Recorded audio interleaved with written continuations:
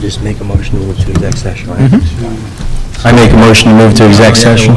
Open Public Meeting Act. Oh, Open Public Meeting Act. Jim?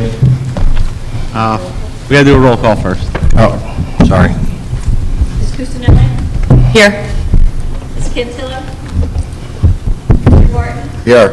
Ms. Bacala? Present. Ms. Woolruff? Mr. White? Here. Mr. Lamella? Here. The New Jersey Open Public Meeting Law was enacted to ensure the right of the public to have advance notice of and to attend the meetings of public bodies which any business affecting their interest is discussed or acted upon. In accordance with the provisions of this act, Brick Township Board of Education has caused notice of this meeting to be posted on the Administration Office Bulletin Board, the official district website, and Channel B TV 20, and sent to the Asbury Park Press, the Brick Times, the Star Ledger, and Municipal Clerk's Office. You want a motion? I gotta do the resolution to go into executive. I'd like to do a resolution to go into exec session. So moved. The resolution should indicate that it's personnel matters, HIB matters, employee 7292, settlement addendum 8592. Whereas the Brick Township Board of Education has been formed pursuant to applicable New Jersey statutes, and whereas the board is charged with the responsibility of performing all acts and doing all things consistent with law and rules of the State Board of Education, necessary for the lawful and proper conduct, equipment, and maintenance of the public schools and public school property of the Brick Township School District, and whereas Section 7 of the Open Publics Meeting Act permits the exclusion of the public from a meeting of the board in certain circumstances, and whereas the board has determined that circumstances exist for such an executive session, and whereas the board has found the action described below to be necessary and proper, now therefore be resolved by the board on April 28, 2016, that the public shall be excluded from the discussion of and action on the executive session herein set forth. The session will be approximately 60 minutes, and the general nature of the subject matter to be discussed is personnel matter 4, HIBs, employee matter 7292, settlement addendum 8592. It is anticipated at this time that the above stated subject matter will be made public if and when it is deemed to be in the public interest to do so, and the need for confidentiality is no longer required by the board. Ms. Cusinelli? Yes. Mr. Martin? Yes. Ms. Bacala? Yes. Mr. White? Yes. Mr. Lamella? Yes. Just note that, excuse me. Sorry, Ms. Cantillo, I didn't see you. Yes. Okay, thank you.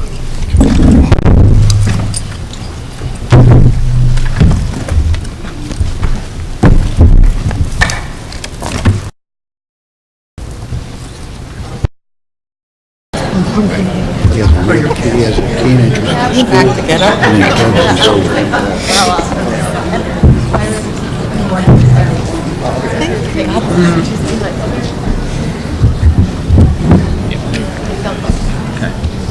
Thank you. I'd like to make a motion to return to open session.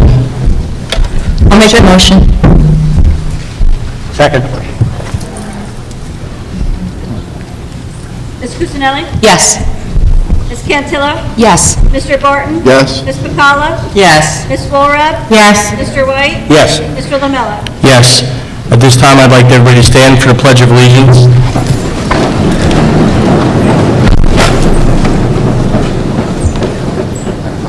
Allegiance to the flag of the United States of America and to the republic for which it stands, one nation, under God, indivisible, with liberty and justice for all. In a moment of silence.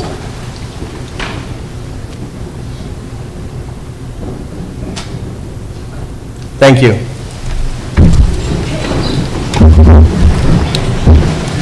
At this time, I'd like to turn it over to Mr. Gillanella for our presentations. Thank you, Mr. Lamella. We have a busy night, and we're glad to see a lot of people here. We're going to start off with our student representatives, and we're going to start with Brick Memorial's Natalie Gazowitz, who's going to give us a presentation for Brick Memorial. Natalie?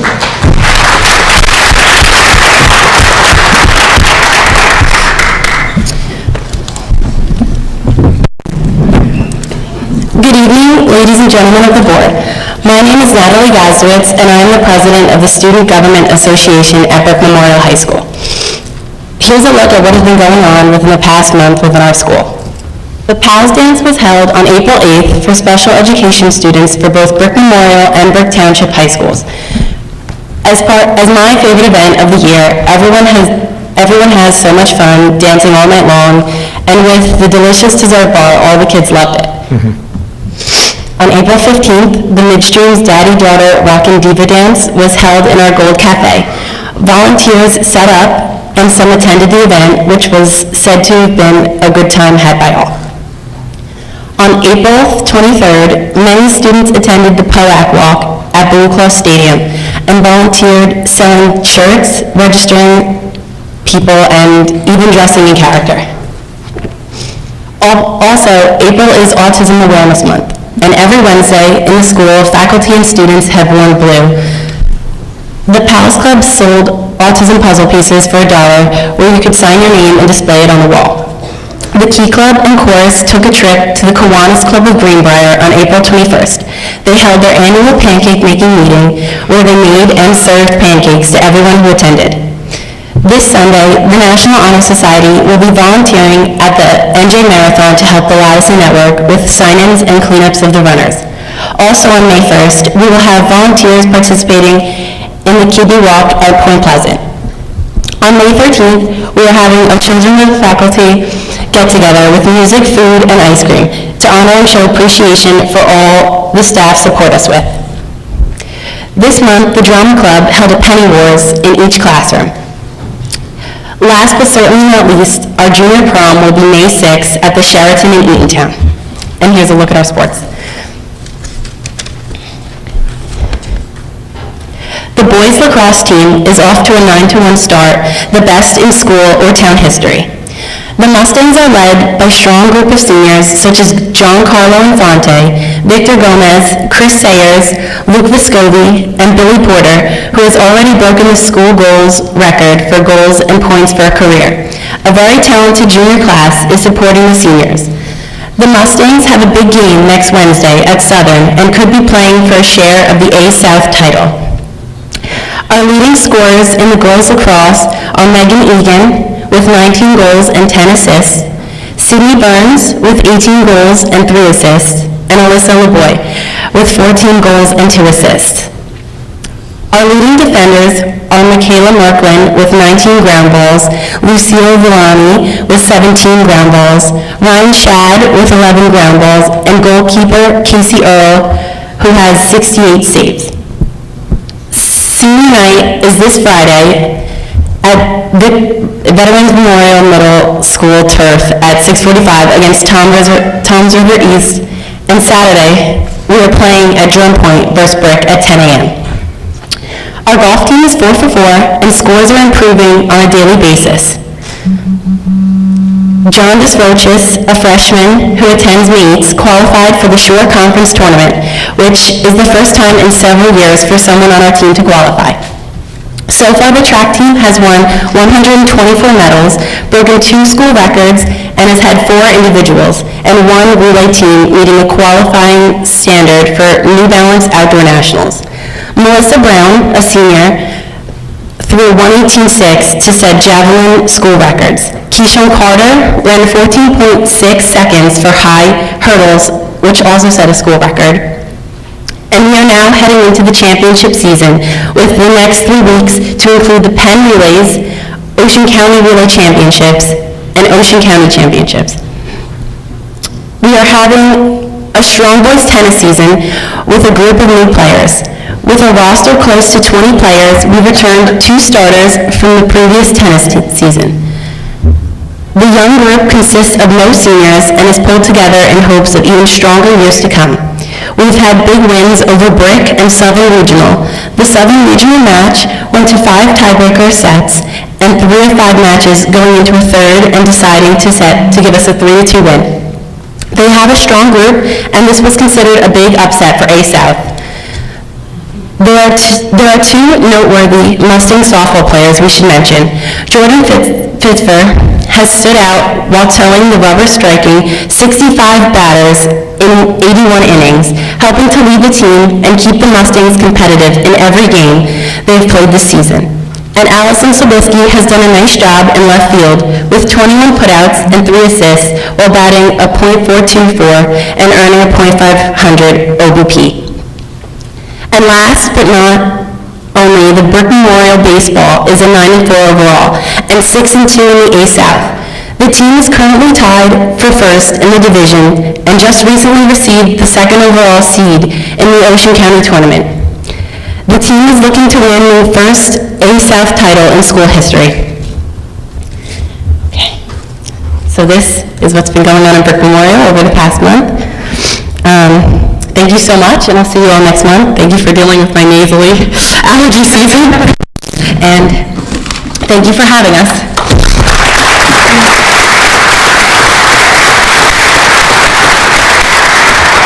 Thank you, Natalie. And from Brick High School, Lexi Adams. Lexi?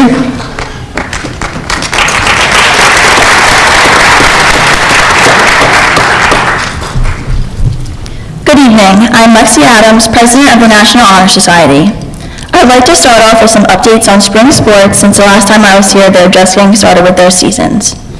Girls track is currently 1-1, their win is over Lacey, and they competed at the Penn Relays today.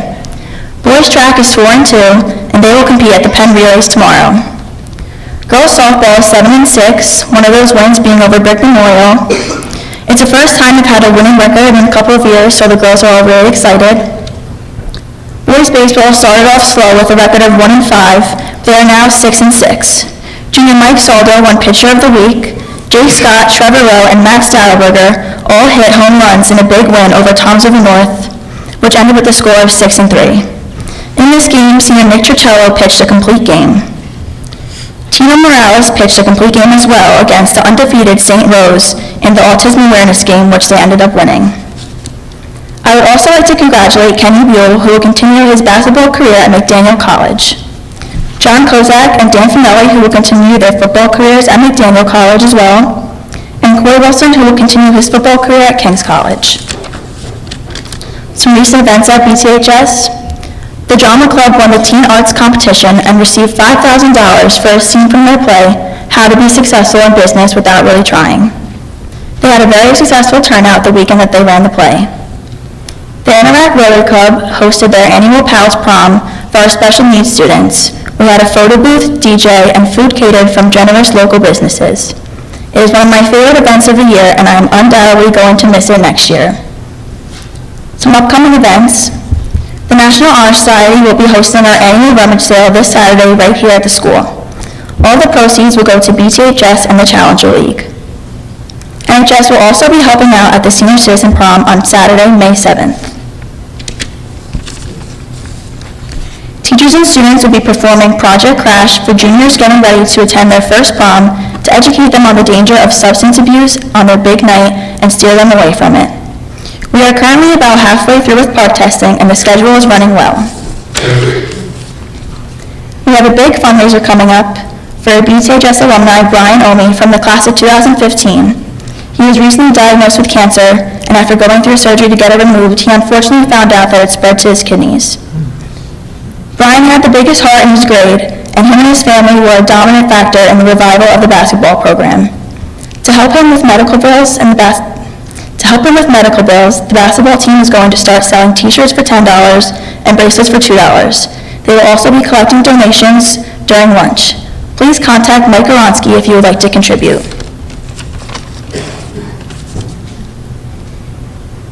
In addition to the accomplishments of our students, I would also like to personally congratulate our Teacher of the Year, Ms. Scipione, and our Support Staff Member of the Year, Jim Barber, our athletic trainer. And that's all I have for now. Thank you for having me, and I will see you next month. Thank you, Lexi.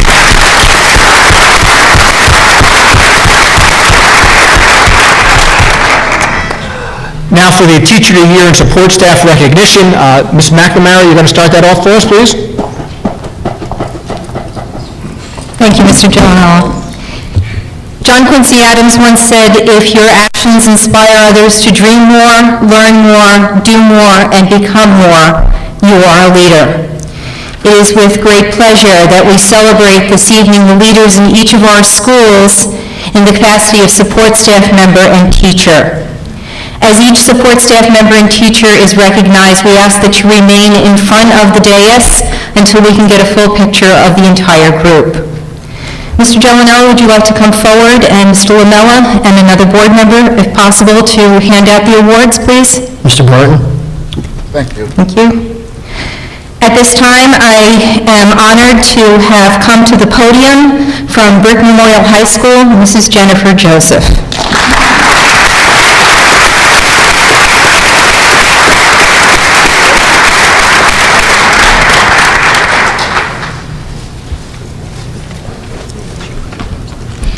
Good evening, board members, President Lamella, and community members. I'm honored to be here on behalf of the Brick Township Memorial High School community.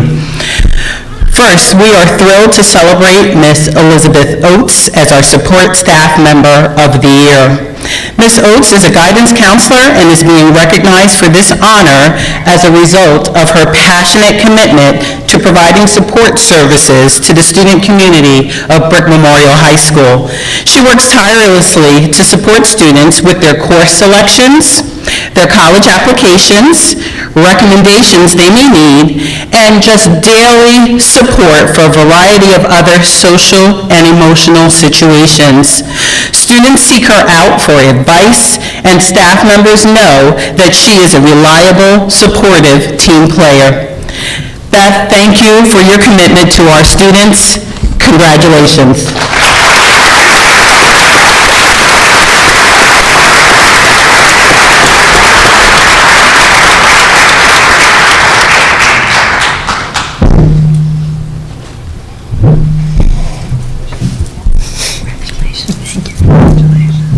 Congratulations. The Brick Township Memorial High School is thrilled to celebrate Miss Barbara Stansberry as our Teacher of the Year.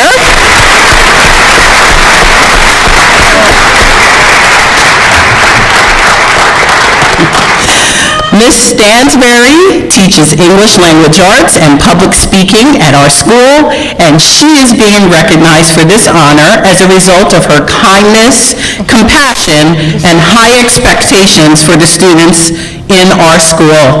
Ms. Stansberry is known as the heart and soul of Brick Memorial High School. She serves on the skip team, volunteering to present at staff meetings, and she just supports the full school community. Her classes are described as challenging, fun, and rigorous, and she constantly provides students with extra support needed throughout the year. She is the advisor of our Student Government Association, and she supports students in their ideas so that we can promote our Mustang pride within the building. Barbara, thank you for your overwhelming support of our school community. Congratulations.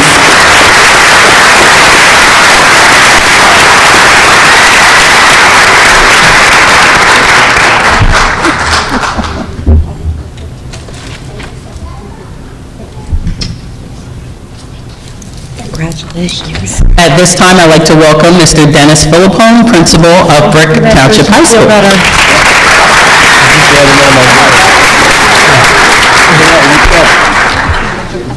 Thank you. I'd like to echo Mrs. Joseph's comments about thanking both the board and central administration for allowing us to honor what is the heart and soul of our district tonight, these wonderful teachers and support staff members. With that being said, our support staff member of the year, Mr. Barber, was not able to make it tonight, but I'm sure that I'll find him tomorrow and I'll read these words because they are true. Brick Township High School is thrilled to celebrate Mr. James Barber as our 2016 Support Staff Member of the Year. Mr. Barber has been our athletic trainer for over 20 years. He is being recognized for this honor for consistently going above and beyond to help our student athletes avoid and recover from injuries, for his willingness to advise our staff on treatment options for themselves and family members when faced with sports-related injuries, and finally, and most importantly, for his integrity when dealing with coaches and athletes. Jim always places the long-term health and recovery of the student-athlete first. Jim, tonight the entire Brick Township High School community sends you long overdue thanks for your service and dedication to our students and staff.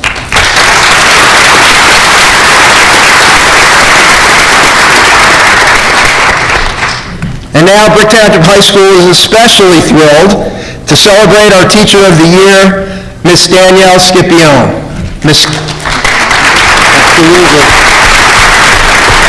Scipione teaches English at Brick Township High School and is the advisor to our National Honor Society. She is being recognized for this honor as a result of her outstanding use of differentiated instruction and best practices to engage her students and create an environment in which all can be successful. Her willingness to share her ideas, insights, and opinions to improve our school through participation in various school and district committees, and finally, and most importantly, for her undying work and outstanding work with our National Honor Society students. Danielle, our entire school community is proud and thanks you and congratulates you on being the Brick Township High School 2016 Teacher of the Year.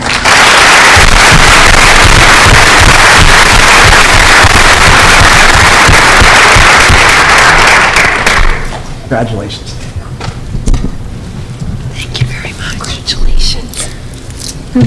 It is now my pleasure to introduce from Lake Riviera Middle School, Dr. Elise Anderson.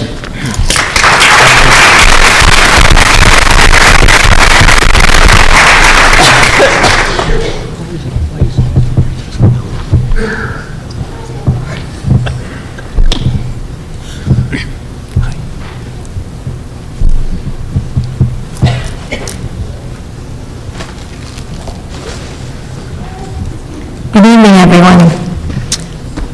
Lake Riviera Middle School would like to congratulate Nancy Veltri for being our support staff member of the year.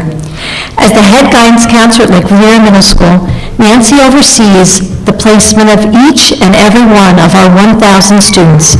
She can always be relied upon to provide emotional support and guidance to her 7th grade students, our staff, and our Lake Riviera Middle School families.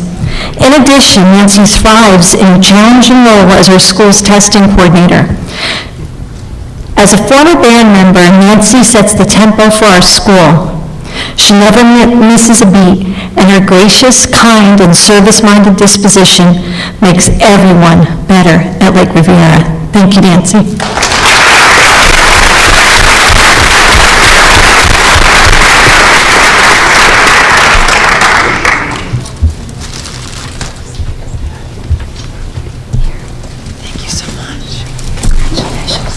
Congratulations. Yep.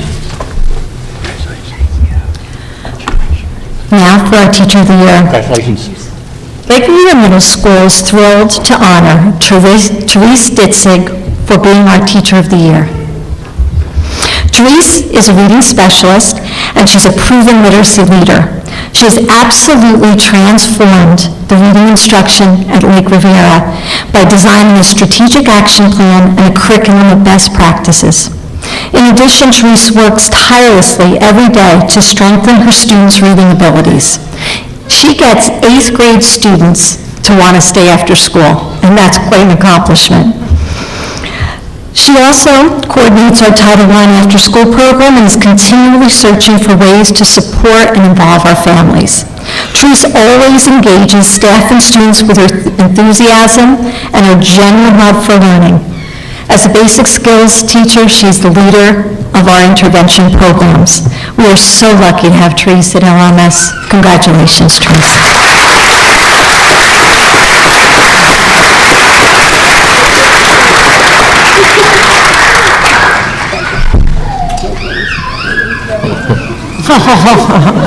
That's your daughter? This is your daughter. Where are you, Viola? Congratulations. Thank you. See the bag? Congratulations. Congrats. Fantastic. Congratulations. At this time, I'd like to invite Ms. Renee Katsianis to come down, Principal of Veterans Memorial Middle School.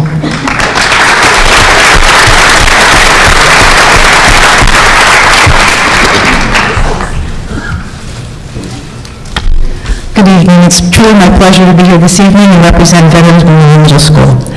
Veterans Memorial Middle School is thrilled to celebrate Tammy Laskow as our support staff member of the year. Tammy is a paraprofessional in our autistic program and is being recognized for this honor as a result of her dedication and genuine love for our special needs students. Tammy gently provides the needed assistance to our students, but enables them to flourish as they proudly become more independent. She praises and encourages them to explore new opportunities while guarding and protecting them like a mother hen. Tammy is friendly, funny, and a ball of energy. She spends hours of her own time at home cooking for her homemade specialties, which are served at our monthly VMMS Cafe. Her famous Irish soda bread and Italian sauce are amazing. Last night she breaded fried 150 chicken cutlets for our VMMS Cafe today, which is run by our special needs students. I believe she was up till 3 o'clock this morning. Tammy's smiling face and bubbly personality bring joy to all that have the pleasure of working with her at VMMS. Congratulations, Tammy, we love you.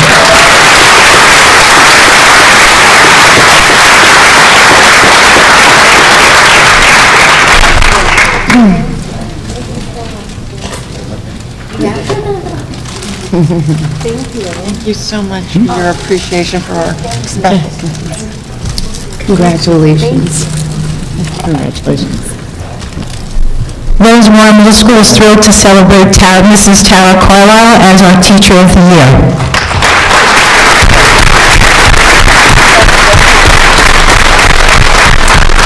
As a 7th grade language arts teacher, Tara continually searches for resources and strategies to prepare her students for the rigorous literacy skills essential for college and career readiness.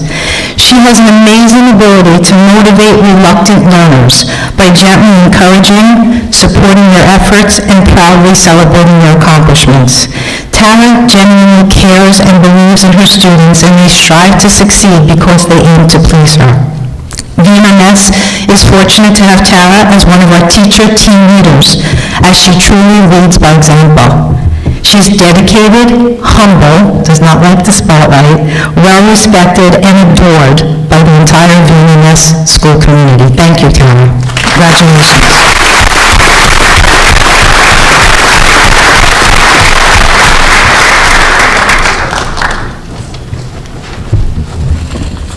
I'd like to welcome from Drum Point Elementary School, Mrs. Allison McConnell.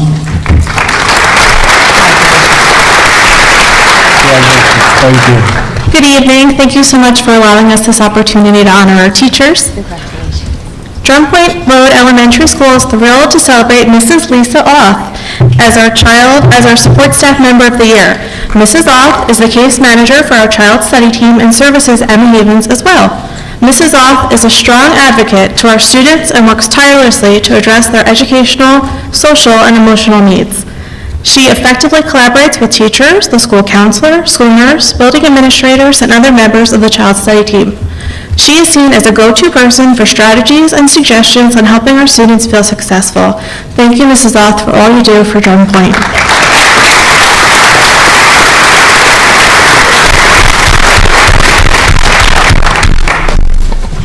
Thank you so much. Congratulations. Congratulations. Right, thank you.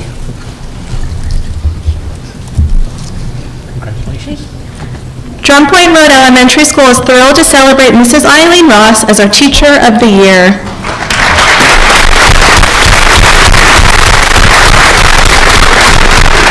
Mrs. Ross is currently serving as a basic skills teacher and also an after-school extended day instructor. Mrs. Ross is a devoted teacher and a passionate colleague who creates a fun, engaging, supportive learning environment where students can grow in confidence and academic competence. She has established a strong homeschool connection with all of our Drum Point families. Her dedication to the students in our school is evident around the building, where she offers technology assistance to staff as a SysOp, has turnkeyd valuable information at recent staff meetings, and she also leads the Friday fundraising for Drum Point staff, which donates to a new charity in our community each and every month. Thank you, Mrs. Ross, for everything you do for Drum Point and our community.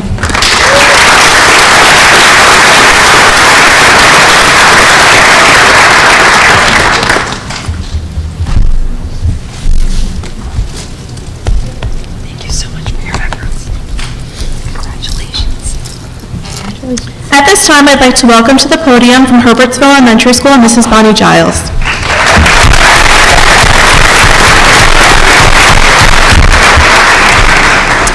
Hello, everyone, and I would like to thank the board for allowing me and the other administrators tonight to welcome and to honor our Teachers of the Year and our support staff members of the year.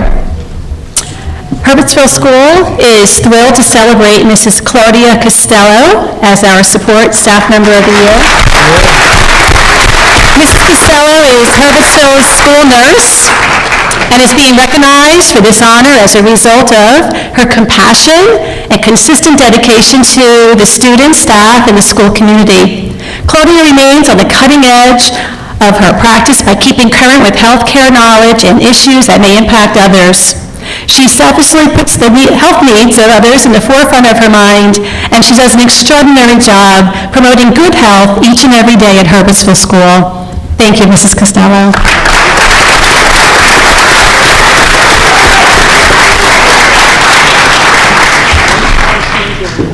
Thank you so much for your efforts.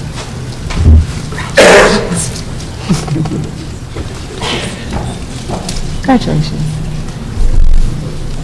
Thank you. Thank And you. for our Teacher of the Year, Herbertsville School is thrilled to celebrate Mrs. Jerry Bayless.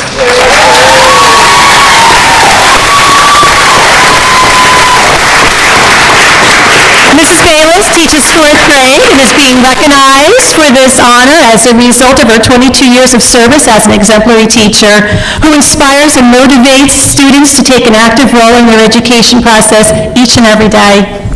Jerry is an innovative teacher who is dedicated to integrating the STEM philosophy in her classroom, and she assisted her fellow colleagues with designing STEM projects and units of study throughout the year. Jerry is also being recognized for this honor because she exceeds expectations by writing grants, implementing grant awards, and volunteering her time with after-school programs and activities. She exposes the minds of children to the wonders of curiosity each and every day at Herbertsville School. Congratulations.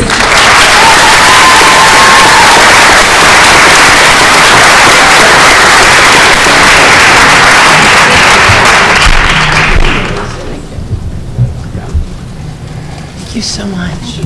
At this time, it gives me great honor, it's a great honor to welcome Mr. Jeff Reckenbach from Williams Middle School to the podium.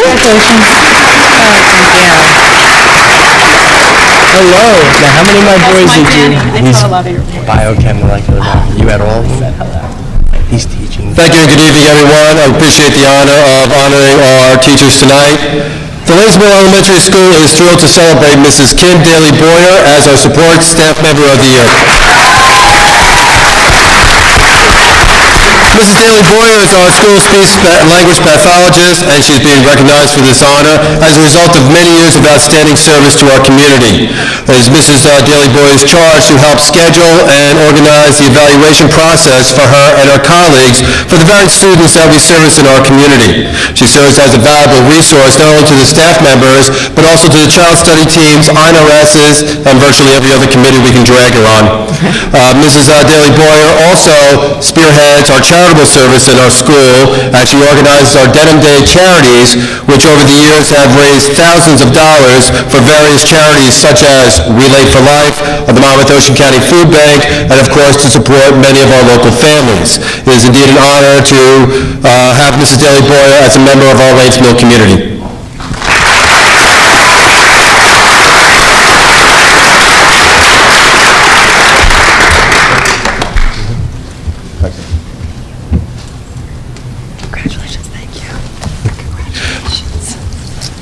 Congratulations. The Lanesville Elementary School is also thrilled to celebrate Mrs. Heather Schubauer as our Teacher of the Year.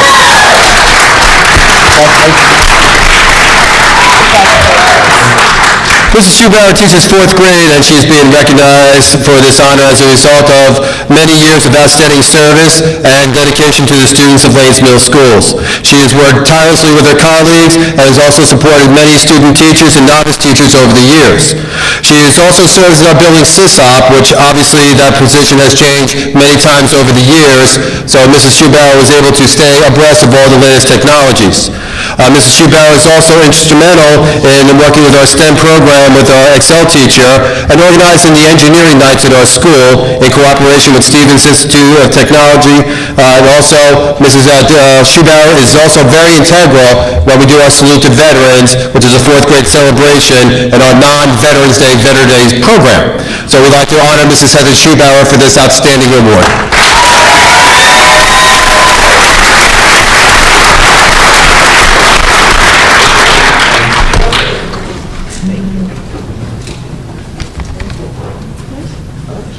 Thank you so much.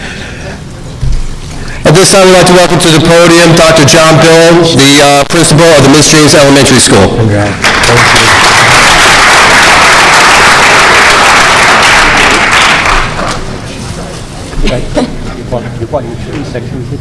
Good evening, everyone. Thank you to the board and everyone for allowing us to recognize these great teachers.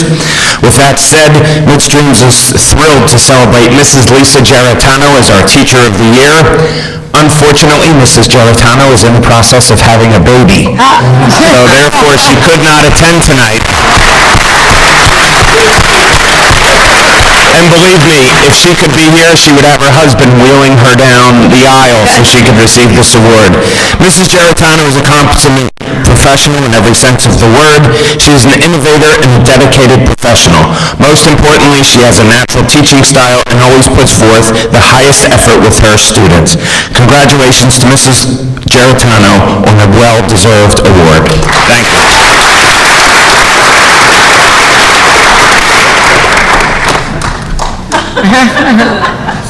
So excited for Lisa, I forgot to announce the next person. Please welcome to the podium from Osborne Elementary School, Mrs. Kathy D. Gregoli.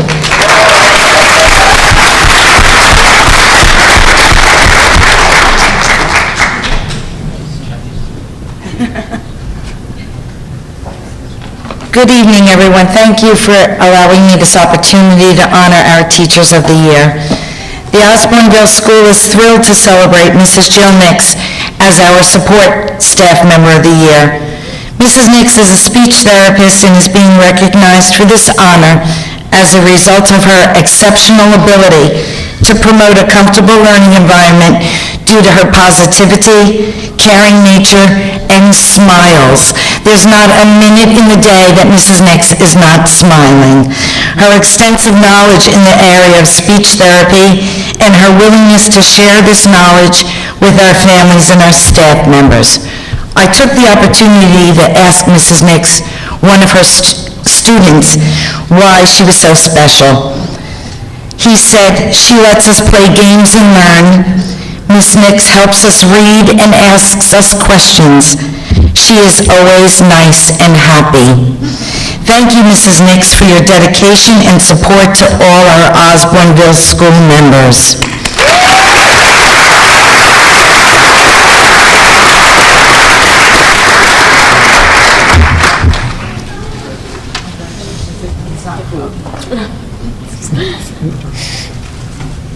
Thank you so much.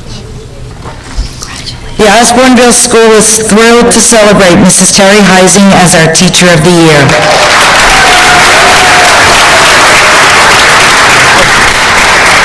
Mrs. Heising is a second-grade teacher and is being recognized for this honor as a result of her distinctive ability to work harmoniously with and among her colleagues. She continually will assist any member of our school community, including myself. She is truly a team player. Her dedication to research new and innovative techniques to provide all of her students with successful learning. As her students told me, Mrs. Heising is nice and amazing. She helps us solve problems, and what I think is the most telling, one student told me, "I trust her." Thank you, Mrs. Heising, for your dedication and support to all of our Osborneville school members.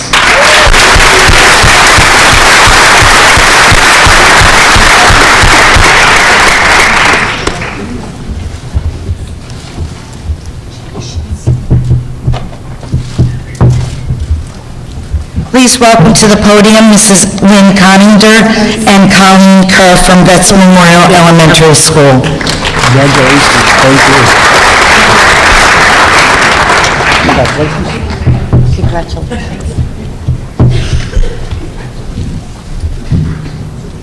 Good evening. I too would like to thank the board for this opportunity to recognize these wonderful staff members.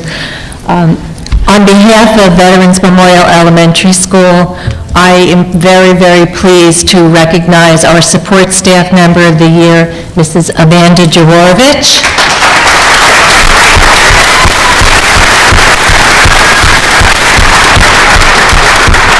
Amanda is a school psychologist and serves on the child study team at Midstreams and Veterans Memorial Elementary School. She's being honored tonight because of her commitment to our students. As a team member, she collaborates with her colleagues, she consults specialists, she researches all kinds of strategies so that she can make the best choices for our students, for their academic, social, and emotional well-being. As a caseworker, she spends time in the classroom, she communicates with teachers and families, and we can always count on her in time of crisis. She drops everything and runs over to our building. So I would again like to thank Amanda for her commitment to our students and congratulate her on this recognition. Thank you.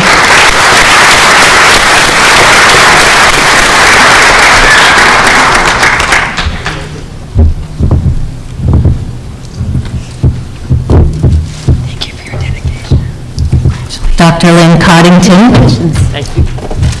Congratulations, thanks. Congratulations.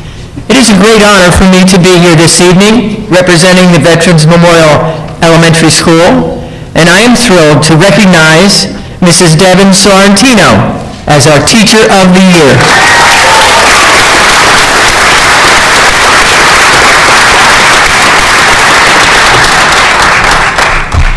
Mrs. Sorrentino teaches third grade, and we are honoring her tonight for her many successful contributions to her profession. I have only been the interim principal for a few weeks, so I thought it would be interesting to ask a few of her students who have been with her all year why they think she is a great teacher. This is what they said. Keep in mind, this is quotes from third graders. She makes me like learning, pretty fun. If someone is upset, she will help us and make us feel better. Mrs. Sorrentino teaches a lot of good things. She is really nice and smart and sweet. Sometimes she plays really cool songs for us that we like to dance to. In just a few weeks that I have known Mrs. Sorrentino, I feel that she is a hardworking, dedicated professional. Mrs. Sorrentino's contributions to her profession extend well beyond the classroom. She is respected by both her colleagues and students. Mrs. Sorrentino, congratulations on this well-deserved recognition as Teacher of the Year for Veterans Memorial Elementary School.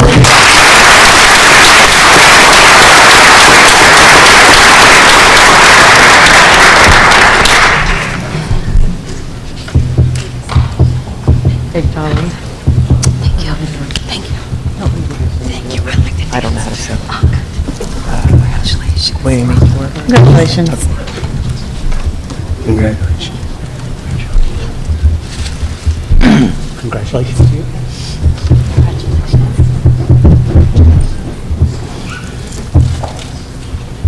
And now I'd like to introduce Mr. Ron Gerlifson, Warren H. Wolf Elementary School.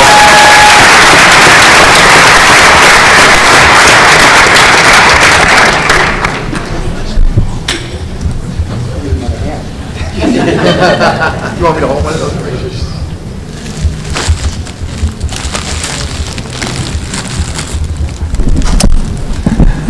Good evening, everyone. We'd like to thank the Board of Education for this opportunity tonight to recognize our we recognize our teachers and professional of the year. The great thing is that I'm very fortunate as a principal at Warren Wolf Elementary School to have such an outstanding staff and faculty. So when somebody represents our school as, the teacher or the professional of the year, it's really saying something because we have an all-star staff and they're definitely the most valuable players in our school. First, I'd like to introduce our professional of the year, Ms. Susan Strumeri.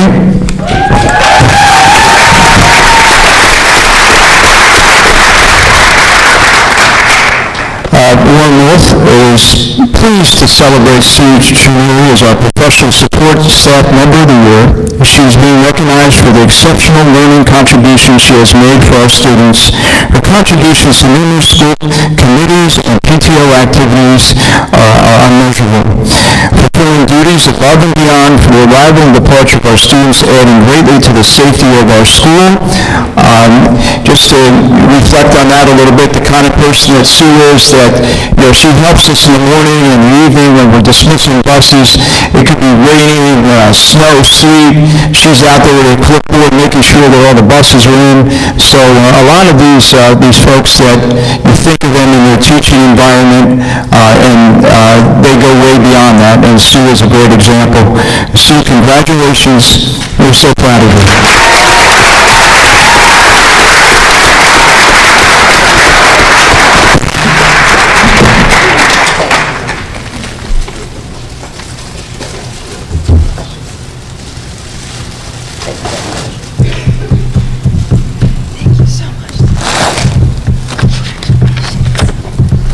Congratulations. Thank you. Warren H. Wolf Teacher of the Year, Miss Sally Flannery. Warren H. Wolf Elementary School is pleased to celebrate Sally Flannery as our Teacher of the Year. She is being recognized for the exceptional teaching contributions she has made for our students. She teaches a preschool class that services needs autistic and special needs children. She contributes to the numerous school activities, committees, has promoted learning for our entire school. She exemplifies a team player. She organizes hands-on learning experiences that are appreciated by our entire school body. As an example, next year she's going to start the first club for Warren Wolf Elementary School. She's going to initiate our literacy club. And tomorrow, to show her diversity, she's running tree yoga, because I don't know if you know, it's Arbor Day tomorrow. So we're going to really honor that, and we're very pleased to honor Miss Sally Flannery.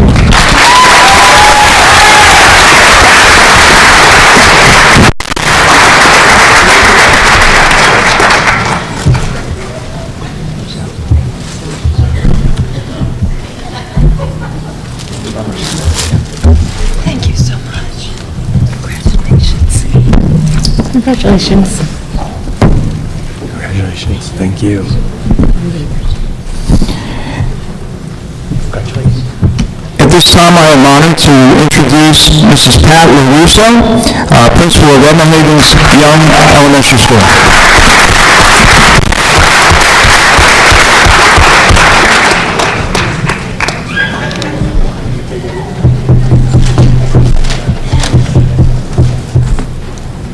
I too want to thank the board for allowing us to do this for these outstanding staff members. But being the last one, it gives me the opportunity to congratulate each and every one of you. I've had the pleasure of working with so many of you, so you're also worthy of this honor, as my teachers are tonight. Edna Havens is thrilled to celebrate Karen Sally as our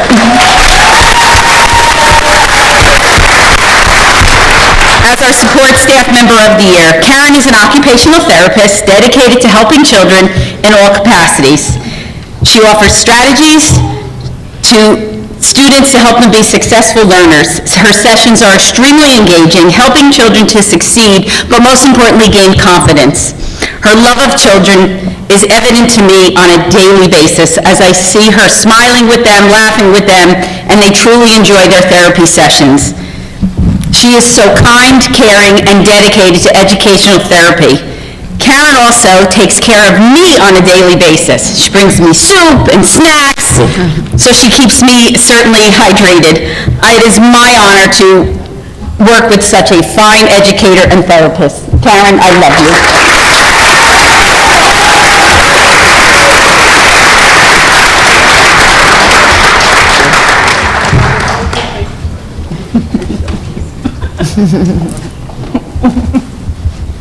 Thank you for everything.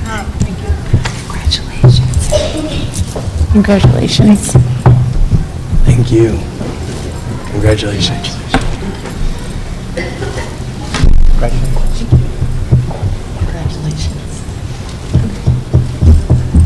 Well, now we all know why I'm last, right? Everybody knows that. Cat's out of the bag.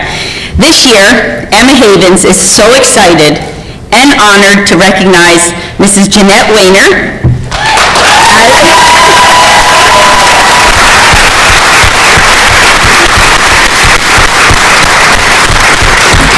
as the Emma Havens Young School Teacher of the Year and District Teacher of the Year.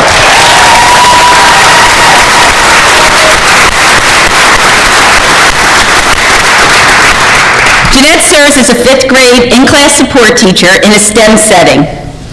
Jeanette is probably one of the most unique educators that I have ever come in contact with, and that's been quite a few.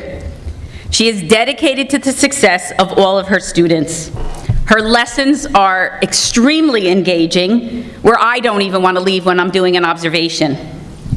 Technology is used at its finest to address her 21st century learner. Her students are given the tools on a daily basis needed to be creative problem solvers. Jeanette has participated in countless number of grant opportunities to keep her passion for technology and make sure her students receive all the hands-on opportunities they can possibly get. Jeanette firmly believes in her heart that all students are empowered through learning opportunities that offer hands-on experiences and first-hand learning. Jeanette herself is a proven lifelong learner. She's currently continuing her education to be in educational administration. In addition to the pursuit of her master's degree, she's also involved with the Stevens Institute and the PISA grant, attends countless activities with Emma Havens. Every activity we have, Jeanette is there. Jeanette shares her passion with her colleagues by providing countless workshop opportunities to her fellow educators. Jeanette's endless desire to learn and teach make her an outstanding educator. On behalf of the Emma Havens community, I congratulate Jeanette on this fabulous honor.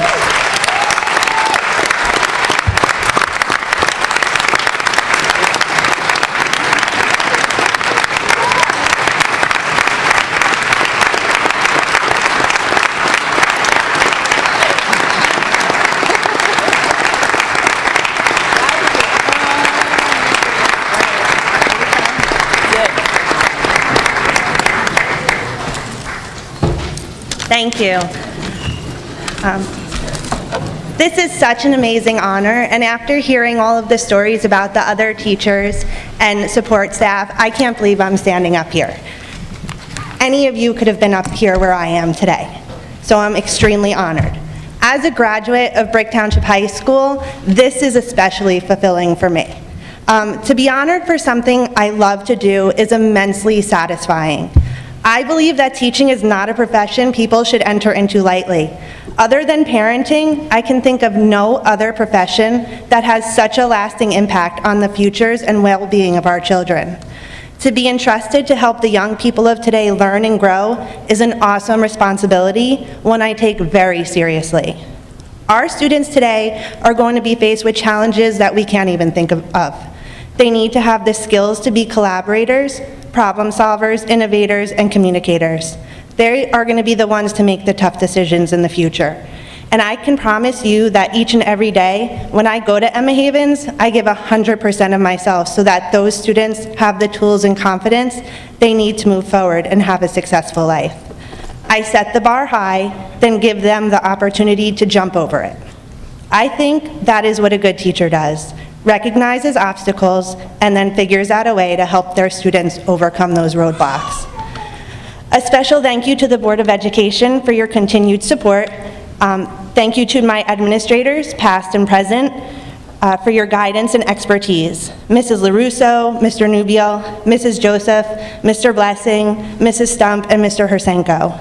Thank you to my colleagues for surrounding me with teachers who realize the importance of providing a rigorous education. Leanne Ehalt, Brenda Kennard, Nan Evans, and Sharon Hoban, you have been the best mentors a person could ask for.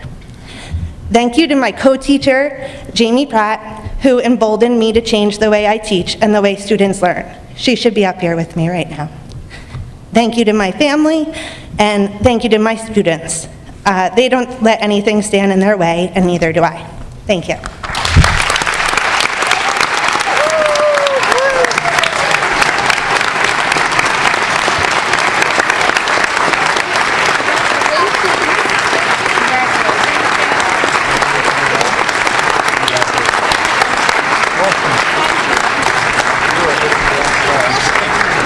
Congratulations. Thank you very much.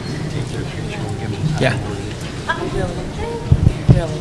I think we're going to organize our professionals and teachers of the year for a picture. If everyone can move it in front. If anybody from the audience wants to get up and come up and take a picture, you're welcome.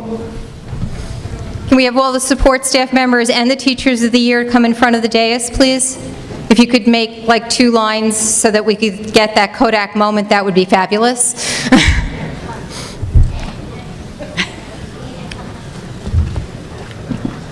Right. Good. I'll hide. We may need a group to move in front because we'll never get you all in. There's too many of you. So if you just come down here, if you stand in Sorry. You guys have arranged enough class pictures, you can figure it out.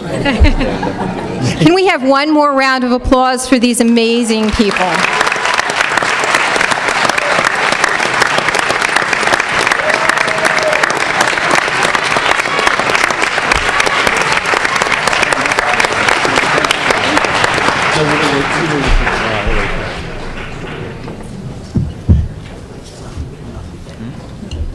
In addition to the many accolades that they received from their building administrators, it's important to note that each and every person up here contributes to the district initiatives and goals every single day. They are the consummate professionals and the true leaders of the Brick Township Public Schools. Thank you for your dedication and your talents.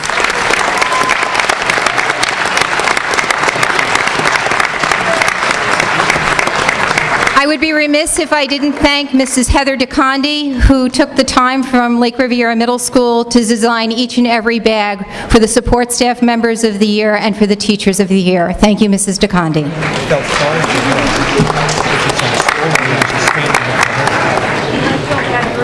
I almost got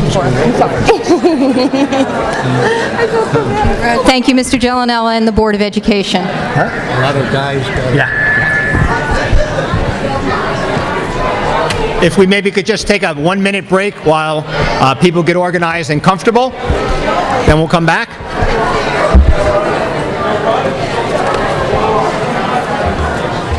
How you doing? Where are you now? Who are you?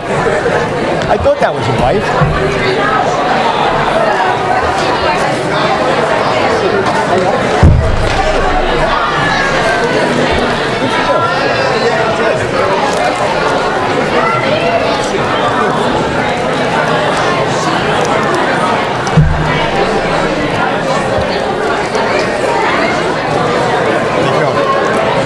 I have a really bad headache, but I'll get through.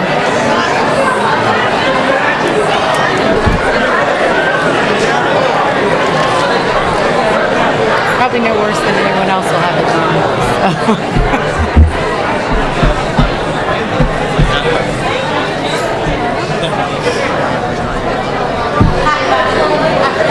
Get a cheering section.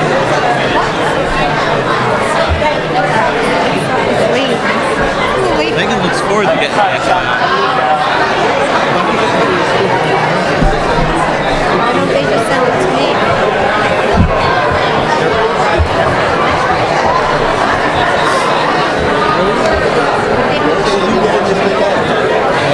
Good, how are you?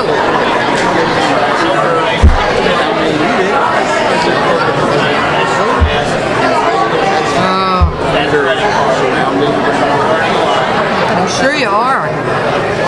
No. Make sure you tell your mom I said happy birthday.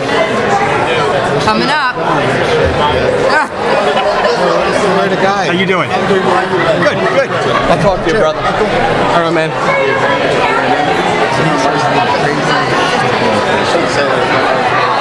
He is, I was just saying, he came I read them. and Reese State Police to play basketball. He said, when they play basketball with him. That's why I met him. He's living in Seager. We did all the anti-steroid stuff. Hey, Doug, how you doing? Great. Yeah, I hope you see the Florida. Oh, yeah? Yeah?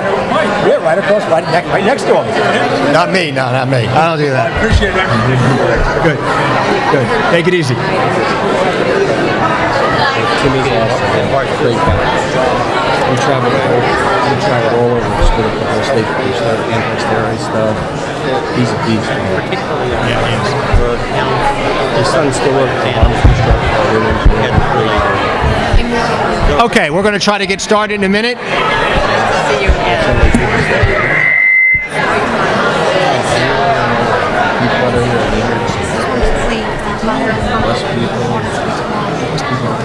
Just to make sure that nothing happened.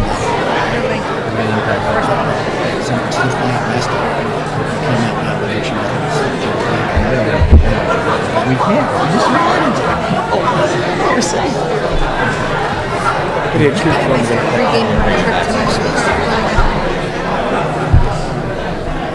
Okay, now the fun part. We're going to go over the 16-17 budget presentation. I invite the board either to stay where they are, or if they want to come around and sit in the audience to get a better view, it's up to them.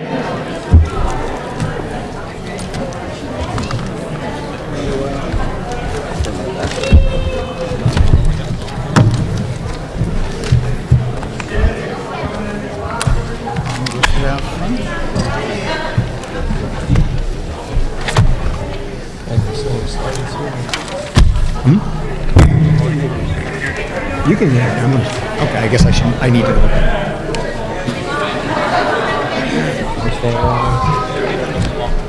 Hello, yeah, I just, thanks. Okay, I guess we're set. Welcome to the 2016-17 school budget public hearing. If I can go over a little bit about the process of preparing a budget and how we went. Remember, I kind of came in the middle of this process, so I understand the process as we moved forward, and let me review it a little bit. And really, the budget process starts back in October when we begin talking to principals and program managers about the upcoming budget and their needs.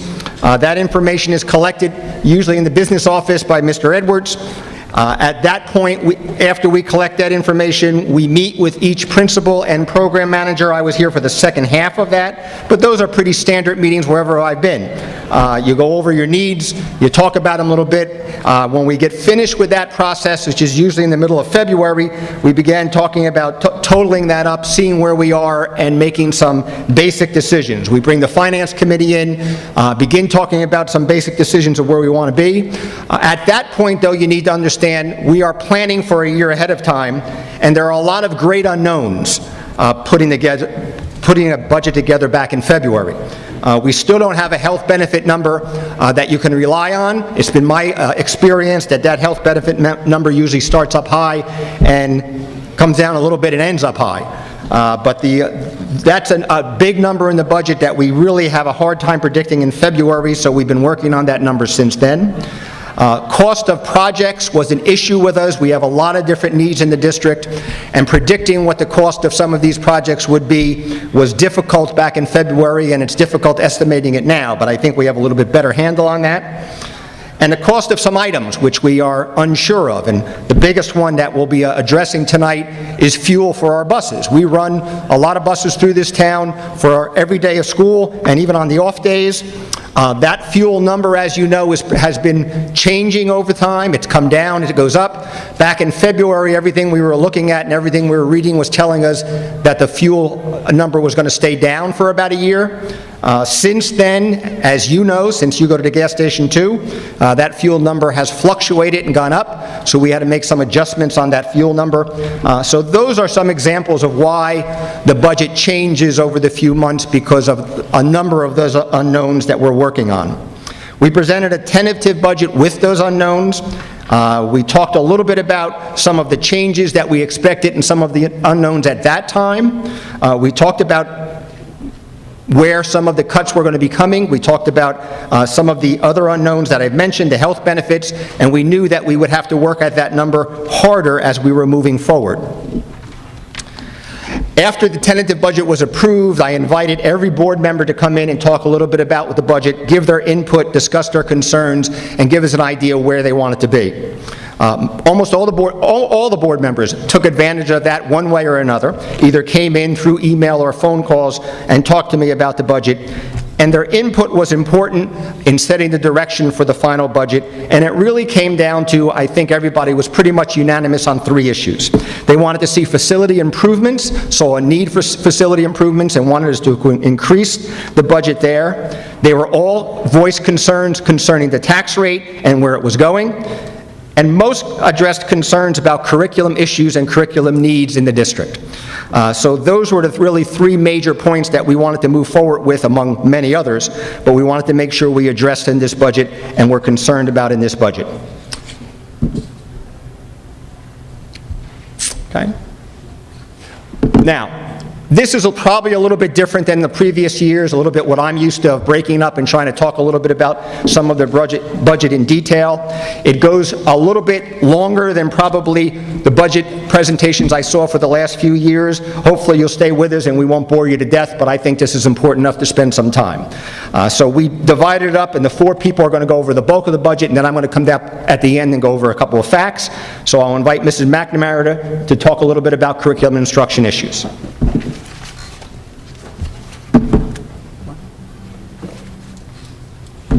Thank you, Mr. Giovanella. Good evening, I'm Susan McNamara. This evening I'm pleased to share with you the new 2016-17 curriculum budget items that we feel will provide our instructional staff with the tools they need to provide our students with the opportunity to be college and career ready. In the 2016-17 school year, we will usher in one of Brick Township Public Schools' most exciting new ventures, the STEM Academy. The STEM Academy will open in each of the high schools in September. The projected number of students in the inaugural cohort at Brick Township High School is approximately 15, and the projected number of students in the inaugural cohort at Brick Memorial is approximately 22. The projected cost to launch the STEM Academy, including the adoption of the new Introduction to Engineering Design Robotics textbook, is $84,260. This new text has a strong emphasis on project-based learning, which is key to the blended learning approach for STEM students. Other items included in this budget are technology at about $15,000, integrated STEM teacher to be shared between the 2 high schools, a teacher professional development and materials, student application materials and competition fees, and a student summer camp. The integrated STEM teacher will be shared once again between the 2 high schools. Moving on to English Language Arts, we're looking to implement a new English Language Arts program at the middle school. At the middle school level, the new adoption will bring to date the materials which are about from 2005 at the moment. The current materials do not include the instructional shifts in English Language Arts standards, nor the level of rigor to assist students in becoming college and career ready. This adoption was proposed for the 2015-16 budget. However, the determination was made to move forward with a middle school math adoption last year, and this proposal was then moved forward into the 2016-17 budget. Selected through a committee process with teachers and administrators from both middle schools and a supervisor of English Language Arts, the Scholastic Codex Course 1, 2, and 3 materials is published by Houghton Mifflin Harcourt.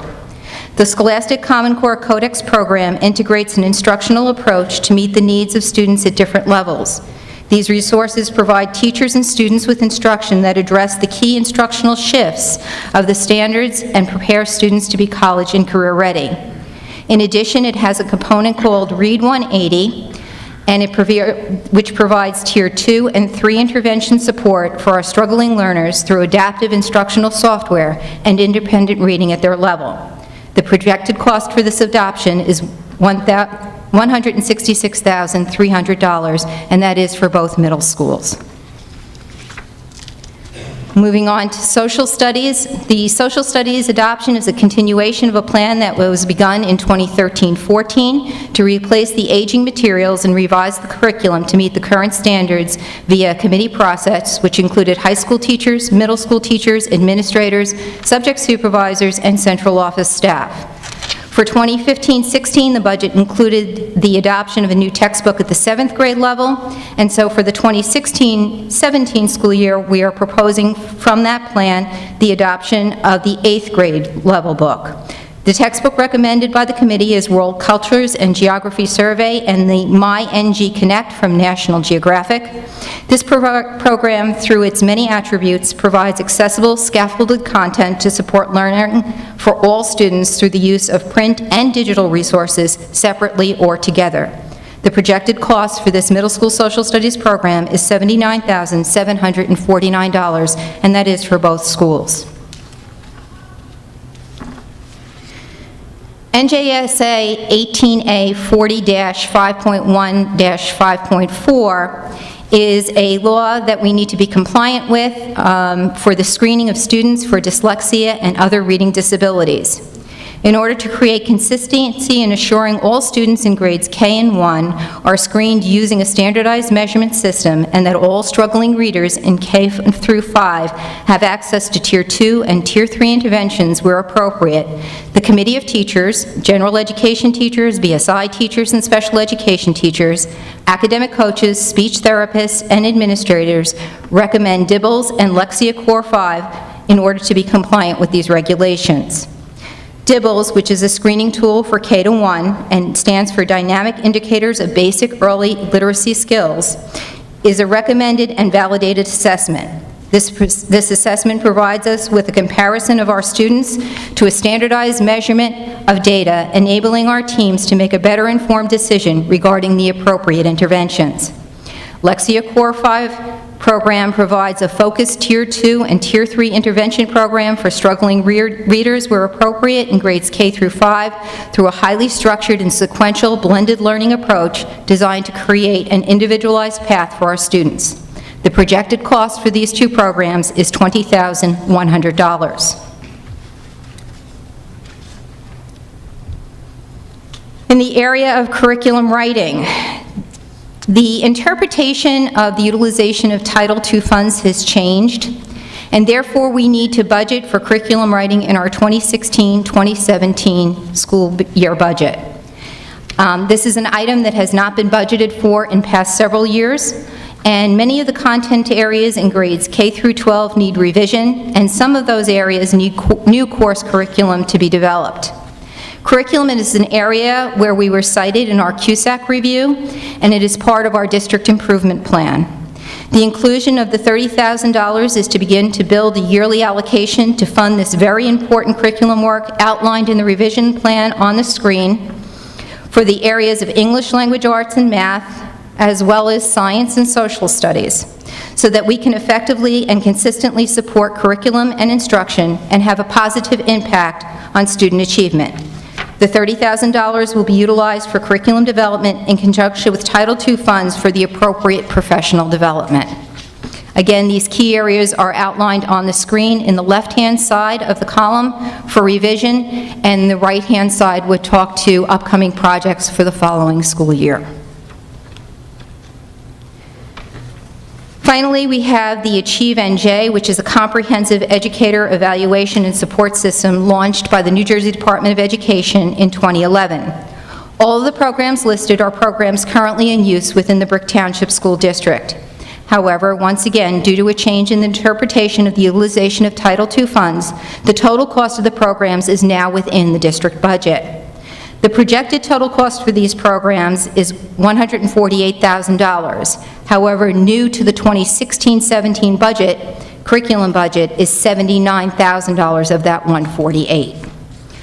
The overall projected cost for the curriculum area is $459,409.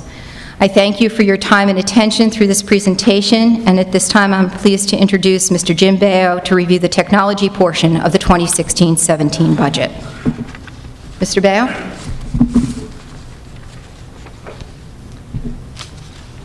Good evening, everyone, community members, board members, and administration.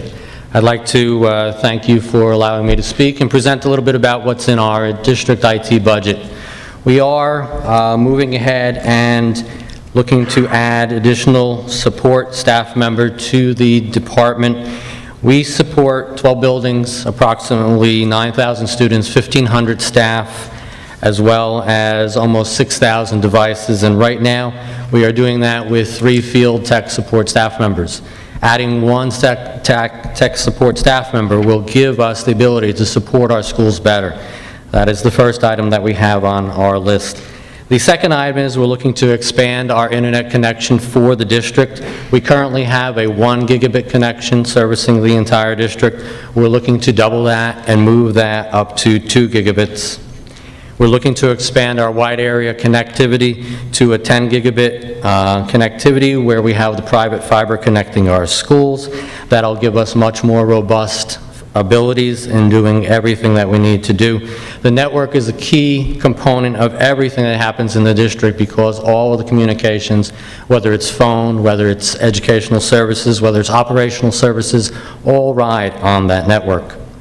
The next 2 items, the purchase of 400 student laptops for the high school and 300 student Chromebooks for the middle school, is a step to further the district's one-to-one initiative. Back in 2012-13, that initiative was started with the high school purchasing an initial amount of 1,100 Chromebooks at the, 1,100 MacBooks at the high school. We are now furthering that, and these purchases will bring both of those schools to an 85% capacity. That means for the high schools, we'll have 2,500 devices out of 3,000 students. Same ratio for the middle schools for those 2 line items. We're looking to purchase a renewal subscription for Learning A to Z software. It's an elementary software for reading skills and assessment for that grade level K to 5, and renew that at 300-seat license for the elementary schools, for the 8 schools.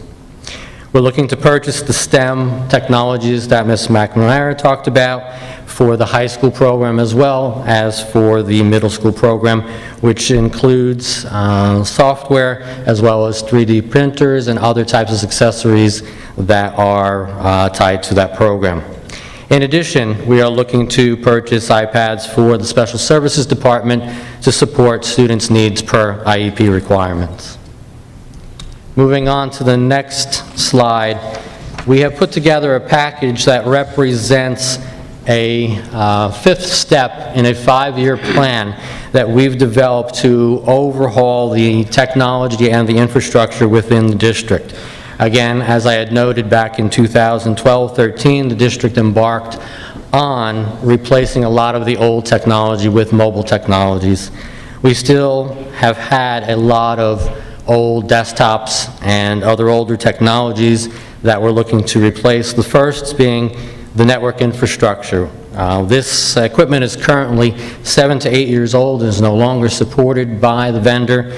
We've been slowly replacing it over the past 3 years. This would be the last step that allow us to replace most of the outdated equipment that is in our closets, including the switches and the routers.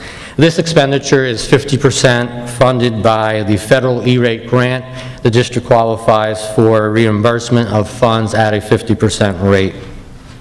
The second project listed here is to continue upgrading the public address systems within the district schools.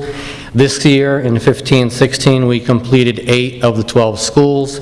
This represents the completion of the remaining 4 schools. The public address systems were in poor shape in many of the schools. Principals had a difficulty in communicating to the entire building at any given time all at once. These have rectified those situations and allowed us to move into the 21st century. These systems have emergency management built in and allow us to ensure that the students and the staff are safe. The next item is to replace the outdated RF systems, TVs, and VCRs that we have still in our classrooms. We're going to be removing those devices and putting in a state-of-the-art digital distribution system which will allow media to move seamlessly throughout the entire district from school to school, from TV studios into all the classrooms, as well as daily use for the teachers in presenting digital media in their classrooms. We have some needs to replace servers and/or network storage devices in our network center, in our server room, and that will be included so we can expand and replace what needs to be replaced there. The biggest piece of what we're doing is addressing the outdated projection systems. The next item we're talking about is replacing projectors and/or document cameras that are no longer functional or no longer serviceable because of their age. We're also addressing classrooms that at this point still do not have projection systems.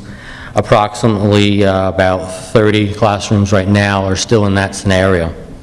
This represents purchasing approximately 200 projection systems and putting those in and replacing old outdated systems. The next item is replacing 700 netbooks. These are outdated systems that are 4+ years old that are no longer serving the needs and the purpose of the educational environment within the elementary classrooms. We are going to be purchasing 700 Chromebooks and carts for the elementary school to phase out and remove the old netbooks. In addition, we're looking to replace the computers that are in our labs. These are also some of the oldest devices that are still in place, 6, 7, 8-year-old devices. We are looking to bring all of the computer labs in the middle schools and the high schools up to current state of technology by replacing that hardware in those labs. There's approximately 10 labs we're talking about. We're looking to purchase additional audio assistive devices for the Special Services Department. Within the district, there is right now approximately 250 assistive audio devices in place, which are in various states of functionality. We are looking to replace those that need to be replaced, and we're looking to repair those that will still serve our needs but just need some servicing and repair. Last on this list, we are looking to place and purchase 100 additional desktops and 40 laptops for support staff. This again goes in support of replacing old desktop technologies that are 7 to 8 years old that our staff are still using and do not serve to work in an efficient and optimal manner. The cost of this lease purchase within this year's budget is $373,324. The overall value of what we are purchasing here is $1,774,500. The next screen is a summary. This is actually painting the broader picture. We are accomplishing everything that I mentioned here in the previous 2 slides at no additional cost within the district IT budget. We are spending just shy of $1.6 million within our regular IT budget, and we are doing so by realizing savings and reinvesting those savings by projects that we implemented this year and moving forward. By replacing our Xerox printer copier solution with the Savin and PaperCut, we've saved $140,000 annually by doing that.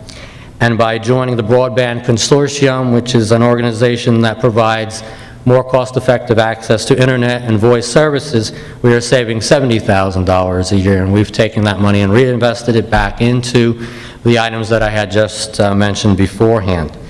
A note on the lease purchase package. This package is actually a decreased cost from the previous package that was in place.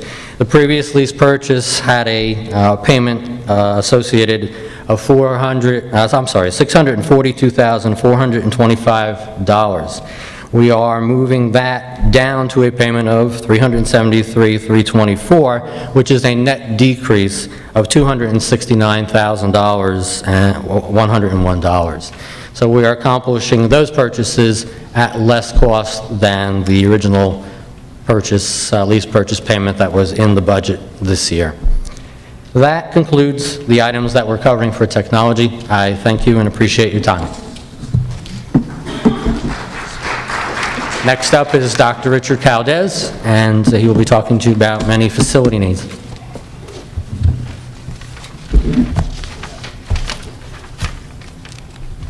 Good evening. Tonight I'm going to talk about our facilities and some of our vehicle equipment and supplies that are needed for the district. The first facility slide is out of Brick Township High School. The East Gym floor is filled with gaps, as you can see on the picture, in comparison to the pen. The floor is warped throughout the gym in a lot of spots. Over the past years, we've had water leaks in the roof, and it's caused the floor to warp, creating situations which are dangerous to our students that participate in there. The dividers, if I can point there, haven't been operational for the longest time. They have no use to us, and one of the parts of the project to the East Gym will remove those dividers. The divider right there, we've added some sports since those things were put in there, and unfortunately it hinders when we play activities like volleyball and in the gym classes and stuff. It serves no purpose to be there, and since we're proposing to renovate the gym, we might as well take them out.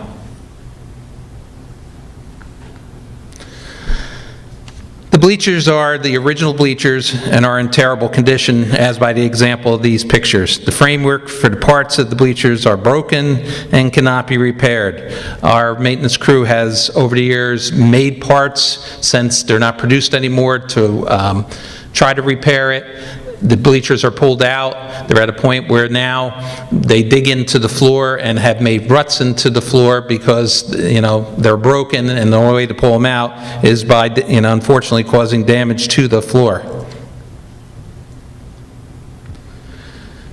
We have included in the proposed budget, not putting in a new floor, but the floor is capable of being sanded down and repaired, new bleachers to replace the old ones that'll be ADA compliant, remove the dividing doors and framework, clean, meaning that go up in the rafters and blow, they'll get all the dust off the rafters and everything, no telling when the last time that was done, and paint the entire gym. We'll install new baskets and framework at the east and west ends of the court. The existing baskets are non-movable, and again, create a deterrence in gym class activities, gymnastic meets, and volleyball meets. The Veterans Memorial Complex is in poor condition. As you can see here by the pictures, on both schools, the middle school and the elementary school, the curbs are crumbling. There are potholes throughout the complex, and they pose a serious threat to students, the staff, and the visitors to the complex. The tentative budget had listed a cost of $340,000 to redo the complex, pave and fix the curbing.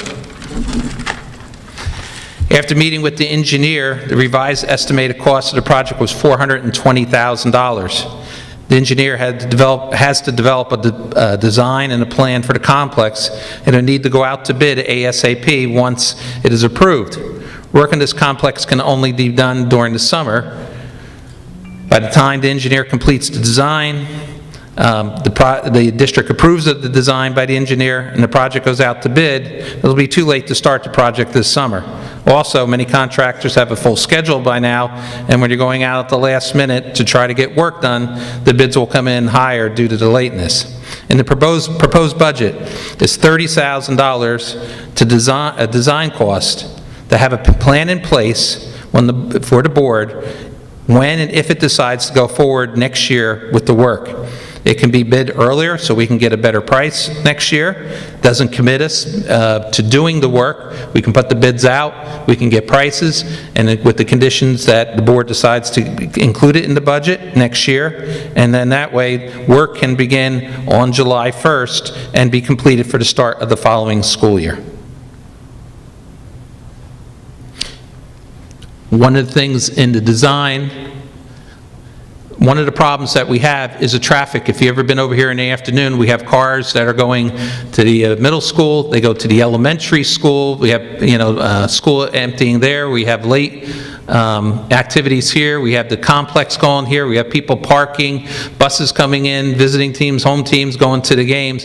One of the things that we would like to see is the elimination of all this curbing in here, these islands that are in here on both sides, and we'd like to make this area back here a designated drop-off and pickup spot for both schools.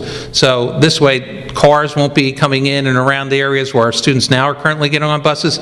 This area will be only for bus drop-off and pickup. It'll be in the rear area toward the fields.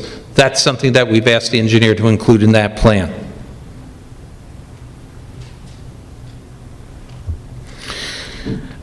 The funds that were tentative budget for Vets Complex will be used in the proposed budget to fix the parking lots. First, the front lot at Lake Riviera, and then the rear lot at Brick Township High School. Again, a problem at Lake Riviera. If anybody's been over there recently at Lake Riviera, you can see that the curbing is damaged or is just missing, period. Large potholes are throughout the complex, and we're not talking about small ones, we're talking about potholes that are, some of them are at least 8, and went out and measured it. I took these pictures, they're 8 inches deep, and we keep filling them, but unfortunately, you know, with weather and the cold, they, you know, tend to reappear. Again, it's another dangerous situation for our students getting off buses where there's broken curb, parents walking into the building, staff walking in the building, and visitors attending events there. The tentative budget had to work at the complex at $168,000. The actual estimated cost after meeting with the engineer is $320,000. Funding for this project will come from capital reserve is $128,000, plus the original $168,000 means that an additional $24,000 to the proposed budget needs to be moved there. It's good. Again, I just want to propose, the buses come in, the school is up over here. When the buses come in over in this area here, what we'd like to do is remove, this is a sidewalk, but it is an asphalt sidewalk. The curbing along here is deteriorated, is missing or crumbled. We have potholes throughout this whole area, even when you actually leave the complex. So what we're looking to do to try to come up with a safer and way to drop off and pick our students up, the buses will come in, we'll remove this area. We have plenty of parking here for staff and visitors, and what we'd like to do is have the buses to be able to come in here and park on an angle. And this way, when they drop, it's easier for them to go. It keeps this area, you know, much safer with that type of design. The rear parking lot at Brick Township High School. Any of you who've been back there at Brick Township High School, let me go back one. This type of curbing is, if you go back behind the building, you'll see that throughout. You know, pieces of curbing missing, broken, chipped, all throughout there. Potholes are throughout the complex at the high school. It's not just one area. The area we're talking about repairing is the rear of the building. This would be Chambers Bridge Road out here. This is the west parking lot, which 2 years ago was paved. This whole area right here was paved. You can definitely tell the difference when you drive around to the back.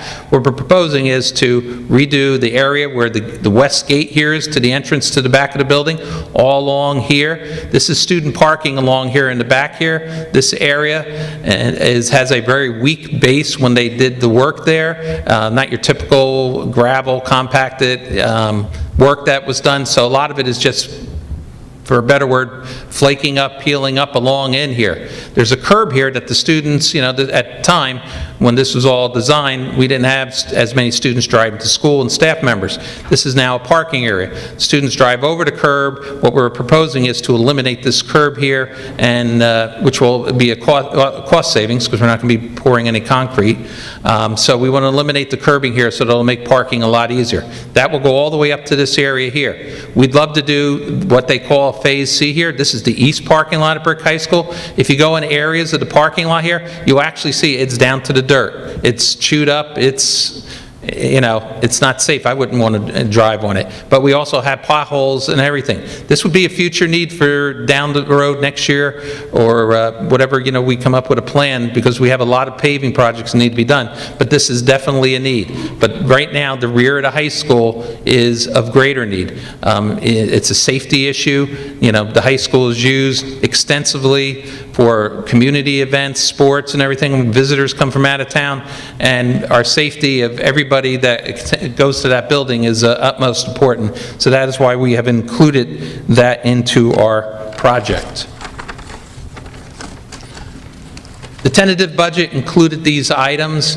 The replacement of the doors at Osborneville and Herbertsville, that's for the safety and security of our students. We need doors that, you know, if we have lockdowns or whatever, that are operational and functional, that can lock and shut. The window sills over at Drum Point are warped. not safe, you lean on them, they will, unfortunately, they could come off. And that's, a safety issue for our students and staff.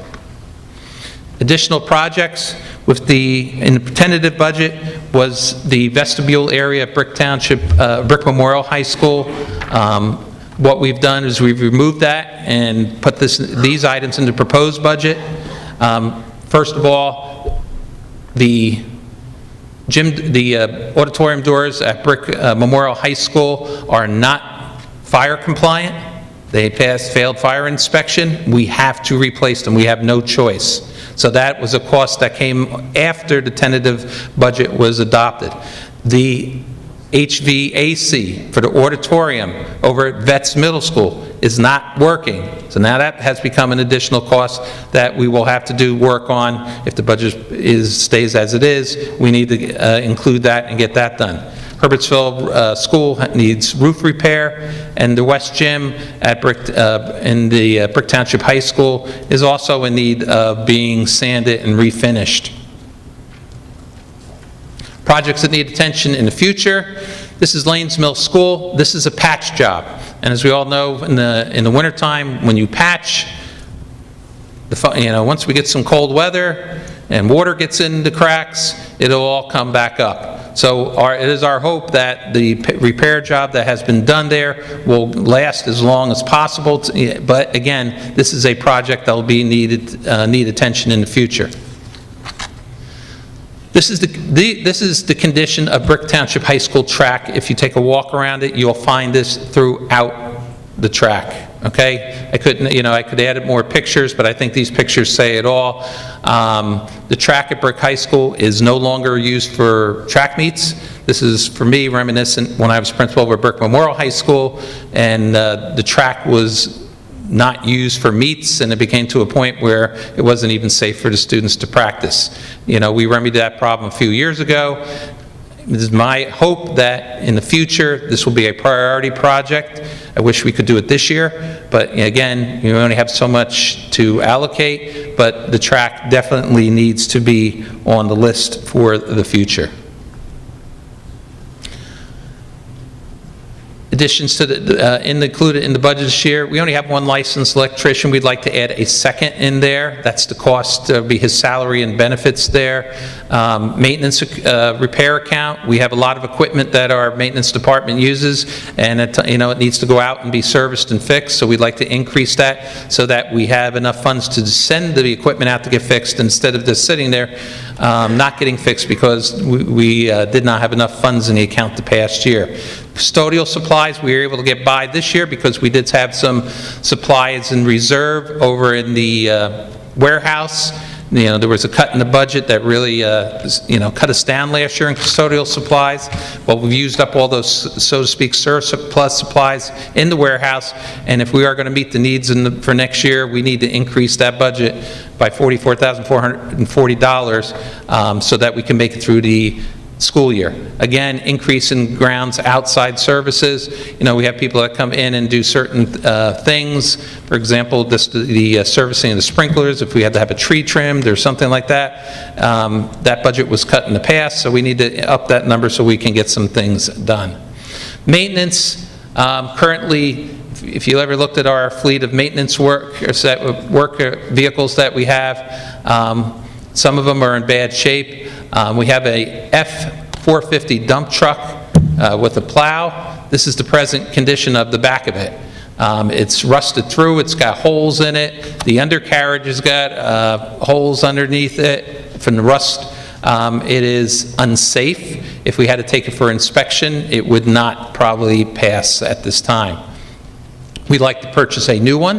The cost with a snowplow is $39,000. We need a dump truck, a larger vehicle. When we have heavier snow, our pickup trucks can't handle it. We'd like to have more of these for when we have heavier snow, because when we try to plow with our 250 pickup trucks, unfortunately, when we had the storm last year, the snow was so deep, we had 4 trucks go out of commission and had to be repaired because of the volume and the weight of the snow that they weren't kitted. But we don't have vehicles that can handle it. So we're hoping that we can make this step here by adding one this year and moving forward.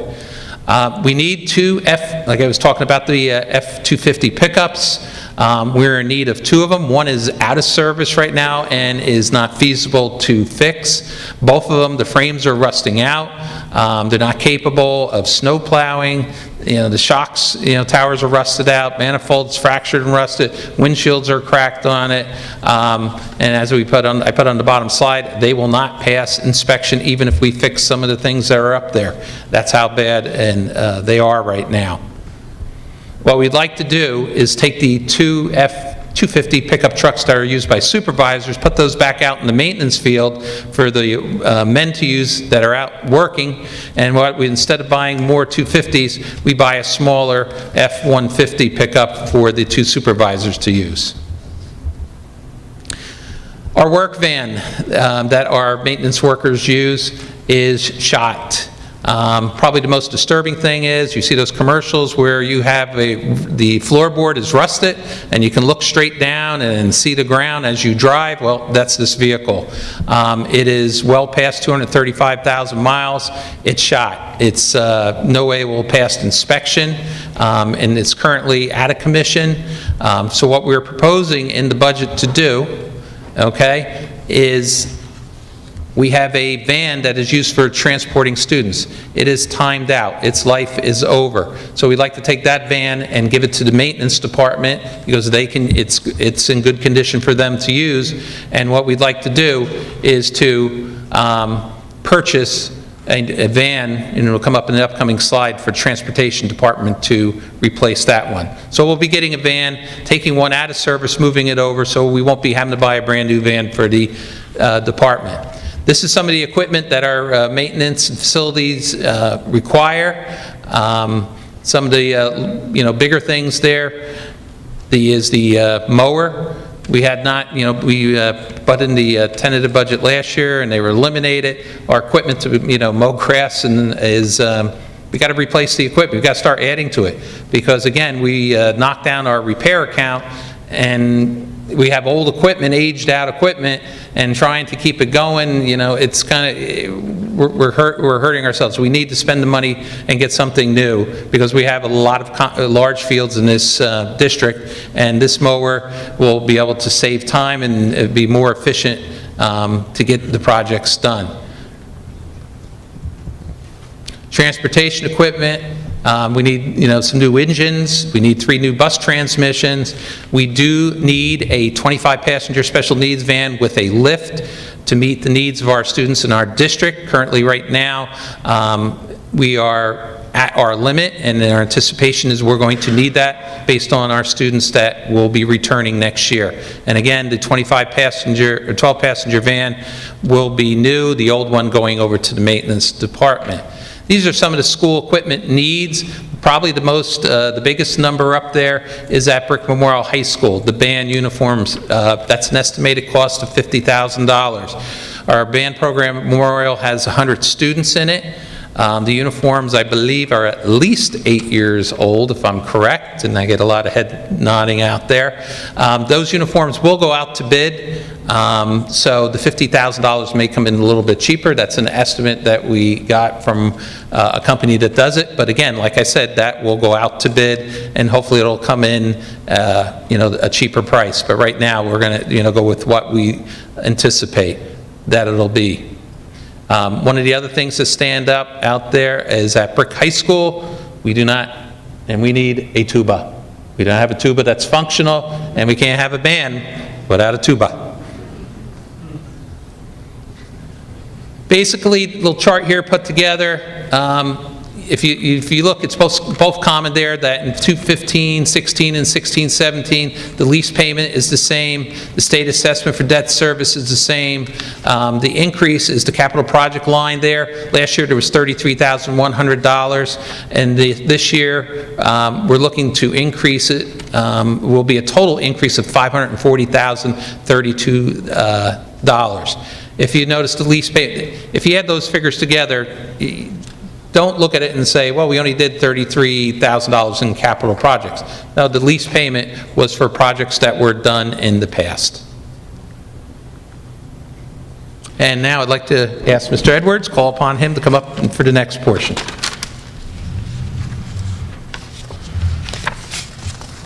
Good evening, everyone.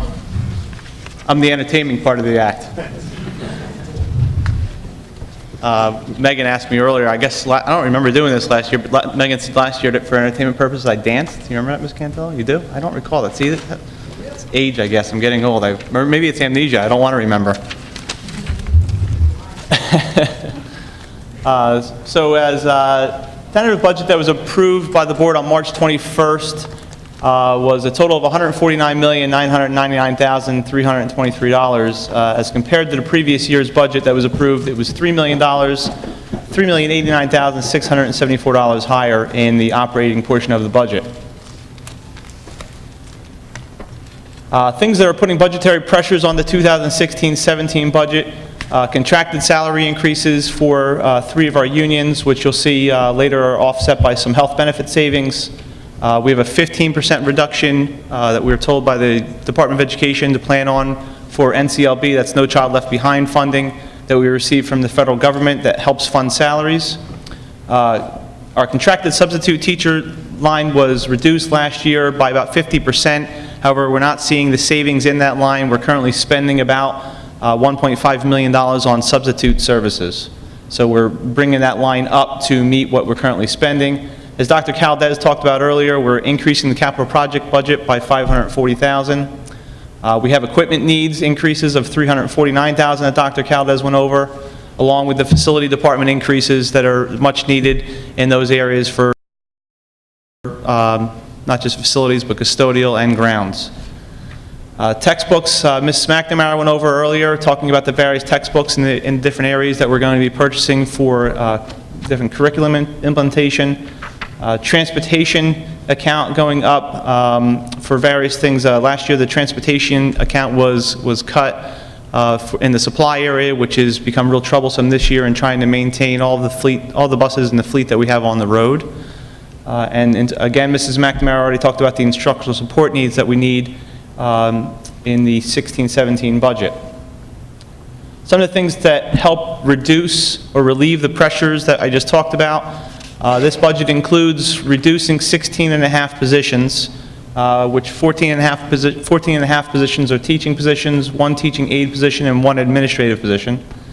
We are seeing salary breakage. What we know is, if you're not familiar with that term, salary breakage, that's when someone at one salary is retiring and they're being paid a higher salary, and that position is being replaced with somebody who's at a lower salary. So we're seeing retirement breakage. There is a reduction in the special education department, primarily due to out-of-district nursing that was required for district students previously, where the districts have either aged out at this time and are no longer the district's responsibility, or where the students have moved out of the district. There is a savings in a tentative budget on employee benefits. Mr. Bayo went over the technology lease, and that, my apologies there, that should really say lease payments. Although the technology lease is going down, there is another lease payment that's going up for textbooks, so the net lease savings for this 16-17 school year is $139,479. And then we have purchase service savings that Mr. Bayo went over already, dealing with central copying, the internet, and the phones.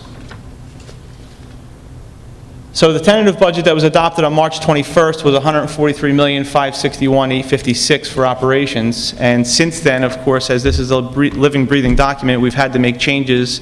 I believe that we addressed that on March 17th and then again on March 21st, that was a tentative draft budget. So the changes that have been made. Originally, the tentative budget had called for a teacher to be reduced out of Veterans Memorial Middle School, but after looking at the enrollment and programming in that building, that teaching position is being added back. At Lanes Mill, there was an in-class support teacher being reduced, but again, after looking at the programming in the building, that position is being added back. There was originally a reduction of a child study team member, but again, looking at the needs of the district students, that position is being added back. There was a reduction of an assistant cheerleading coach at Brick Memorial, but after looking at the equality of both Brick Memorial and Brick Township High School, it was felt that that position should be added back since Brick Township High School currently has that position. To offset some of those reductions, there's 2 teaching positions being reduced out of Brick Memorial due to enrollment and program needs. There's a teaching position for the LLD program being eliminated out of Brick Township High School. And 2 aides, one IEP aide at Lake Riviera Middle School, where a student will no longer need the aide, because they happen to be moving to Brick Township High School, and there is a student who has an aide in Brick Township High School who is graduating, if you can follow that bouncing ball. And at Brick Memorial, we have a reduction of an LLD program for similar situation. And we also, on this agenda, you have 2 teacher aides who are retiring, so we've taken the liberty of putting that breakage, as I indicated earlier, into the proposed budget. Dr. Caldez went over a lot of the capital project changes already. There was a reduction in the cost estimate for the snow blowers that are included in the custodial budget. And then, as Dr. Caldez indicated earlier, the Brick Memorial High School vestibule project has been removed. The Vets Complex paving project has been removed, and added back in their place has been the design work for the paving project at Vets Middle School, Vets Complex, the Brick Township High School paving project, a change estimate in Lake River Middle School paving project, the Brick Township High School West Gym floor, the Brick Memorial High School auditorium doors, the Brick Township High School East Gym, we're now proposing to also add new baskets and framework, the Herbertsville roof repair, and Veterans Memorial Middle School auditorium HVAC. After having extensive meetings with our broker of record for medical, prescription, and dental, the 2016-17 budget for those line accounts will need to increase from where it was within the tentative budget by $517,270. We had to, the county office, because we have money in capital reserve, the County Department of Education required us to budget interest in that account, so we had to make a reduction of $140, which we took out of the business office supplies. And as Mr. Gianella indicated earlier, we had originally budgeted in the tentative budget at gasoline at $1.40 and diesel $1.15. Mr. Wilson was beginning to lose more hair over that, so he has requested through the co-op to give us projections for 16-17. The projections through the co-op that we utilize are $1.75 for both, $1.75 for gasoline and $1.79 for diesel, which causes an increase based upon the volume that we purchased of $164,000. So the total increase from the tentative budget to the proposed budget is an additional $618,995. So this slide here shows you the tentative budget as compared to the proposed budget. Again, the only change was in the operation portion of the budget, no change in grants or in the repayment of debt. We did make a couple of changes in the revenue projections that were originally proposed. The broker of record for medical, prescription, and dental with their actuary has proposed that the prescription number that we thought we were going to see by the end of this June is not going to come to fruition. A lot of the savings, for whatever the reason may be, different medications and the escalating cost of medications, there's going to be a need to transfer money into the prescription line account before the end of the year, so that surplus that we originally anticipated being available will not be there. And we also have a reduction in the projected earnings for the BEST program. That's our before and after school program. We're actually not seeing the earnings that we had seen in the past there. So we have to lower our projection for both this year and next year, which has a combined effect of $32,000 on the overall revenue. So we're seeing a reduction in the revenues that we planned on using for the budget of $593,065. So that, with the amount that the tentative budget has increased by for the proposed budget, has caused the tax levy to go from $102,299,325 to $103,511,385. That is above the 2% cap. However, because our district was at 0 2 years ago and only at 0.9 the year before, we have approximately $5.6 million in banked cap that we're able to utilize.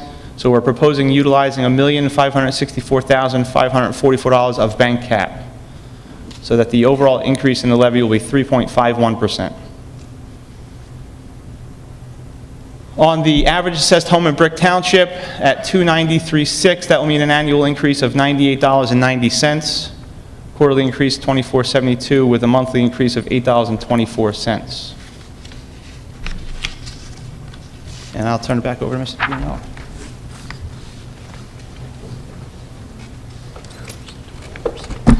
Before I end up, let me thank everybody who had input into the budget, from the Board of Education to the central office staff who worked long and hard, Mary Carey especially, who spent a lot of hours working with us on this budget, to the principals and program managers that had all the input on putting this budget together. Any tax increase is difficult, but things are going up. Our commitments are our commitments, and I think we have to meet our commitments, and there's definitely some needs that have to be addressed, and quite frankly, there are more needs than we can address in this budget. So we have come up with, and moving forward, a plan to try to address these needs on a regular basis. Without committing future boards to anything, but having a plan how we're going to handle some of these priorities. The slide you have in front of you is from the state DOE website. It used to be called the Comparative Spending Guide. I think it's now called the Taxpayer's Guide to School Spending, and it compares you to like districts. We're considered a K-12 with more than 3,500 students. There are 103 school districts like us. They compare us to like districts because there are some other districts with other grade configurations and size have a different pressures on their budget. K-8s are a little bit less per pupil. It costs more to educate high school students than elementary students, so it would be unfair to compare all the districts across the state. So this comparative guide gives you an idea of where we rank with the 103 other districts, and there are 21 indicators if you go online and see it. We pulled out some that we thought were important for us. The per pupil cost, you see that we're the 20 lowest out of 103, and you see a little bit of a history there. Classroom instruction, we're the 25th lowest out of 103. Providing classroom supplies and textbooks, we're the 7th lowest out of 103. Total cost of administrators, and that should be cost in there, we're the 6th lowest out of 103.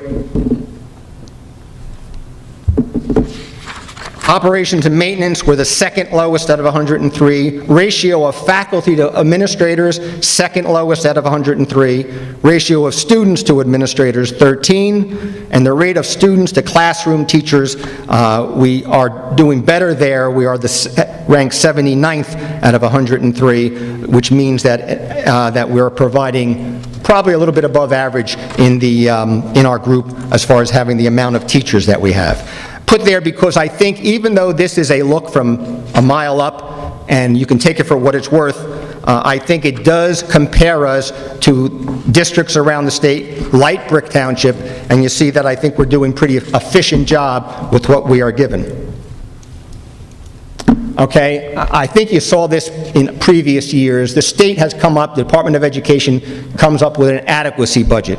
According to their figures on the wealth of the town and the wealth of the community and the property and the real estate wealth, they come up with what they believe you should be paying in taxes, your community should be paying in taxes. In 16-17, the Department of Education's adequacy budget for Brick Township is $125 million.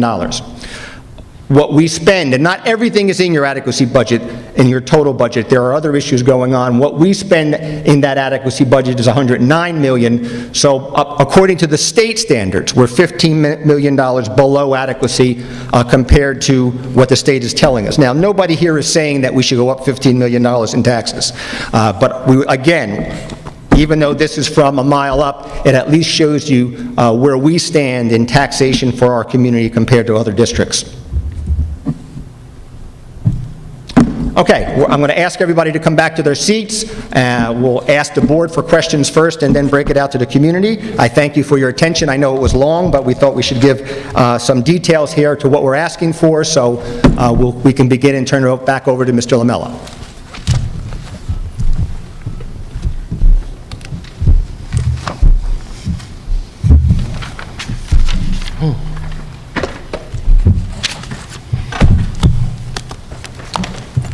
Board questions, I'll start to my right, your left. Ms. Bacala, what questions do you have of the budget presentation? Yes, I do.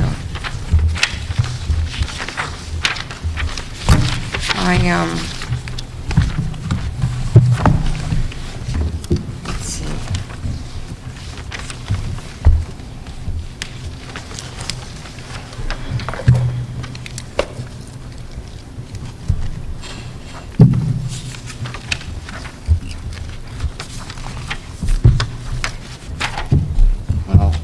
First of all, I have some questions about the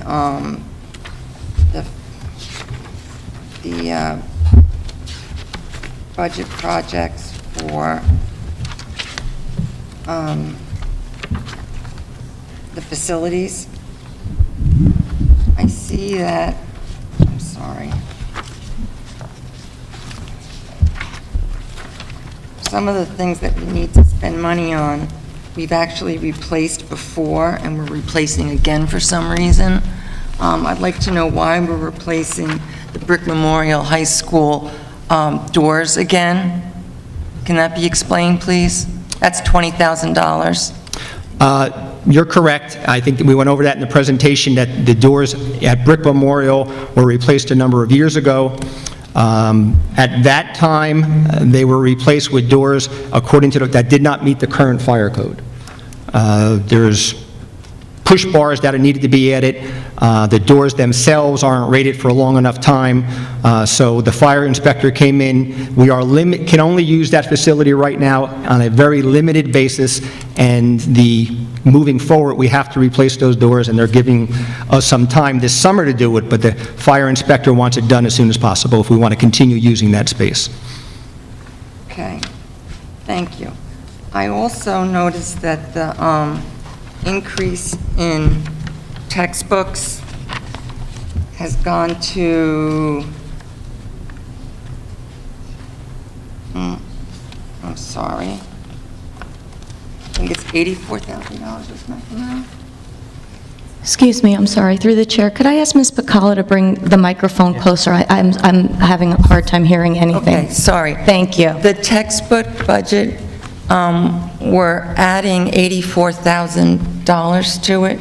No, in fact, I think we're adding about 270,000 round numbers to that account. Yes, we are adding to that. That's an increase from how much?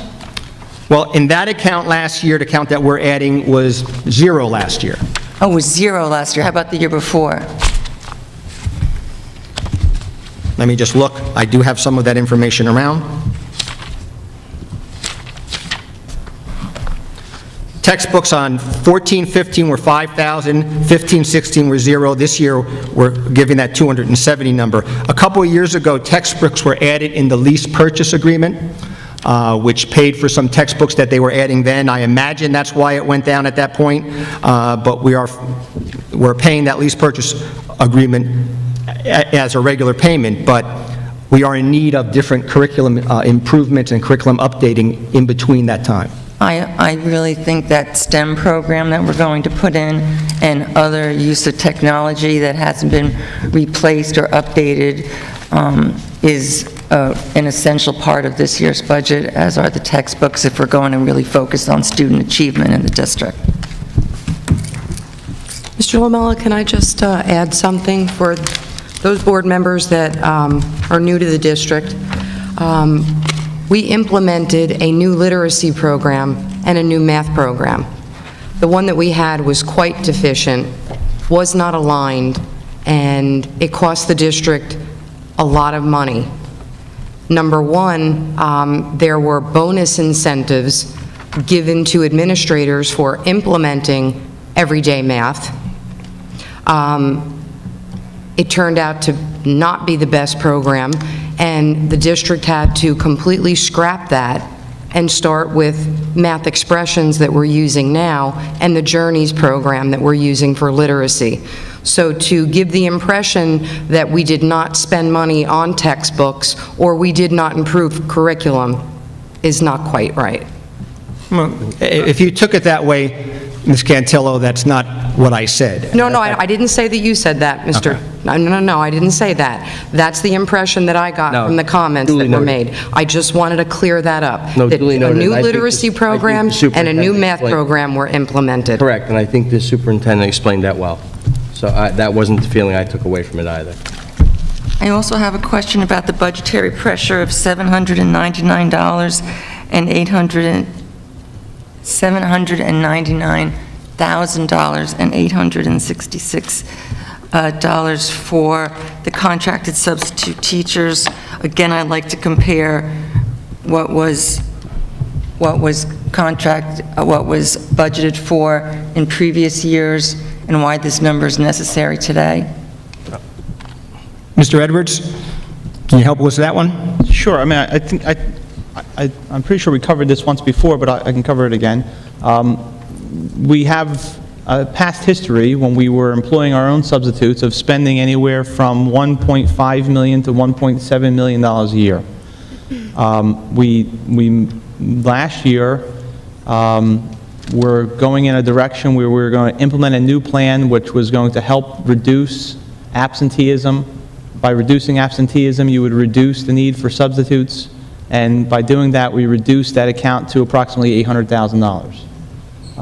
I don't know what the plan was, though, however, because the plan never really got off the ground, for lack of a better word. Things occurred here in district right after the budget was adopted, and though I think there was probably some good intentions in that plan being put forth, it never got put forth. Excuse me, was that with the third-party provider that you're talking about? No, or we already- when we had it done in-house? We already had a third-party provider at that time, because Source for Teachers had come on prior to that. So it's prior to a third-party provider, it's after a third-party provider had already come on. It was just what the driving force behind the need for substitute teachers, whether they're your own or a contracted service, is absenteeism. And so if you can do anything about absenteeism, you're definitely going to reduce that cost. And I think there was some ideas that just never were put on the table and therefore never realized. So in the current year, in 15-16, we've already, the board, you've already approved transferring $700,000 and plus into that account to cover the current year's needs. So in addition to that, we need to also cover next year's needs, which we're anticipating to be roughly the same. And so that's an increase in that account over this current year's budget. I hope I didn't lose you on that, but that's how you come up with the increase. Excuse me, through the chair, Mr. Lamella. Please. I would just like to add to what Mr. Edwards just said. We used to use ASOP, okay? From what I was told through employees here and central administration, it wasn't being maintained properly. We had people that have retired 5 and 6 years ago that are still in ASOP, and they still have days to take, and they don't even work here anymore. So it was increasingly hard to be able to follow attendance in this district, let alone substitutes.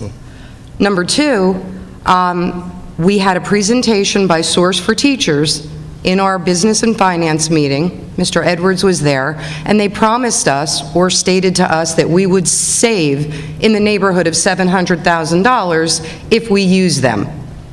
Like any other vendor that comes into the district, a Board of Education sits in a committee meeting with a business administrator and central administrators, and we listen to what's presented to us. We take the advice of the administrators that are there with us, the business administrator, and we hired Source for Teachers. Unfortunately, they didn't produce the way they said they were going to. That's the deficiency in the budget there. You might want to blame it on absentee problems.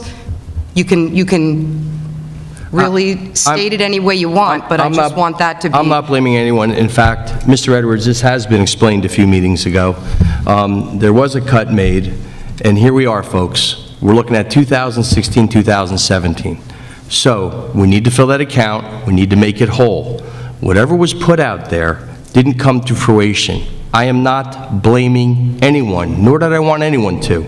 It has to stop. We have to move forward. So I get it was cut. I get it was cut $8 or $6 or $500,000. It's no one's fault sitting up here that the attendance piece didn't come to fruition. That's placed squarely on the shoulders of staff that come to work every day. So we need to fill it, and we need to move forward. Thank you, everybody, for your input. I appreciate that, Mr. Lamella.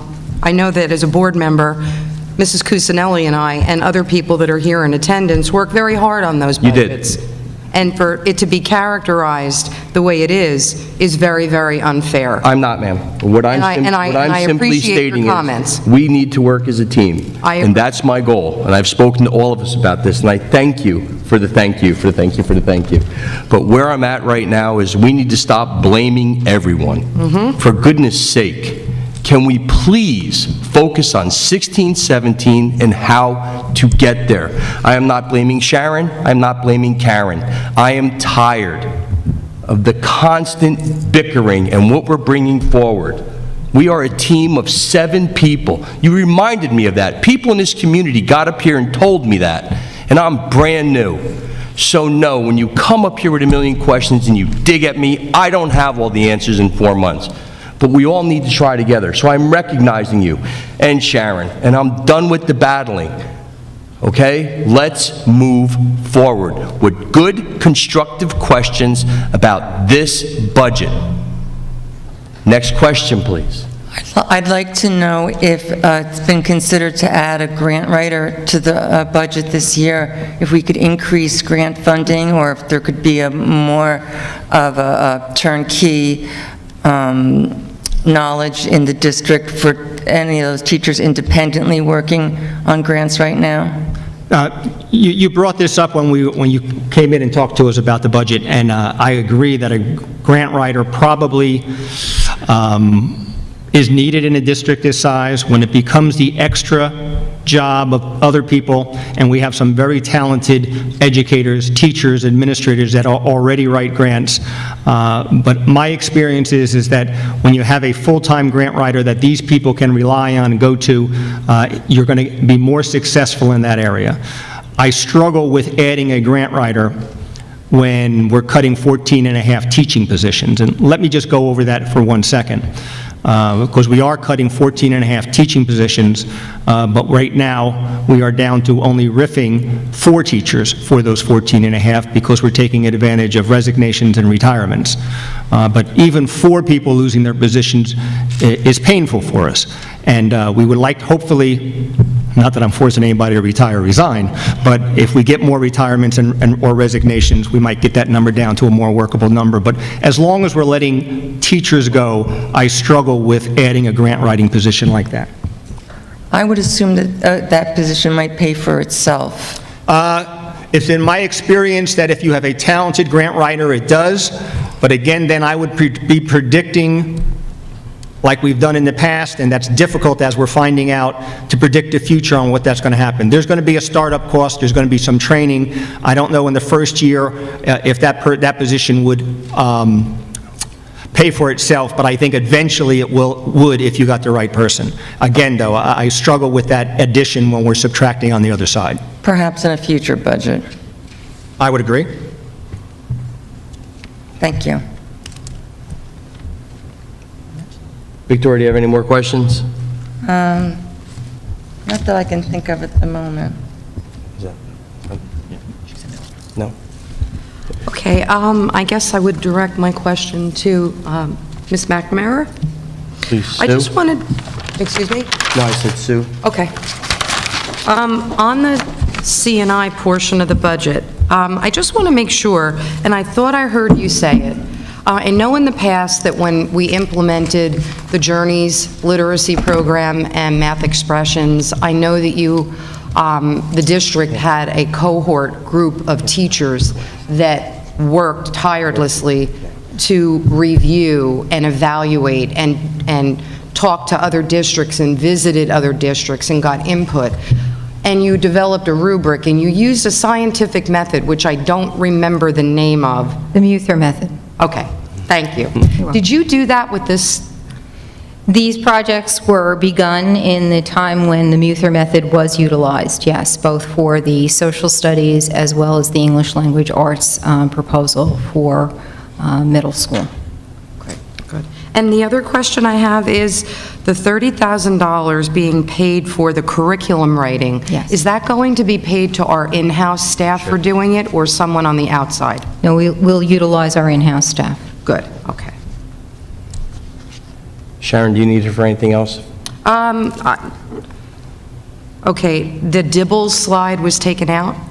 Dibbles was in there. I spoke about Dibbles. Okay, the Dibbles, no, and I'm not sure about this, but we already adopted Dibbles. We've been using Dibbles for years. We had Dibbles several years ago, and we took it out. The Journeys program, which you mentioned before, which is the English Language Arts program and K-5, has a DRA component. We've been utilizing DRA2 to do the evaluations and screenings. However, that's not a standardized measurement of assessment and screening, and it is strongly suggested through the regulation that we use standardized assessment, and therefore we are suggesting to go back to DIBELS as our screening tool, which was very successful in district several years ago. Good, okay, thank you. Thank you. Go ahead, Sharon.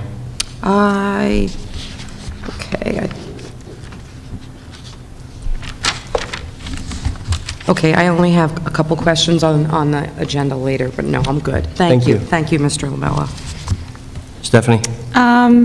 Just a quick couple questions. When we were doing the windows, when we were looking at and replacing all the windows, I noticed the $20,000, I believe, in the budget, additional for the window sills. Why would that not be all done at the same time? Wouldn't there be, was that looked at? Was this, I kind of figured windows would be, include a window sill being... Mr. Edwards, are you the Windows expert? Jim, we are looking to you.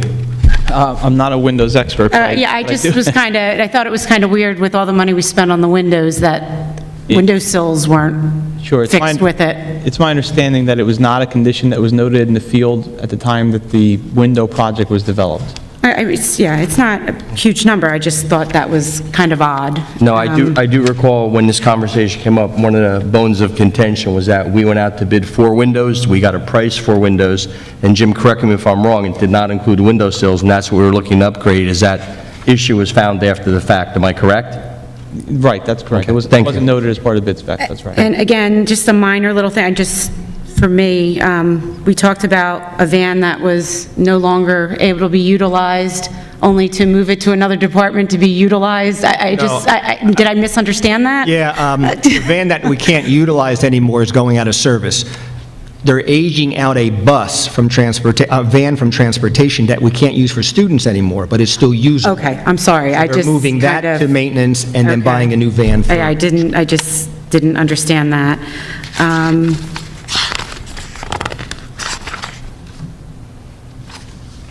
Okay, and then just, when we were talking about the eliminating the teaching positions, was the health benefits cost changed to reflect those eliminated positions also? Yes. Okay.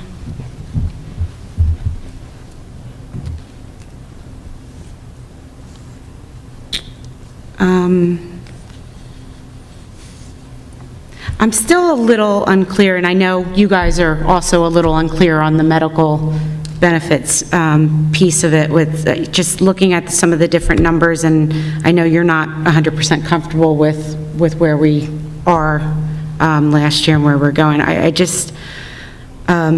think I want to get my head around that. I may want to ask a couple questions on that, and I may hear some other questions that may actually answer my questions, so I will not take up any more of your time. Cool. John? I have to say thank you very much for the very thorough presentation, hitting the 3 main region or areas, the facilities, the tax rate, and the curriculum needs, including technology and facilities. I saw everything presented as a need. I've been in the district in several of the schools, and I see that there are more needs. And I'm comfortable because I realize priorities are set to create a safe learning environment for the children, one where they can come to school, not only be safe, but enjoy themselves while they're here and perform to the best of their abilities and be happy while they're here also. I understand a lot of what the curriculum presentation was about, that I'm sure some people don't understand at all. It makes perfect sense to me to have the programs put in place to meet the school screening with the dyslexia. We don't have a choice for those projects. We just have to have that done. If we can't, we let it go long enough, and we don't have any more time. We've been told we don't have any more time to let that go. So again, it was very thorough. It went right to what people are going to be paying at the end, and I still feel that there's more to be done, but we're being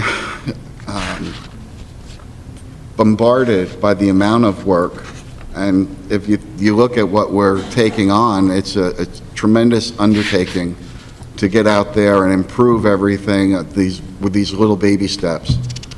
But the way to do it is to just keep making the improvements and don't spend any time stale.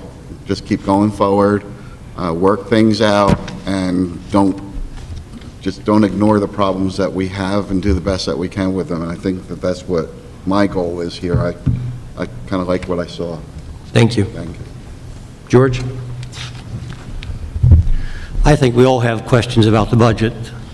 Unfortunately, we're in a situation, there's not much we can do about it. I really want to compliment the teachers, the administrators, and the presenters tonight who presented their aspect of this budget. You did a great job. Thank you. I know that it's very easy for us, for anyone to blame, point fingers, and I think John said it very well before. We're not here to cast aspersions on previous boards of education or members. I think we're here to take a look at the problems that we have and to try to resolve those problems in the best interest of the kids. And I don't hear that said too much anymore. We're here for the kids. Let's do what's right for them. Thank you. Karen? Thank you. I'll do it chronologically. With the CNI section, what was the, I'm sorry, Ms. Sue's coming McNamara, back I'll give you a up. chance to She's get coming back up. Thanks. With regards to the STEM Academy, there were multiple different costs involved. Do you have a total implementation cost that is estimated? Our projected cost for startup for the 16-17 school year is $84,260. That was at the bottom of the first slide. That included all the staff, the textbooks, and everything? Yes, it does. Is there a reason why there's only 37 students that will be taking advantage of that program? We wanted to make the STEM Academy a focused and smaller academy. We were looking to put approximately 20 to 25 students in the academy. It was a team effort in putting out the applications and sending out not only to our 2 middle schools, but to surrounding middle schools, those applications. They came in, they were scored along with all of the other components, and of course you have to have a cutoff score somewhere. We did have a few more students who were interested in attending the academy. Some of them were accepted into other academies, and we're still waiting for a decision on which one they'd like to attend. So I selected the smaller numbers, projected numbers. As I said in the presentation, it's a projected number that could go up. So especially here at Brick High School, with there only being 15, is there going to be a second recruiting? We did do several recruitings. It's a new academy. It's not uncommon for an academy to begin with only about 15 or 16 students in a class, in a cohort. If you remember many years ago, the Mates Academy that began in Ocean County began with classes that were as small as 12, 13, and 14 students and has now grown. We anticipate growth here in our academy as well.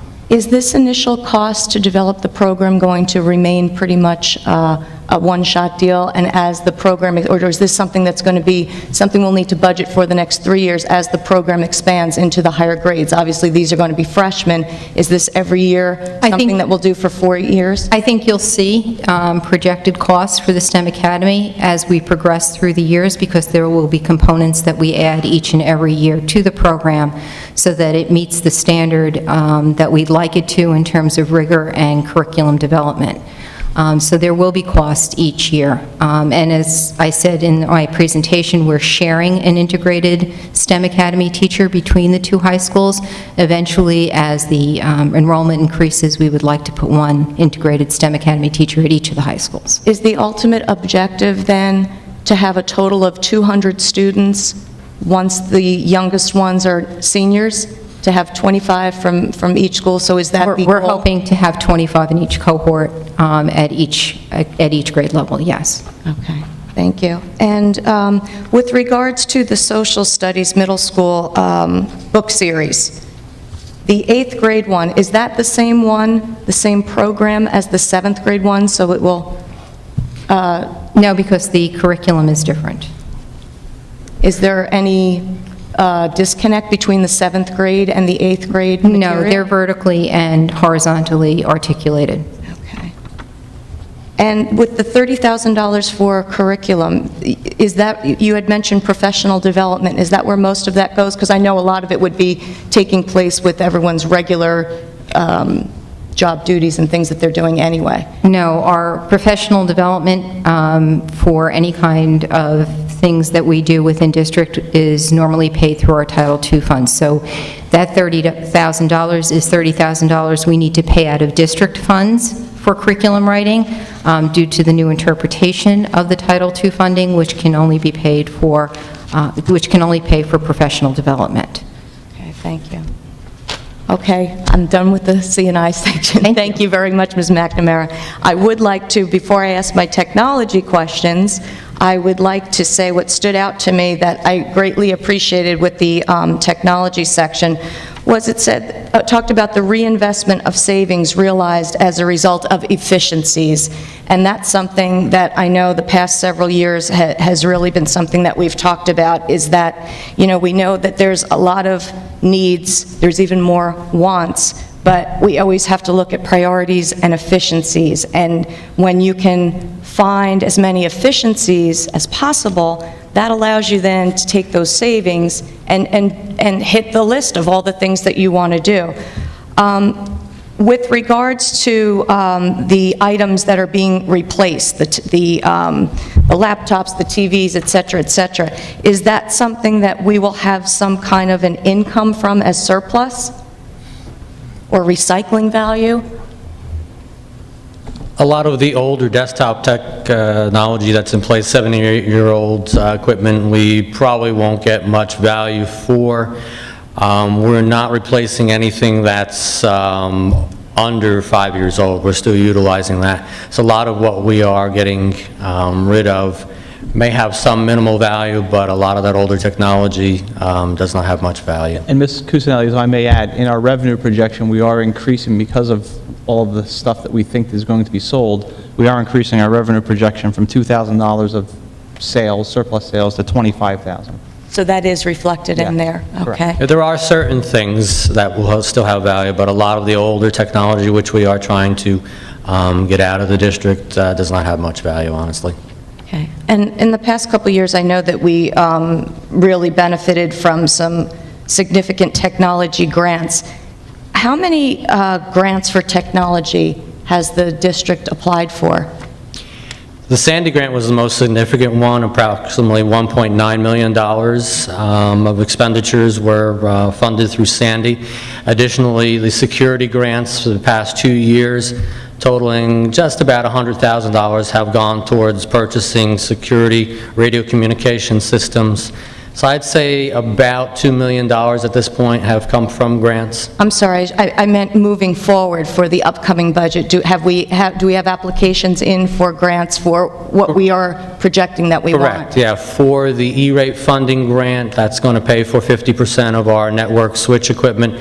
That will be approximately $250,000 to $275,000 that we will get from the federal government, which will pay for half of that project. Right. There are other E-rate funds that we get for telecom and internet, of which we get, it's a declining scale right now, the way E-rate works.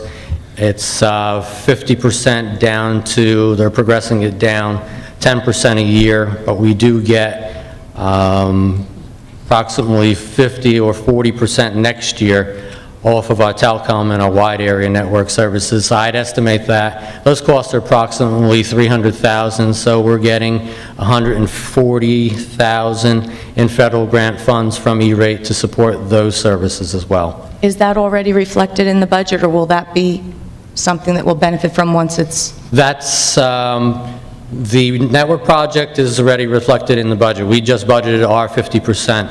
The telecom services actually come back as a reimbursement to the district, so that $140,000 roughly will come back to the district at the end of the cycle, which is next, really, September, October. That money comes back to us after the year is completed. We fund for reimbursement for those funds, and they come back to the district and go into the general fund. Okay, thank you. And have we applied for any of the, any additional safety grants for like the public address system that was in there? At this point, we have not found a grant that would support that, but we do have within this upcoming budget cycle another, I believe, $10,000 grant that we're filing for, Great. for camera surveillance equipment and that type of equipment for security. With any of the assistive technology and any of the IEP-driven technology that is needed, is there any reimbursement or coverage from the family's insurance on items like that? I honestly... Actually, that's probably more for Jim, Yeah, right? I'm honestly not sure. Well, I understand the question. In other words, when we have devices that are necessary for particular students, because, let's say, there's something that's particular to one student, does the family's insurance provide anything to offset the cost to the district in a case like that? We do submit through the Special Education Medicare Initiative for costs that are medically associated costs. But if it's an IEP learning necessity, then, I mean, it's really a question for Sue Jarowitz, but I do not believe that that's something that would be covered by health insurance. So Yeah, if it's educational, no. But the semi-money that we do apply for offsets some of that. But the health insurance wouldn't be responsible for anything that we would deem educational. Okay, but we do submit for anything that we would qualify for with any of the others? About how much do we get out of that semi-project? Next year, our projection is $225,000 in Special Education Medicaid Initiative. Thank you, Mr. Bail. And again, I want to compliment you for my favorite thing on there about reinvestment of savings realized as a result of efficiencies. I think that that's really very well put, and I appreciated that in your portion of the Thank you very presentation. much. Thank you for answering the questions. With regards to the facilities, with regards to the East Gym floor here at Brick High School, is it sufficient to refinish it rather, because, I mean, the pictures that you were showing with the gaps and whatnot, is that something that we feel What they will is a- do is in the areas where there are gaps, there's going to be some areas they're going to have to take up and replace wood in areas. And then once they're done replacing, they'll sand it all down so it'll all blend in. They'll match it up to the same type of wood that's there. But there are areas that are warped, so there is going to be a lot of areas replaced, like under each basket, there's warped floor there. The foul line, the one basket, there, it's an area. So, but to go out and rip out the whole floor would be quite a amount of money. So this is the most cost prohibitive. Is the warping just from age, or is there another There was problem some causing leaks. that? There were leaks in the past years that are no longer leaks on the roof, and that's what caused the warping. So whatever we do now will be maintained because we won't have the problems that created it. The other thing I was concerned about was with regards to new bleachers. I wouldn't want to see us spend money on new bleachers on an old floor if that's something that... Well, that's why you wouldn't put bleachers on a floor that you're going to take out, years now. If you're going to do the floor and sand it, the project that we're doing, it makes sense to do the bleachers at the same time. So that's, the whole project. Those dividing doors haven't been used in God knows how long. They should come out because they're actually a hazard to be there. That divider that's up there is useless and interferes with a lot of activities that go on in school. So that's why we're packaging everything together at once, because you can take those dividers down when we're going to be redoing the floor, but if we redo the floor and then say 2 years later, we could damage that floor. It wouldn't be very, smart for us to do it that way. Which of the elementary schools did we recently refinish? Was it Drum Point that we did that with the floors? I'm sorry that I can't remember. I don't remember. I'm looking at Mr. Roger right down in the back. I don't think we've done it in elementary school recently. We did, Brick Memorial High School a few years back. We redid Just the floor there. refinishing? We didn't do one of the elementaries? Yeah. Okay. Okay, thank you. And those costs that we have in the budget, How accurate do we feel that those are for the bleachers and the refinishing? Those are, I would say, in the proposed budget, the numbers that you see in there are very accurate. Okay, thank you. And the Vets Complex, is there a drainage issue causing those problems?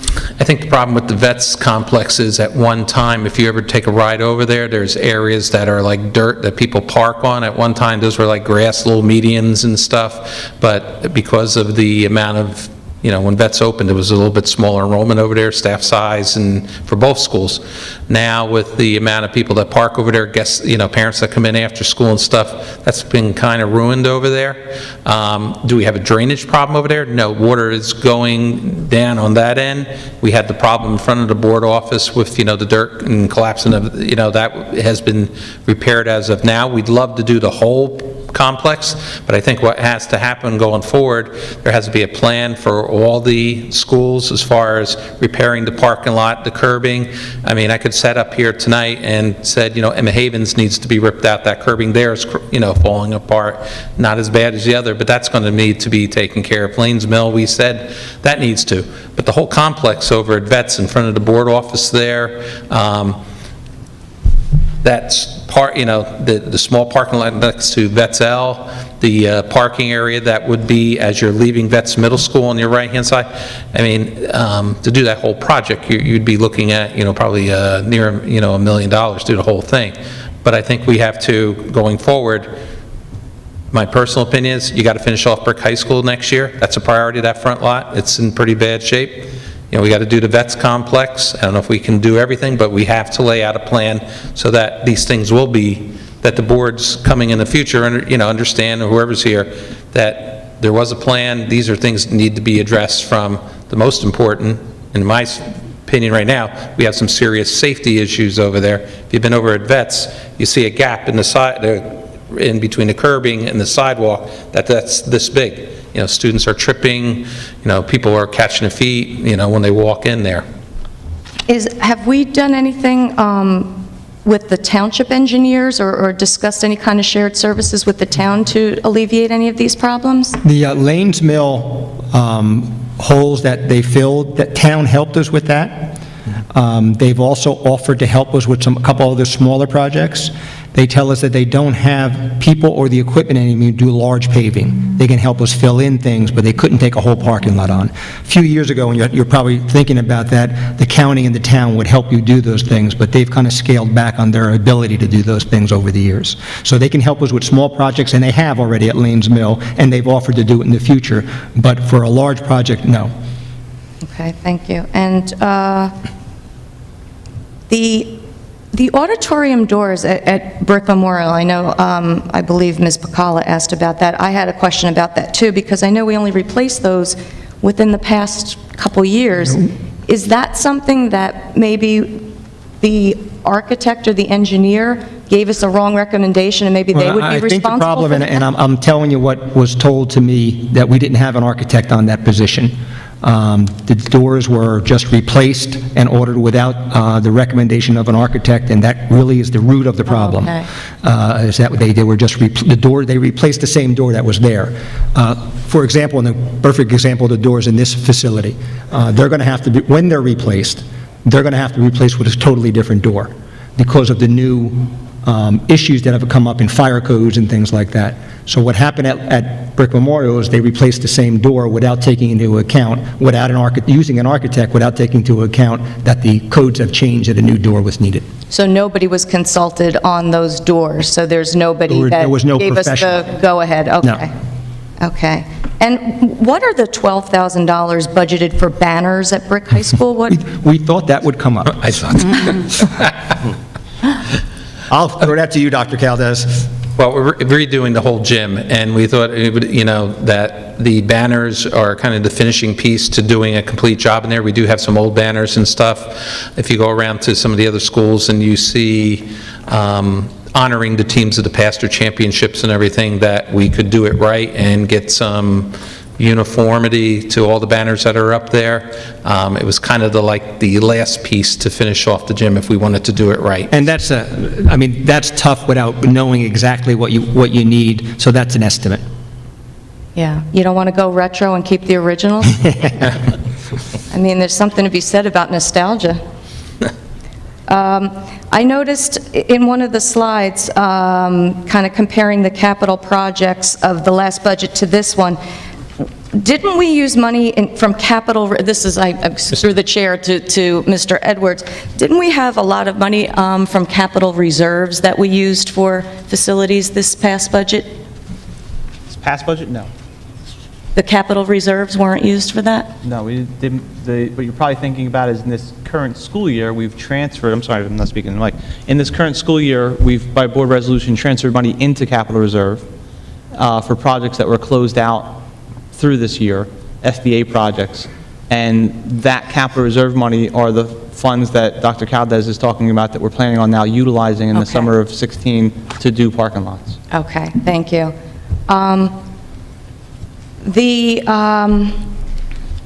Just want to be clear with those 16 and a half positions that are possibly being cut. Are they all current staff except for what you're saying is people who retire, people who were going to be leaving will be plugged in, so you're looking at a net of about 4 teachers? Yeah, well, there's 14 and a half teachers, an administrator, and the teacher's aide. And yes, they're all budgeted. Now, are they all people? The administrator was a position in the budget that was not used this year. So that's not a person that's being cut, it's a position in the budget that's being cut. The teachers were all teachers that were here, yes. And as you described, it's a nets out at 4 people right now that will probably receive a RIF. Because of retirements and resignations, the total cut in the budget is 14 and a half, but not 14 people. And how many new positions are in this budget? We have a new electrician that we're proposing. Huh? We have a new computer technician. Help me, Sue, did we include that STEM teacher, or was that and a new STEM teacher? And no new administrators are in this, other than the name changes? Yes, no new administrators. So it's We a have lot. one less budgeted position in administration. 3 years ago, I think we had 41 administrators. This current year, and that's on the books, we have 38 administrators, and next year we have 37. Okay. This 3.51% increase, what is the town increase this year? Is that another 2%? Mr. Edger, I don't know if you know that. I don't know what the town is I don't know increasing. the township's increase, I'm sorry. Okay. And so you wouldn't know what the county or fire for a total? Okay. And with that slide, with the 103 cohort districts, how many of those 103 districts were the form when we used to have district factor groups? How many of those 103 were DE, district factor groups? Do you I'd know? have to look. They don't use the district factor group I anymore. know they don't. So even if I went on the website, I don't know if I can get you that answer. I'll try tomorrow and look for that answer, because I might have an old document that listed those. I can find that out if I have that document. Would those 103 districts, would it give you the average home value in all of those 103 districts? I don't think the state gave you that information in that document, but I could look. So what they're basically saying is a K through 12 district in Livingston could be compared with a K through 12 district in Southern Ocean County. I mean, it has nothing to do It with could be economics. It's strictly number of students Right. in those grades. The district factor groups to which you refer to gave you that information, because they did compare wealth and different items like that, employment rate and different items like that. But like I said, the state stopped really categorizing district factor groups a couple years ago. And what percentage of this budget is going to salaries and benefits? That's usually something that we have broken out at the presentations. I'm going to say 82%, but that was this past year. Is that correct, Mr. Edwards? I thought, I heard 82% when we were going over I that. didn't run the calculation, but I'm sure if I were to run the calculation, it would be roughly the same. It's been typically that number in the past as well. It wasn't higher than that? It's always run in the low 80s. Okay. And then just one comment I wanted to make for those people who were viewing this slideshow. And thank you for putting that together, because I didn't have this budget until I sat down today, so it was good to have the explanations. there was an increase of $2,750,554 listed for contracted salary increases. And I just wanted to talk about that because I feel that it's not really clear and it doesn't really define what that is, because when these salary increases occurred, they were as a result of collective bargaining, and just as Mr. Bayo's technology discussion talked about efficiency that offset those things, and then that money was able to be used elsewhere. That's what happened here. And there were concessions made and changes made and efficiencies made with healthcare and prescriptions and things like that, that I want to make sure that all those members of those bargaining groups who made those concessions, we made it so that the cost to the district was extremely minimal. I think $150,000 a year, roughly, for the teachers was the net increase cost to the district. And I don't want to minimize what those people did and what we did collectively with that, because when you look at the way that increase was, that really, I don't think that paints the picture. I think you're looking at it and you're not looking what the offset is. So that was just a comment that I wanted to make, but I thank everybody for answering my questions. Thank you, Karen. So I'm up. Can I just ask one question? I'm sorry. Sure. About special education. Go ahead. There's a $5 million budget, approximately $5 million budget for out-of-district placements. And I'm wondering, since I'm new, if there's been some kind of inventory or study of the needs of students that are going out of district that might be able to be provided for within district, those additional services?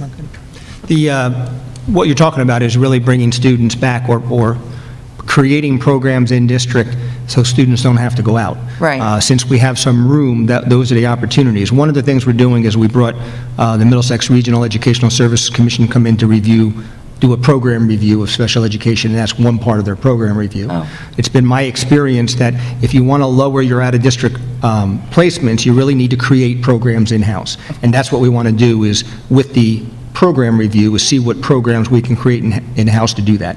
I believe that we can educate those students far better and cheaper if we kept it in-house. You're never going to be able to provide services for all those students. But if we can do it better and cheaper here, I think that's a win-win for the family, and it's a win-win for the district. So that's what we're looking into, and the best way to do that is to start that on the elementary level. Because once students go out of district, it's tough to bring them back, because if they're being serviced correctly, if it's successful, it's tough to bring a student back. But I think if we create programs on the elementary level and then grow them up, it would be much more beneficial to the district. Okay, that's a good vision, thank you. Okay, I'm learning. My pop raised me pretty simple. I look at everything as dollars to dollars. So I'm going to dovetail off what Karen said. When you look at and I hope jump in if I'm misinterpreting. Yes, there's an increase. We had anticipated savings and reinvesting those back in. Let me say this, that is nobody's fault up here, okay? What happened was we looked at some things, and I only have rudimentary numbers and 4 months' experience. Yet the prescription plan for this year is already over. That's no one's fault. We're not going to sit here and point fingers, and I'm not going to go there. We used it. There can be catastrophic illnesses. I'm one of them. So, if it went up, it's okay. We just have to balance our books and pay the bills. That's what I believe. So before someone gets up and complains about the current prescription going up, and people used them. And because of that, we're a little over.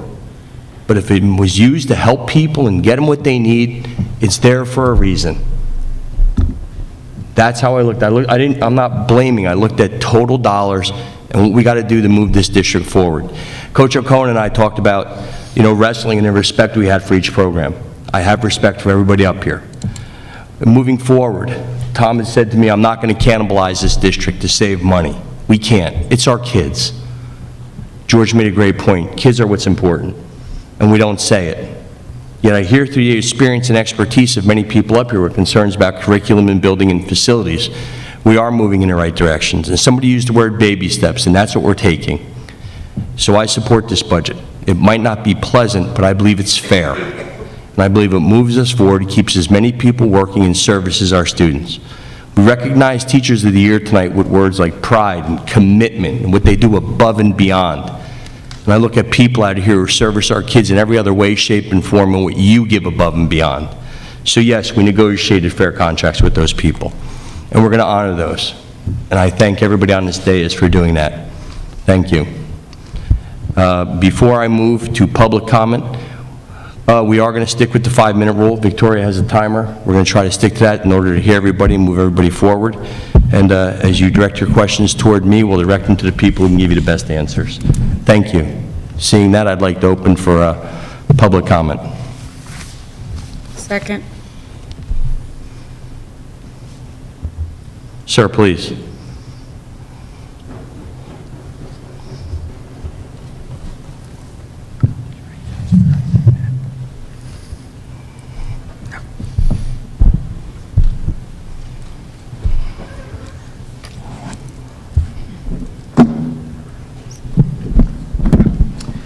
John Hyphanis, 37 North Sailors Quay Drive. There's a program that benefited students from 9 schools. It cost you nothing. If you do it again next year, it'll cost you nothing. It's your participation in Green Fair this year. We had 9 schools with tables. The students were outstanding, interesting, committed to the program. We'd like to get all schools next year in the program if we can. Point out also that if we have a STEM program, projects that are related to environment could come from that program as well. I want to thank the board for their support, both direct and indirect. And number 7 is coming up in April of next year. We hope all those schools will be there, and it won't cost you anything. Thank you.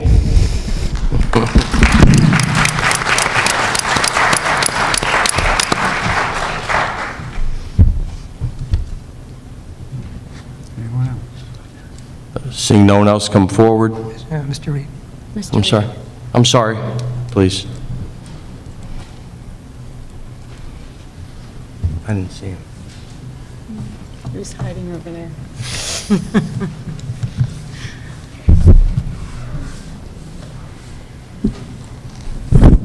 Larry Reed, 475 Normandy Drive.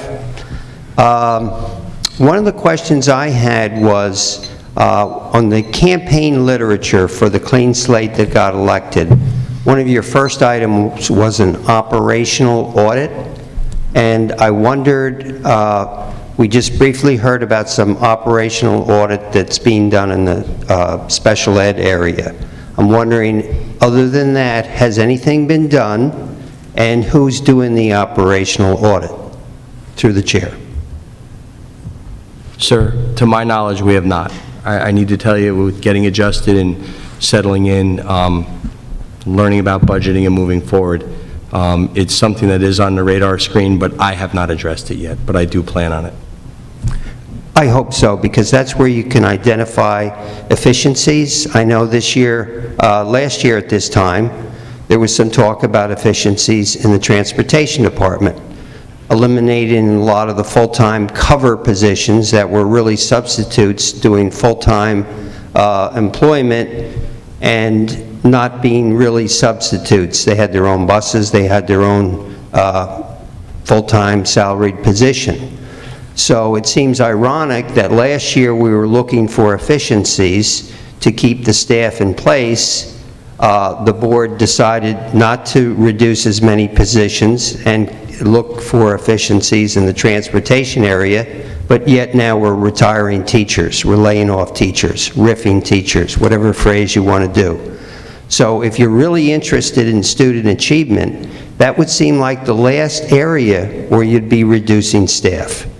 So the operational audit that you promised in your campaign literature is essential to keeping the budget down. You've got to look for efficiencies. If you don't look for efficiencies and just say everything's going to go up, yes, it will go up. So everything will stay the same, cost increases in salary and benefits will keep going up. As you know, the Affordable Care Act has a penalty, a tax for the Cadillac tax, and I would ask through the chair to Mr. Edwards, is this district on target to be subject to the Cadillac tax for the health care benefits? It's my understanding that most districts in the state of New Jersey will be subject to the Cadillac tax because the benefit level of the state health benefit plan itself, which is the teacher's plan that if you were in, for the state of New Jersey, is subject to the Cadillac tax. It's been pushed back to 2020, so there is time to plan for that, and it is on our radar. So I would say yes, but a lot of things are going to happen, as you well know, between now and 2020. So it's not something that we're going to spend a considerable amount of time on at this moment.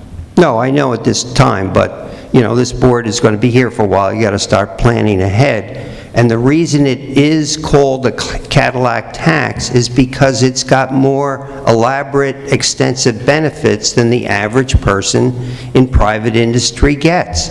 So how elaborate of benefits, healthcare benefits, are you going to allow the employees in the district, in the town, to get before people in the town can't afford it? The people that are in private industry don't have very low copays like the Cadillac plans have. And at some point, you're going to have to consider making adjustments to that in the future when you do the negotiations. It's just plain and simple.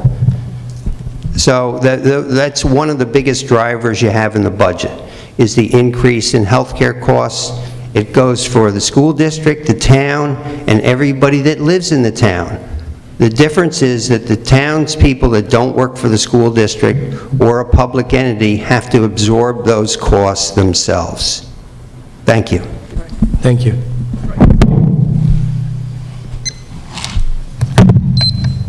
Sir? Oop, you made it.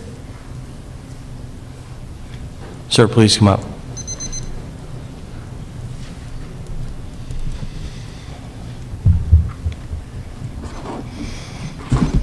Vic Finelli, Meadow Point Drive. Before I ask my questions, I'd just like to clear up something. There was a lot of discussion about textbooks. Comments made about we spent a couple dollars on textbooks a couple years ago. A lot of discussion. Last year at the 6/25/15 meeting, the board passed a resolution to spend $475,000 on textbooks. Now, I don't know whether that money got spent, where it went, but $475,000 last year for textbooks, okay? Remember that? So I don't know why people think there was no money spent on textbooks, and I don't know whether it was spent or not. All I know is that your board approved $475,000 on a 3-year lease purchase agreement. I hope that clears up the rumors about textbooks. This is the only documentation that the public has on the budget so far. So my questions are going to be related to this because I haven't seen the detailed 990 pages, and I don't have a copy of that, and I certainly can't remember everything that was said there. So my questions are going to be off of this. And there's been some talk about comparisons to other districts and this and that, so some of these questions pertain to that. The first question I have is with student enrollment, all right?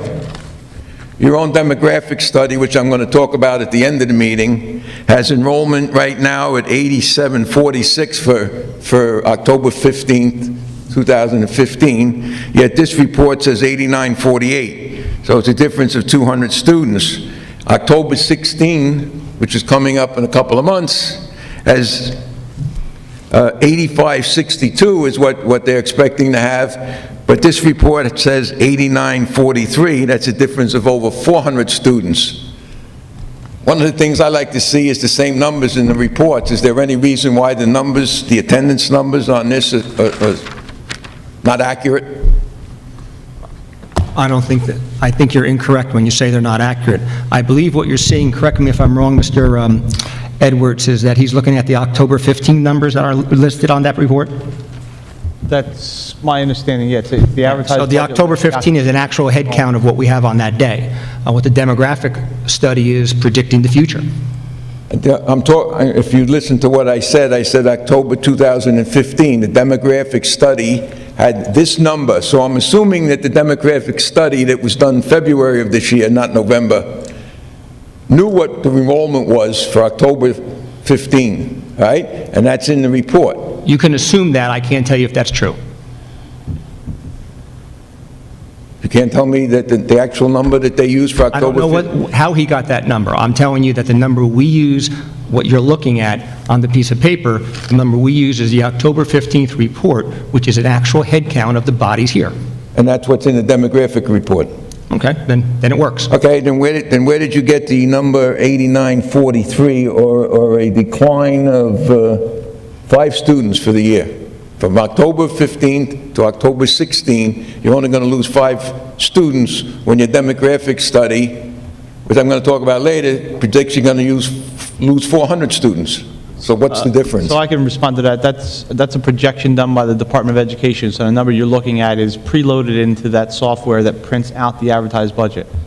As you're referring to, the demographic study is saying something different, which the Department of Education wouldn't know, and their software doesn't take into consideration things that we feel are factors. So this number that's on this report is a projection by the Department of Education.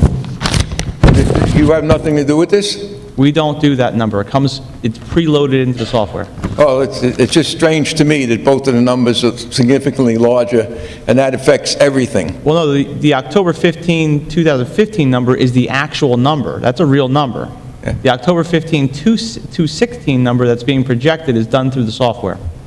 And you're telling me that this number, 8,900, is accurate, and the other number, the 8,700 number We don't have the ability to change those numbers. They come preloaded in the software. Oh. So they're preloaded in the software, and whether they're right or wrong is irrelevant. Well, it's the numbers that are preloaded in their software by what was reported in the application for state school aid, which is done on October 15, 2015.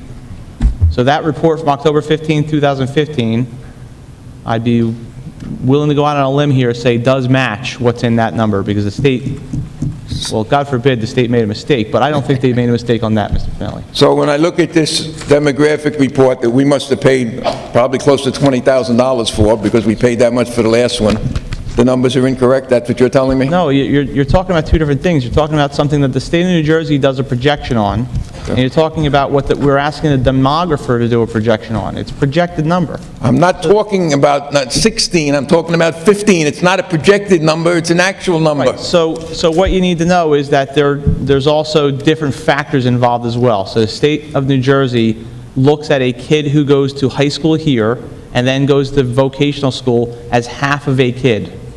They're not half of a kid to us, they're a whole kid. They're one of our students.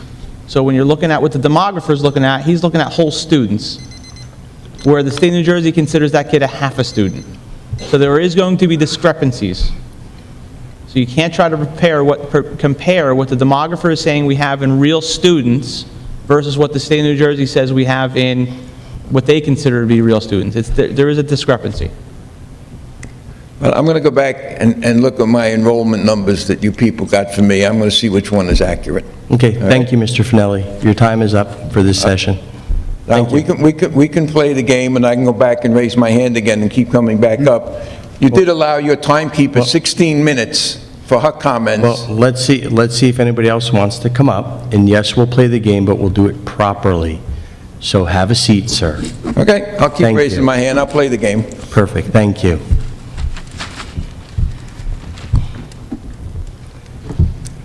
Is there anyone else that would like to come up? Thank you, sir.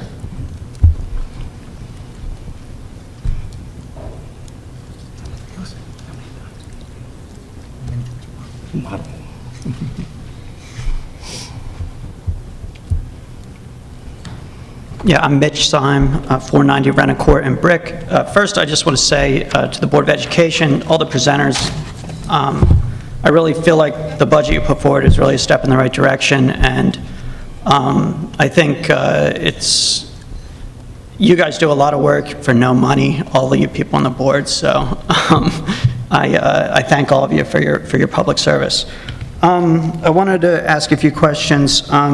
I was curious, in the technology section, the $62,000 for a licensed electrician, is that just the salary, or does that include the pension and benefits and everything like that? That's salary and benefits. The salary and benefits, okay, that's pretty good.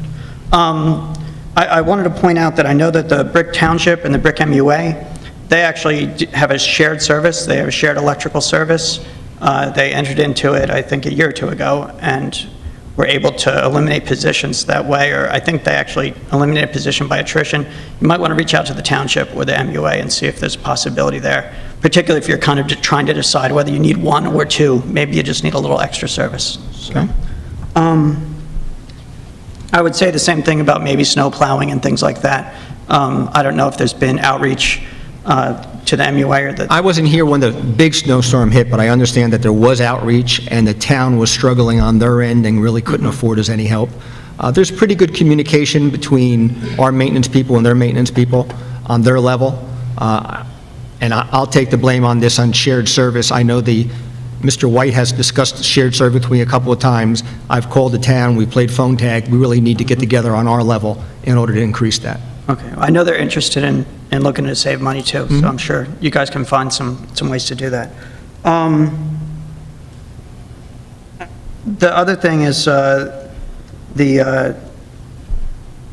was wondering if there was any consideration to, I don't know if this has been brought up, I know some school districts, since we actually own our bus fleet, I don't know if there's been any consideration to doing advertising on the buses too. It's a little tacky, but when you're trying to just pick up revenue, it's kind of significant revenue source for some big school districts and other places, so I thought I'd just suggest that. You can. The law was passed a couple of years ago. A few districts, I know Jackson took advantage of it. You're right, it's really the larger districts that can benefit from it because their buses are traveling. We would need to go in the direction of a policy in that direction first, so we can bring that up to the policy committee. I have one other question, it's a little more specific. I was kind of looking at some of the past budgets and kind of what was budgeted and what was actually spent. And one item stood out in particular to me on page 483 of the 15-16 budget. For the overall health benefits cost that we budgeted for 15-16, we budgeted $20,318,206, so over $20 million. And I don't really have the number, but I know that we spent several millions of dollars less than that was the actual cost. I just don't understand quite how it works, because I think it's a little different with school budgets than some of the other budgets that I'm familiar with. Like, if you have an extra $3.5 or $4 million or something like that, where does that money go? And in particular, where did that money go? Mr. Edwards, I think you have the answer to that? Yeah, so if you're referring to, I think I heard you say 15-16, correct? Right. Okay, so in the 15-16 budget, that was the projection for medical insurance, but as Ms. Cusinelli indicated earlier, through collective bargaining negotiations, changes were made to both the medical and prescription plans, which allowed for a significant amount of savings in that budgetary year, increasing the salary. So we were able to transfer the money out of the benefit line account into their various salary line accounts. Okay. And thus, you probably are noticing a reduction in that line in the current board secretary's report to approximately $17 million. Yeah, okay, that makes sense. Okay. Yeah, I don't have anything else, but again, really, you guys do an amazing amount of work, all of you, and I think you all asked good questions. I thought the presentation was great, and I really do. This really does, as someone who's having a child very soon, I think this is a step in the right direction for the school, so thank you very much. Thank you.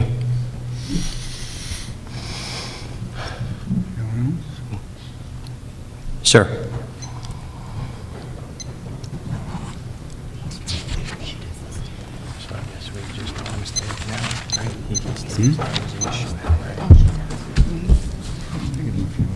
Under sale of property, anything happening with the Lowellton School building? I was over there to review in the building, and I asked that question, Mr. Finelli. My understanding is that the remediation of the asbestos in that building makes it almost prohibitive to sell at this point. Okay.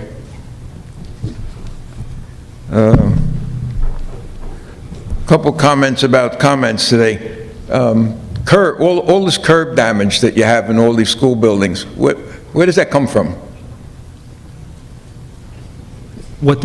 Say it again, I'm sorry, I didn't All understand of the you. curb damage, there seems to be an awful lot of curb damage. Well, I think they've been there a long time. That's one of the things. I think it breaks down over time.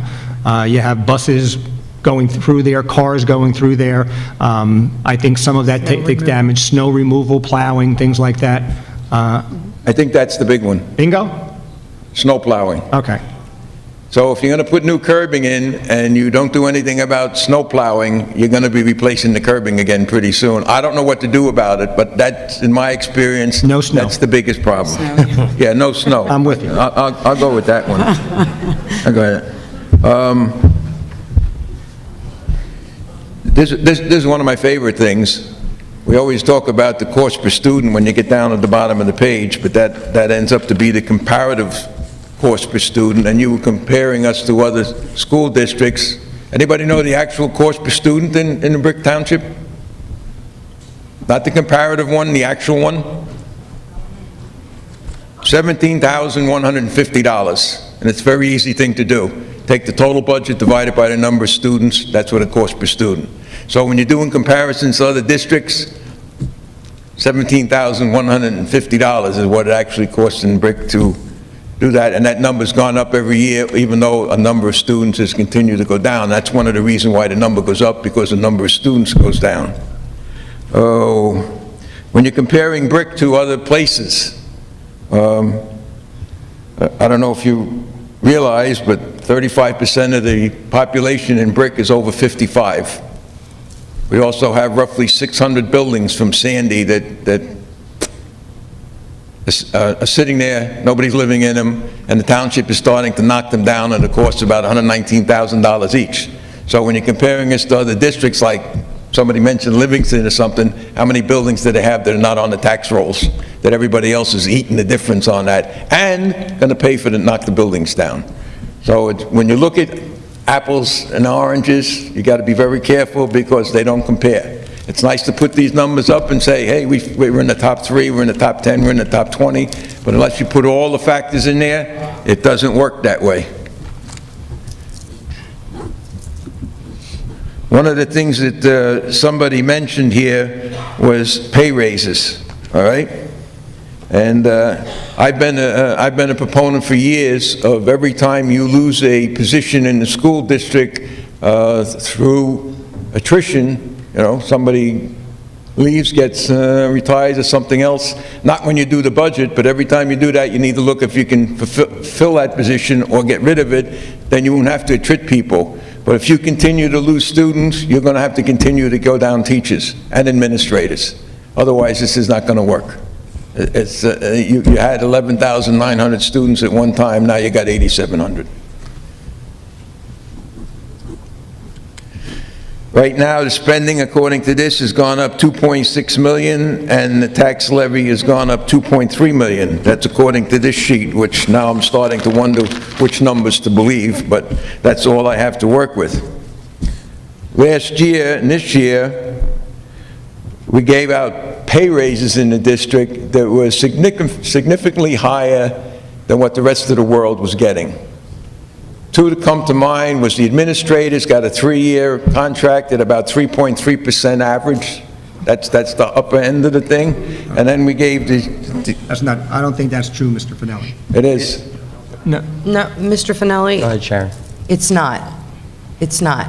And I sat on the negotiations committee with Mrs. Cusinelli, and not knowing the exact numbers, because it's been a little while, and having gone through 3 negotiations, what I will tell you is the administrators were out of contract for 2 years, Mr. Philippone. So there was nothing given to administrators retroactively. So for 2 years, there were no raises. Going forward, we gave them a 4-year contract? Correct. Okay. So if you were to take what they got and averaged it, including the 2 years that they got nothing, it does not come out to a 3.5% increase. 3.3, I said. 3.3. A lot of people got no raises for several years. Lots of the working world got no raises. Well, I just think that when you're characterizing a negotiation, it should be accurate, whether other people did or didn't. We're talking about the bargaining unit here, and they did not get a 3.3% increase. If you average it over and take into consideration the 2 years, that they got nothing. That's not the way... They're contracted, they are contracted employees. I understand that. So, you know, you have to look at it in that realm. I didn't make up the number, that's what was presented to us. Just like the TWU contract, which the first year was 6%, then 4%, 4.5%, right? The rest of the world is not getting those kind of percentages. And if you continue to make the salary 82, 83, 84% of the total thing, and then when you want to do all these other things, you only have 18% of the money to play with. Thank you, Sharon. We understand. Next. That's it for now. Thank you, sir.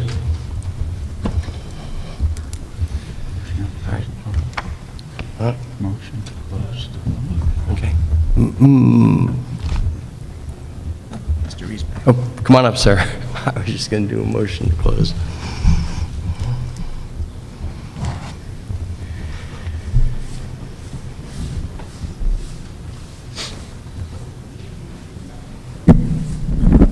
Okay, one of the other areas I had questions about was the workers' compensation.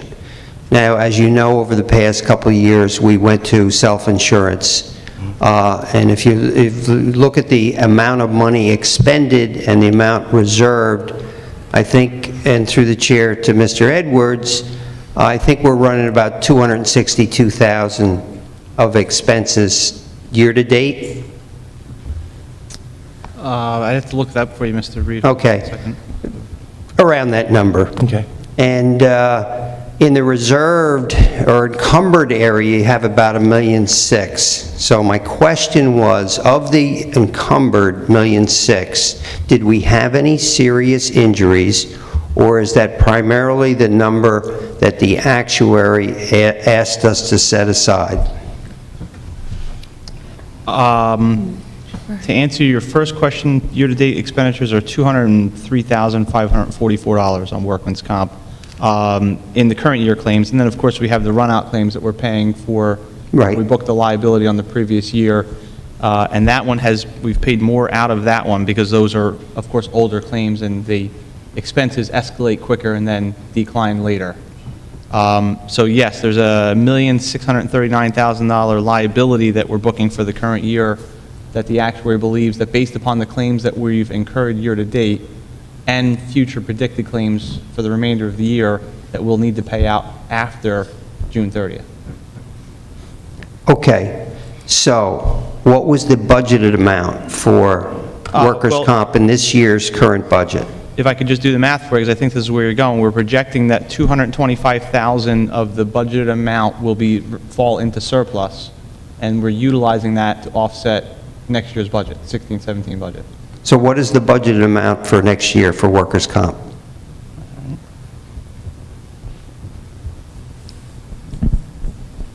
To answer your, well, I want to give you an answer to the first question, if you don't mind, because then I'll have to come back to the screen again.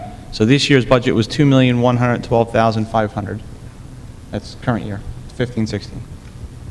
And then the 16-17 budget is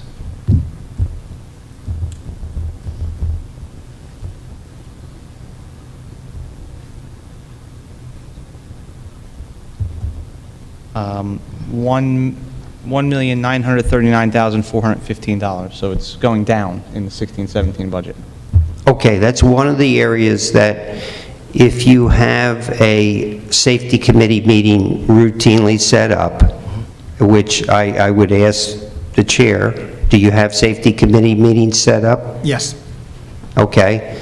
Also, do you have a policy for light duty to bring people back? Yes, we do.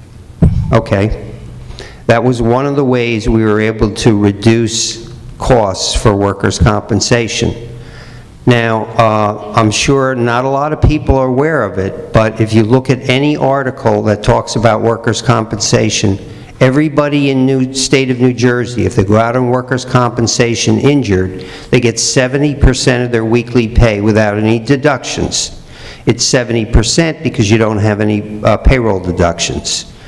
There is a unique carve-out for anybody that works in a school district whereby if they go out on workman's compensation, they get 100% of their pay without any deductions.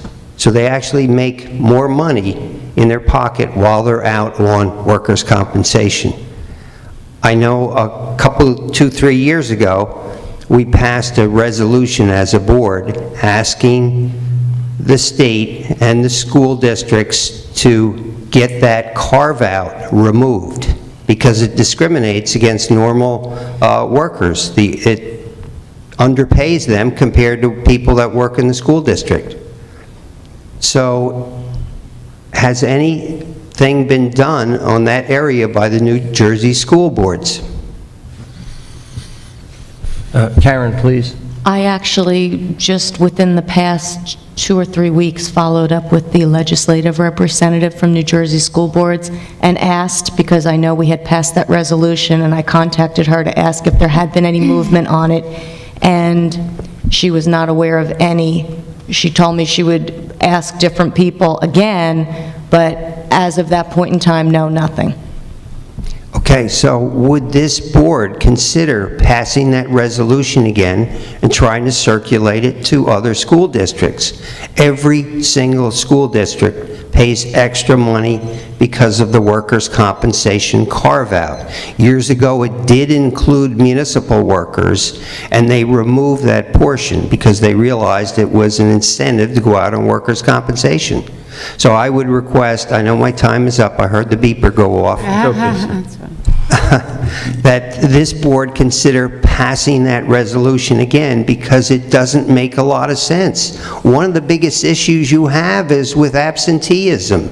How are you going to reduce absenteeism? It's a huge expense to the district.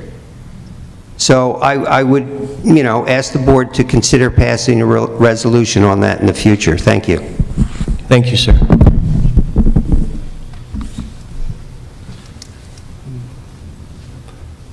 Motion to close public session? Second.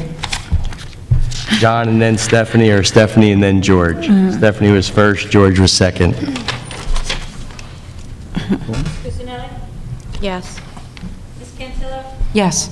Mr. Barton? Yes. Ms. McCullough? Yes. Ms. Walrath? Yes. Mr. White? Yes. Mr. Lamella? Yes.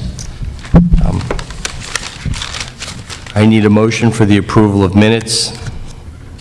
I make that motion. I'll second it. Victoria first, George second.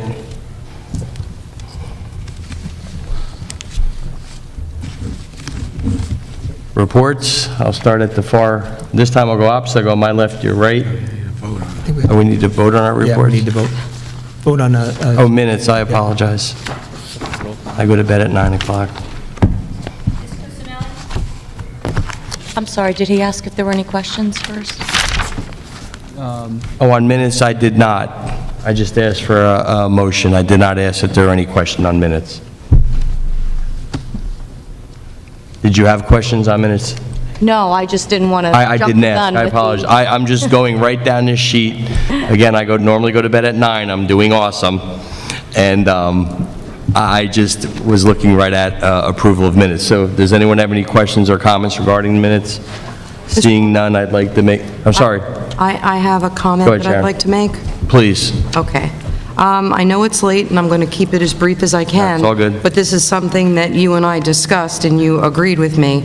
I have to abstain on the executive session for March 17th and the March 21st meeting. Okay.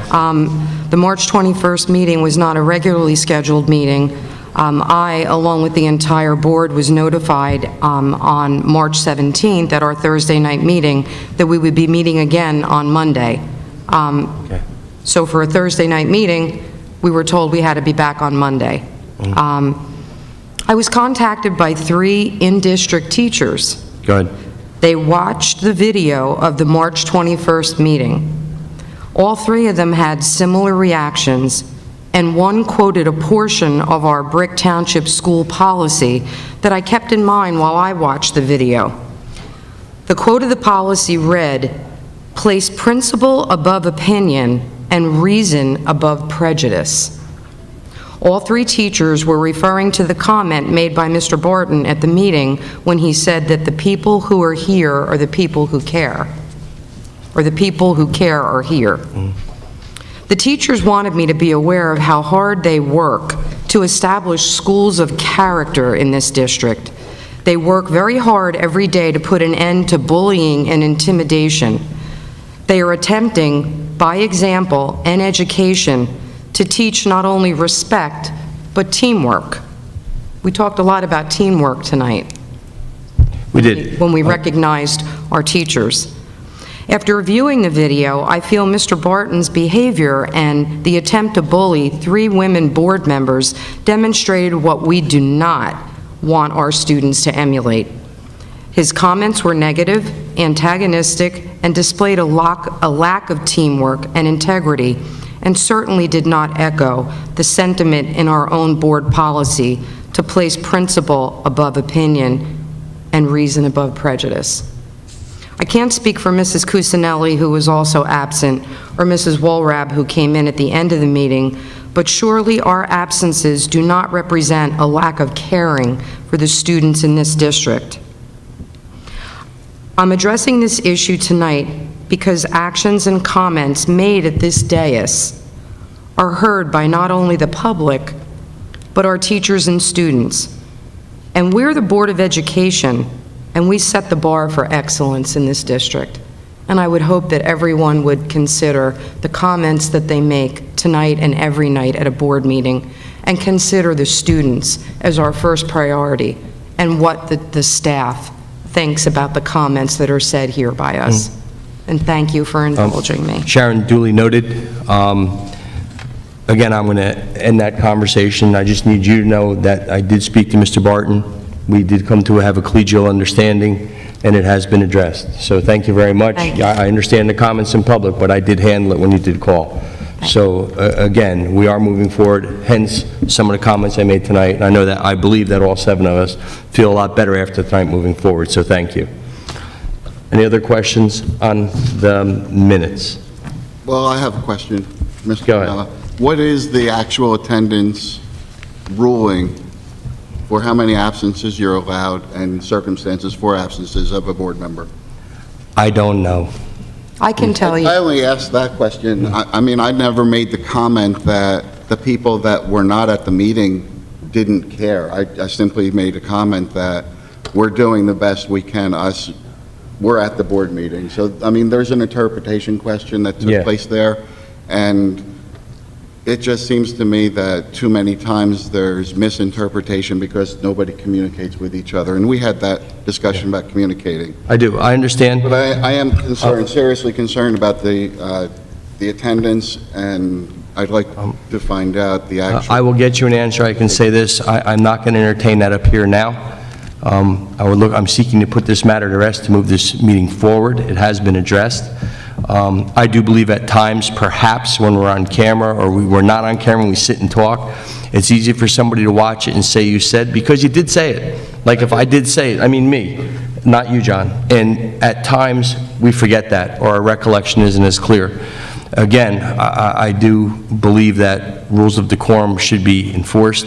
I mentioned that at my first meeting. Since I've been here, it's been 4 months. Everybody who couldn't make anything has always been prompt and called me and told me up front, and I'm pretty comfortable with that. But I will get that number, and I would like to move forward with the permission of the board. All right, I'd like to have a motion for the approval of minutes. We just need Do roll. we have a motion? We have a motion. Awesome. Then let's have a vote. Roll call. Ms. Cusinelli? Abstain on number 3, yes on 1 and 2. Ms. Cantillo? As I said, I have to abstain on the executive session for March 17th. I wasn't here for part of it, and I am abstaining on the March 21st because I was not here. And yes to... Yes, on 17. Sharon? Sharon, yes. Sharon, yes on 17? Yes on Excuse me? Yes on 17? Yes. Yes, yes on 17. Mr. Barton? Yes. Ms. Bacala? Yes. Ms. Walrath? Yes. Mr. White? Yes. Mr. Lamella? Yes. Committee reports, I'll start to my left, moving down. I know George is the Chair of Facilities and Grounds, but John often does the speaking as per their agreement. So John, do you have anything on? I'm going to let George do this. Go for it, George. We can organize here.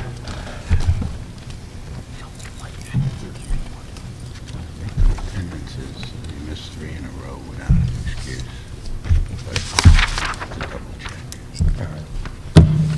Thank you, Mr. President. At the Facilities Committee meeting, I attended Mr. Barton, Mr. Gianello, Mr. Edwards, Mr. Riddell, and Mr. Iamello from the architect's office.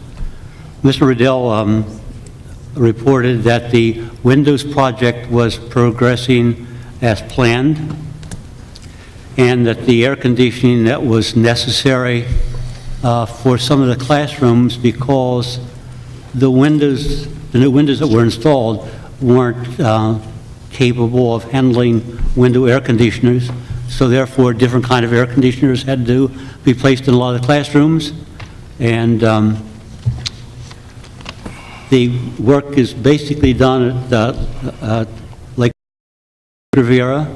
It's 80% completed at Drum Point, and most of it will be done by necessary, which is May 1st.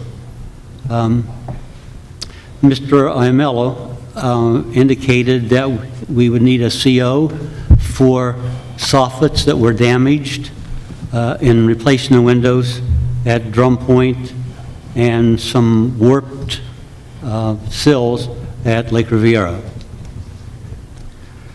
Mrs. Bacala brought to our attention that the local government energy audit is available, and Mr. Edwards is going to follow up on that to see if we are eligible, in fact. The last one was done in 2010. Mr. Edwards is going to follow up on that and see if we can apply to the program again. Mr. Haifanis, I know was here before. He's interested in a sustainability resolution. We're trying to get some clarification of that from the New Jersey school boards, and Mr. Barton is following up on that. Mr. Caldez, I want to compliment you on the excellent presentation you did for facilities. Many of those discussions, many of those things you had there were things we've been discussing in facilities committee meetings. So thank you very much. And we're going to continue with those. The one area that we're concerned about, of course, really concerned about, is Mr. Gianello invited me to take a tour of Brick Memorial High School, which we did. We talked about the doors there in the auditorium that need to be replaced. But also, we took a look at the athletic field, and particularly the baseball field, which is unusable, as I'm sure many of you know. The drainage is a problem. In fact, the varsity baseball team can't even use it. They have to go across the street to Brick American to play their games. I'm sure the Board of Education is deeply indebted to the Brick American for allowing us to use their field, and they do a very good job, and so I want to thank them, and my gratitude to Brick American for the job that they do for the Board of Education. The final, one other thing, lead testing for the schools for water fountains is continuing in cooperation with the MUA.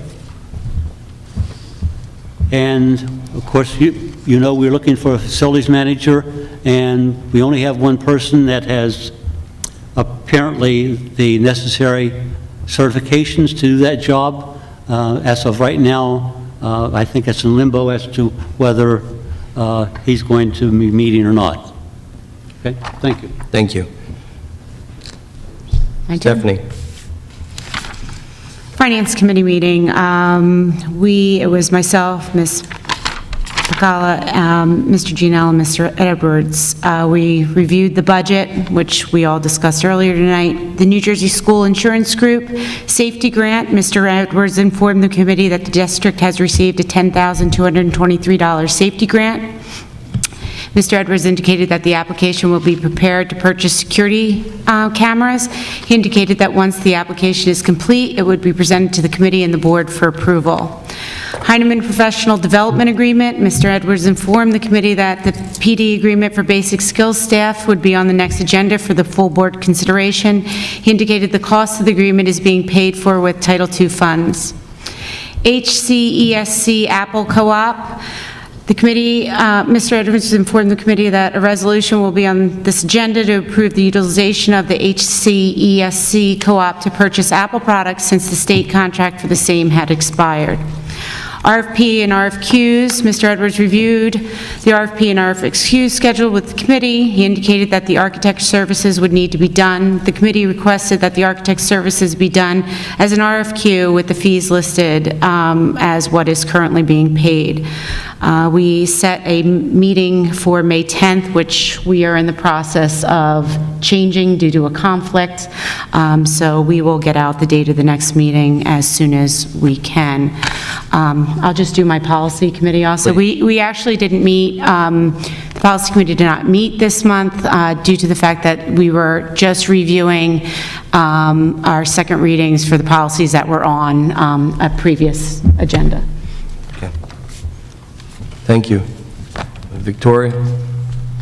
As far as the Personnel Committee goes, all the items on the agenda were reviewed, and the administrative notes were placed on this agenda for the entire board to review. There'll be a posting for anticipated positions for those individuals that are retiring. We briefly discussed the demographic study, and we talked about the teacher staffing and possible reduction in staff for the budget. And, nothing was decided at that time. And the facilities manager position did have 7 candidates, and 1 candidate was qualified, but has informed the, Mr. Edwards that he's took himself out of the running. So that was the... We'll be reposting that position tomorrow. Thank you. Interim Superintendent's report? I'm up? You're up. Okay. I'll make it as quick as I can. I had the pleasure of attending the Unsung Hero Awards. Mr. Barton, thank you for coming with us down to Little Lake Harbor, where a student from Brick High School and Brick Memorial were honored. Some fantastic stories, a long night.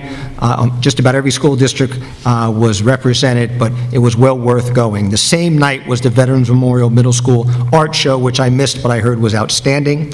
Congratulations to Cheryl Best, the drama teacher here at Brick High School, for the Ocean County and her students for the Ocean County Teen Arts Festival. Winner, top prize of $5,000.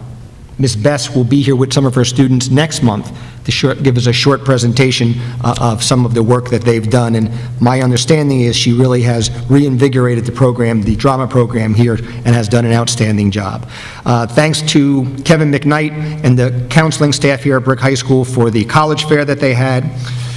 Thanks for the Veterans Memorial Elementary School PTA for the Courtyard for Kids program. They've arranged for Home Depot to supply soil, mulch, flowers, and veggie seeds, and a master gardener from Ocean County to come and create a space inside in one of the courtyards in the school as a learning environment. And a lot of work done by the PTA there, and we thank them for that. And last, an honor for, and we're honoring teachers and staff tonight, somebody that was honored from Mexico, or by Mexico, Judy Harzer, the visual arts teacher at Brick Memorial, was traveled to the National Palace in Mexico to display, she was invited to go there to display her artwork in the International Cultural Art Festival. This was back in March. I was informed of it after the fact, excuse me, and didn't get it on the April agenda, or got it on the April agenda, so I want to congratulate her for an outstanding job. And that's the superintendent's report, and losing my voice. I didn't open it, my germs are not on it. Thank you.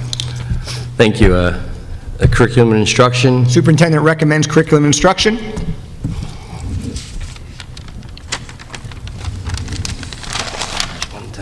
Items 1 to 9. any board comment on curriculum instruction? I'll start to my right with Victoria. Do we have any questions or comments?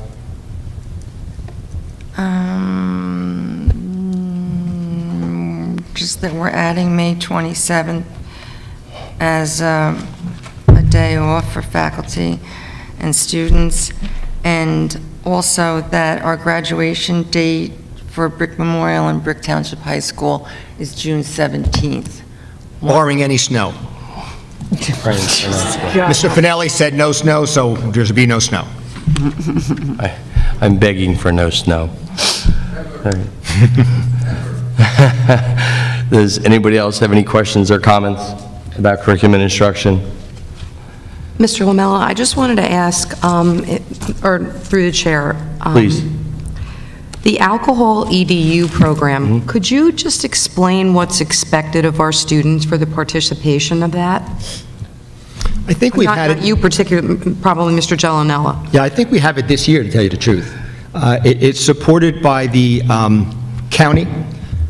We take part in it, and it's at no cost to the district. I believe it's an education program they put all ninth graders through as part of the ninth grade curriculum. Probably in the health class they'll deal with it. Is that true, Sue? In the health class, and it's like I said, free to the district. We only pay if we don't use the program and put everybody through it. Before it went on, I spoke to Mr. Philippone about it. He highly recommended the program, thought it was outstanding, and the teachers are trained in it and they move it forward.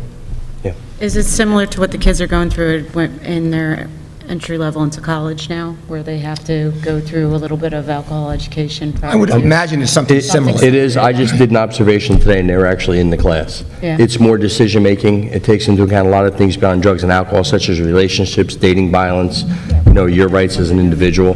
So I really like what I saw. They came in, they did a great job. They bring all their supports with them, and it's normally, we had in our building 2 people in every classroom. It was done really well. I was really happy with it. And that was brought in by our SAC, by the way. That's great. I'm glad to hear that.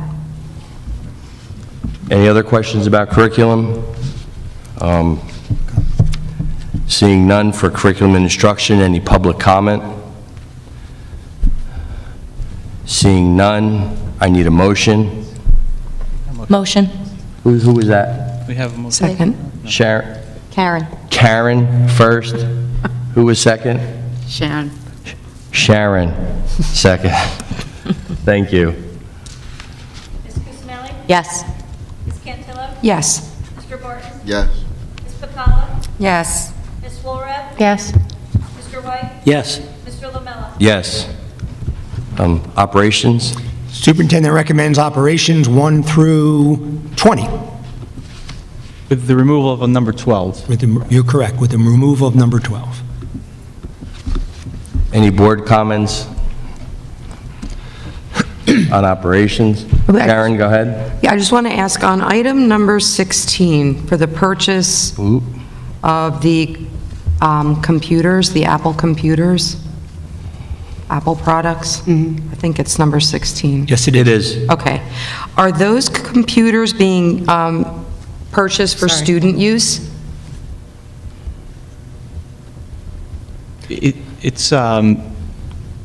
We're not purchasing any computers with this resolution. This would just allow, if we need to replace, and these are all, by the way, these are mostly all student computers.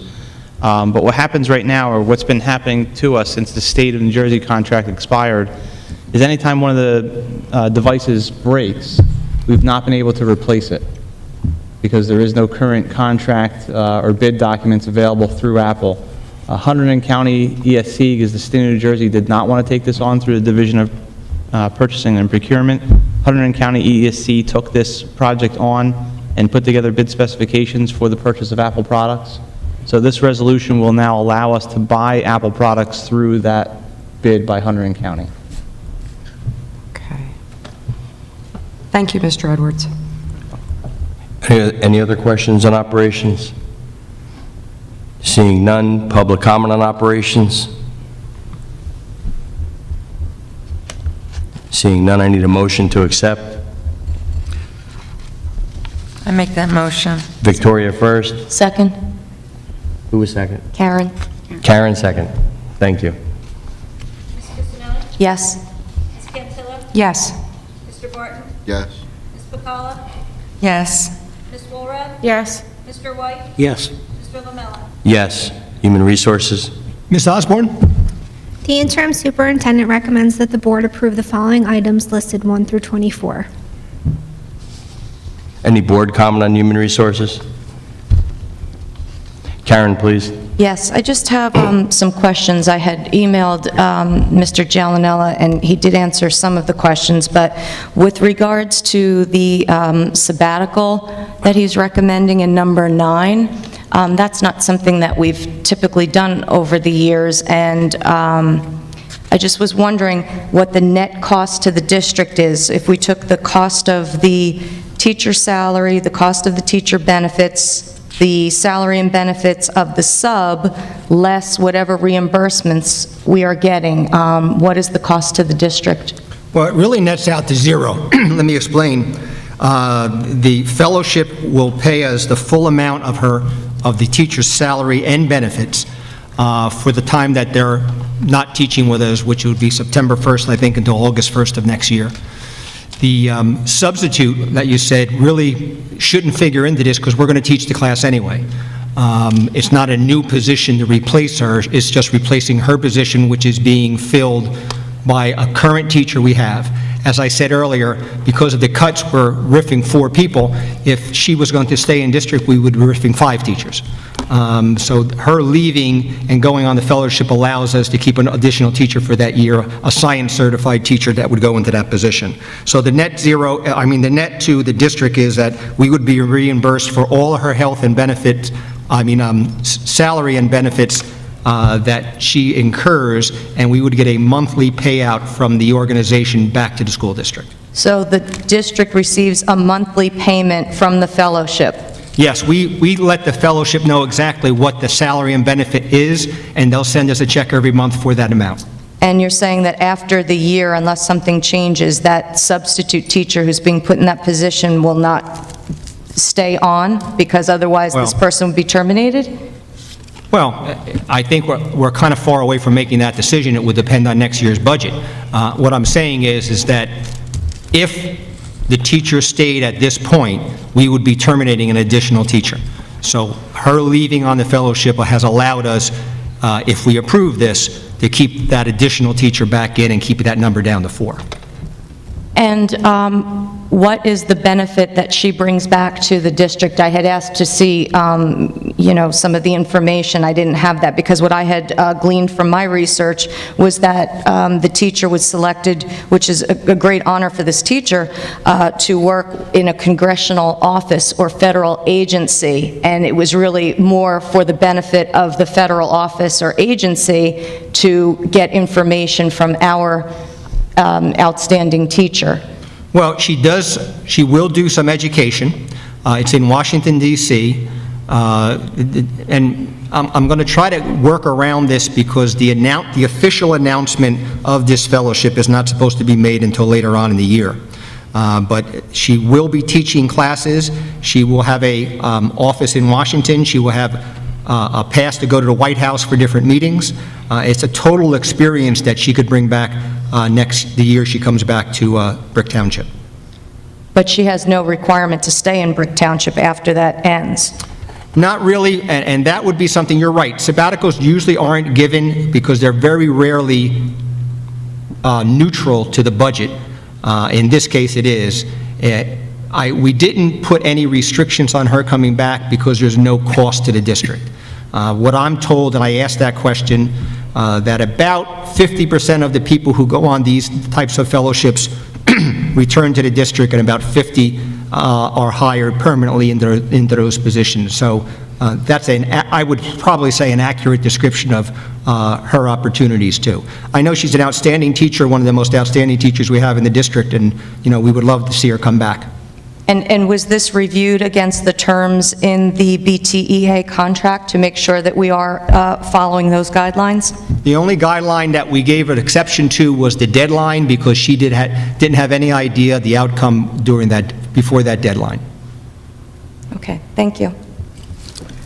Thank you.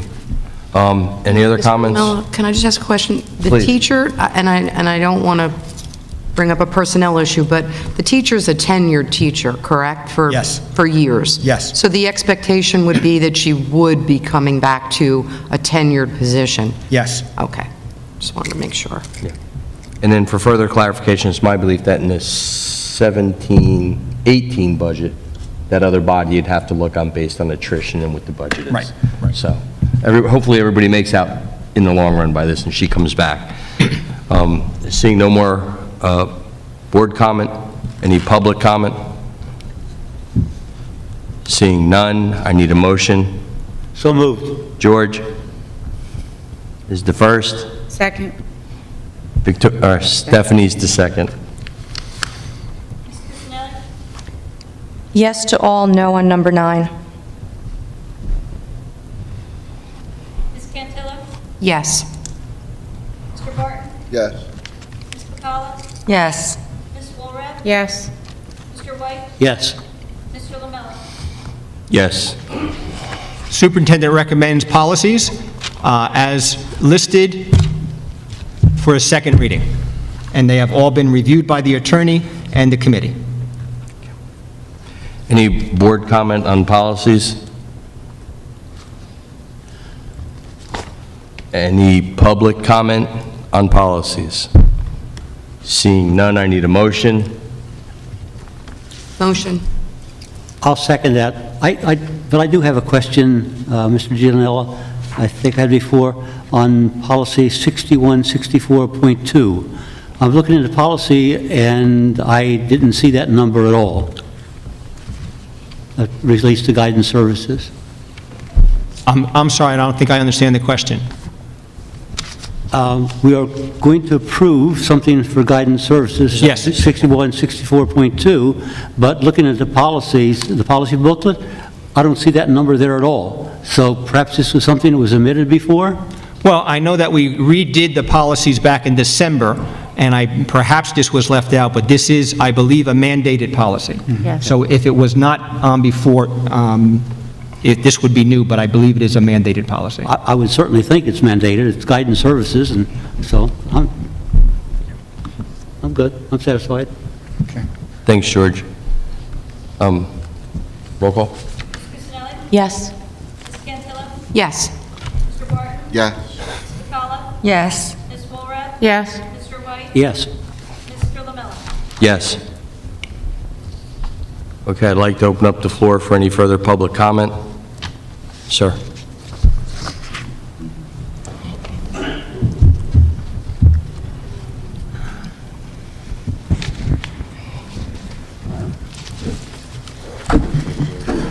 I was a little surprised at the last meeting to find out that we did another demographic study because we did one 3 years ago. So could somebody tell me why we did the last demographic study, which was, I guess, completed in February? Sharon, please, if you have some input. I could probably answer that. With all of the new building that's going on in town, the apartment complex over by the post office, the new one that's going in, straddling Hooper Avenue and Brick Boulevard, no one ever came to the Board of Ed and ever asked us or consulted with us about how many students we could expect, how do we budget for those students, and that's number one. Number two, with all of our buildings and the enrollment in all of our buildings, they are very old, as you know. They were built many, many years ago when we didn't have the programs, the specialized programs that we have now. So in a regular-sized classroom, you could probably fit 25 children. There are certain programs, self-contained programs, that you can probably only have up to 8 children in, and they are increasing. So what could have held 25 children now has to hold 8. So to take into consideration all of those specialized programs, it's decreased the amount of space that we have in each building. So we had to look at how we're going to balance the district and not have overcrowding at one school and not at another. So we did a study to see how we can make everything equal, in addition to how we're going to plan and what we're going to plan for the new building that's taken place in Brick Township. That's the best way I can explain it. That's what I thought. Did this organization give a presentation to the board members on? We haven't gotten well, we got the demographic study, but I don't believe it's been discussed in committee yet, has it? Yes, it has. Okay. Yeah, the committee, well, it's We haven't past my adopted it. bedtime, Mr. Edwards. Did the committee discuss this yet, or was it just presented to you and me? The demographer met with you, myself, and Dr. Caldes. The committee has not met yet. Okay, The committee was just... Yeah, I didn't think so. So the people that did this did not give the board a presentation? Not yet. Okay. Well, let me give you some questions to ask, okay? I'll save you some reading. To project what's into some of these buildings, and by the way, some of these developments are not going to be completed until each section is built. So they're not building the whole development and then trying to sell it, they're building a section at a time and then trying to sell it, all right? And then, according to this, they use census data to project exactly what you're talking about, okay? When was the last census? 2010. 2010. So if they used the 2010 census, the information would be 6 years old. They didn't use that one. They used 2000. So the information that they're giving you is 16 years old. I have no idea why they used the 2000 census, but that's what they did. They also talk about birth rates in here, and they use up to 2012 for Brick. Well, that's already 4 years old, so I don't know why they did that either. But you might want to ask those questions, why we're using 16-year-old data to try to project what you're going to do. Another question I had, and you might have answered part of it, but let me read what it says here. According to the district's long-range facility plan, total educational capacity in the district is 8,679. Using district practices methodology and 8,699 using facilities efficiency standards, which I don't know whether either one of those are. The district practices methodology considers how the building is utilized by the school district and its targeted student-teacher ratios. Do we have a targeted student-teacher ratio? I'm sorry, Mr. Edwards? Finelli, what was the question? Yeah, We have I got up at target student- 3:30 this morning to go turkey hunting, so I'm getting tired too. It's all right, Pig. Do we have a targeted student-teacher ratio in the school district? Sue, you may have an answer. I know in certain districts, we have numbers we prefer for elementary, middle, and high school. Do you have a target number which is ideal class size, teacher-student ratio? It's no different in Brick than it is anywhere else. You try to keep the student ratio number lower. Correct. In the K-2 program, we tend to make it a little bit higher in 3 to 5, and then certainly start to move that number up in our 6 through 12 program. Of course, there are exceptions to that rule because you have special education programs that have regulations and requirements that require that that room only holds so many students per teacher. And there are other specialized programs where perhaps the facility itself, such as the science lab, would require a smaller class size. But yes, there are targets that we look at.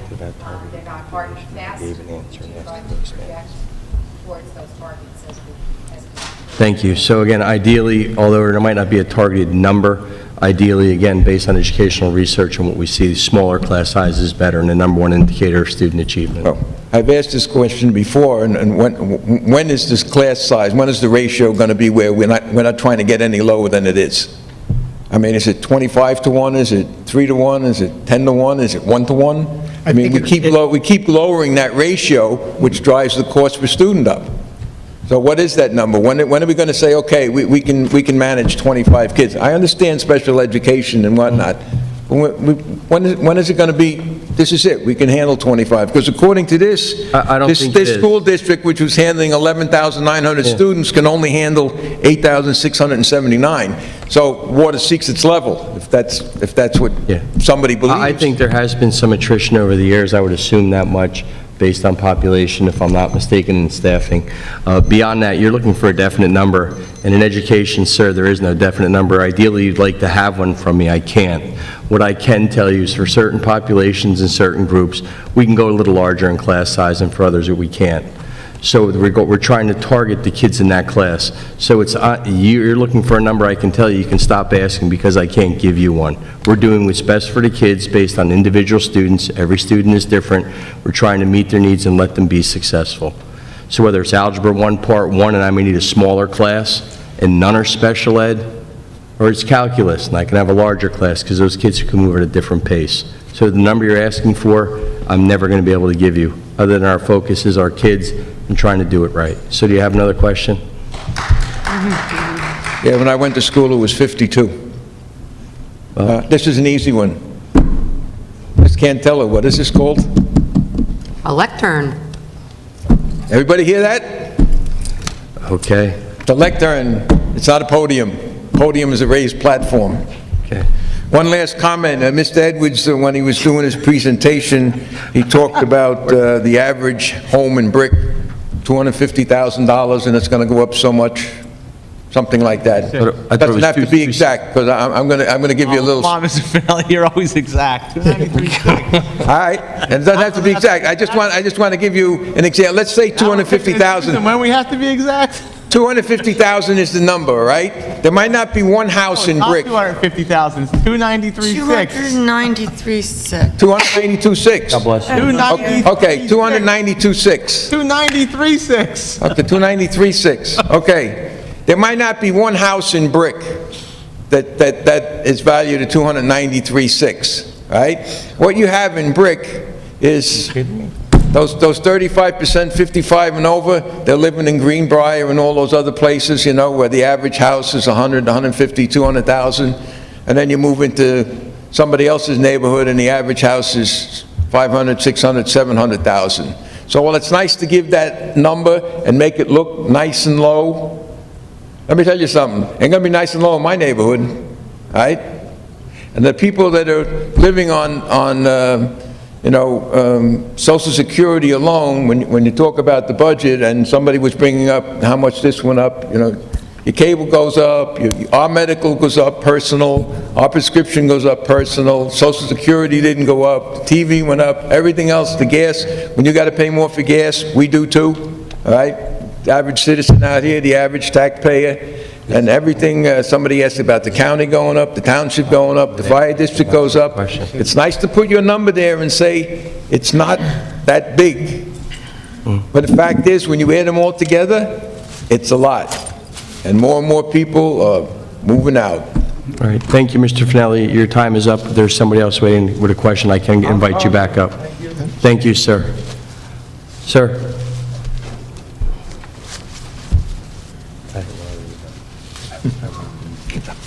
And her timer didn't say.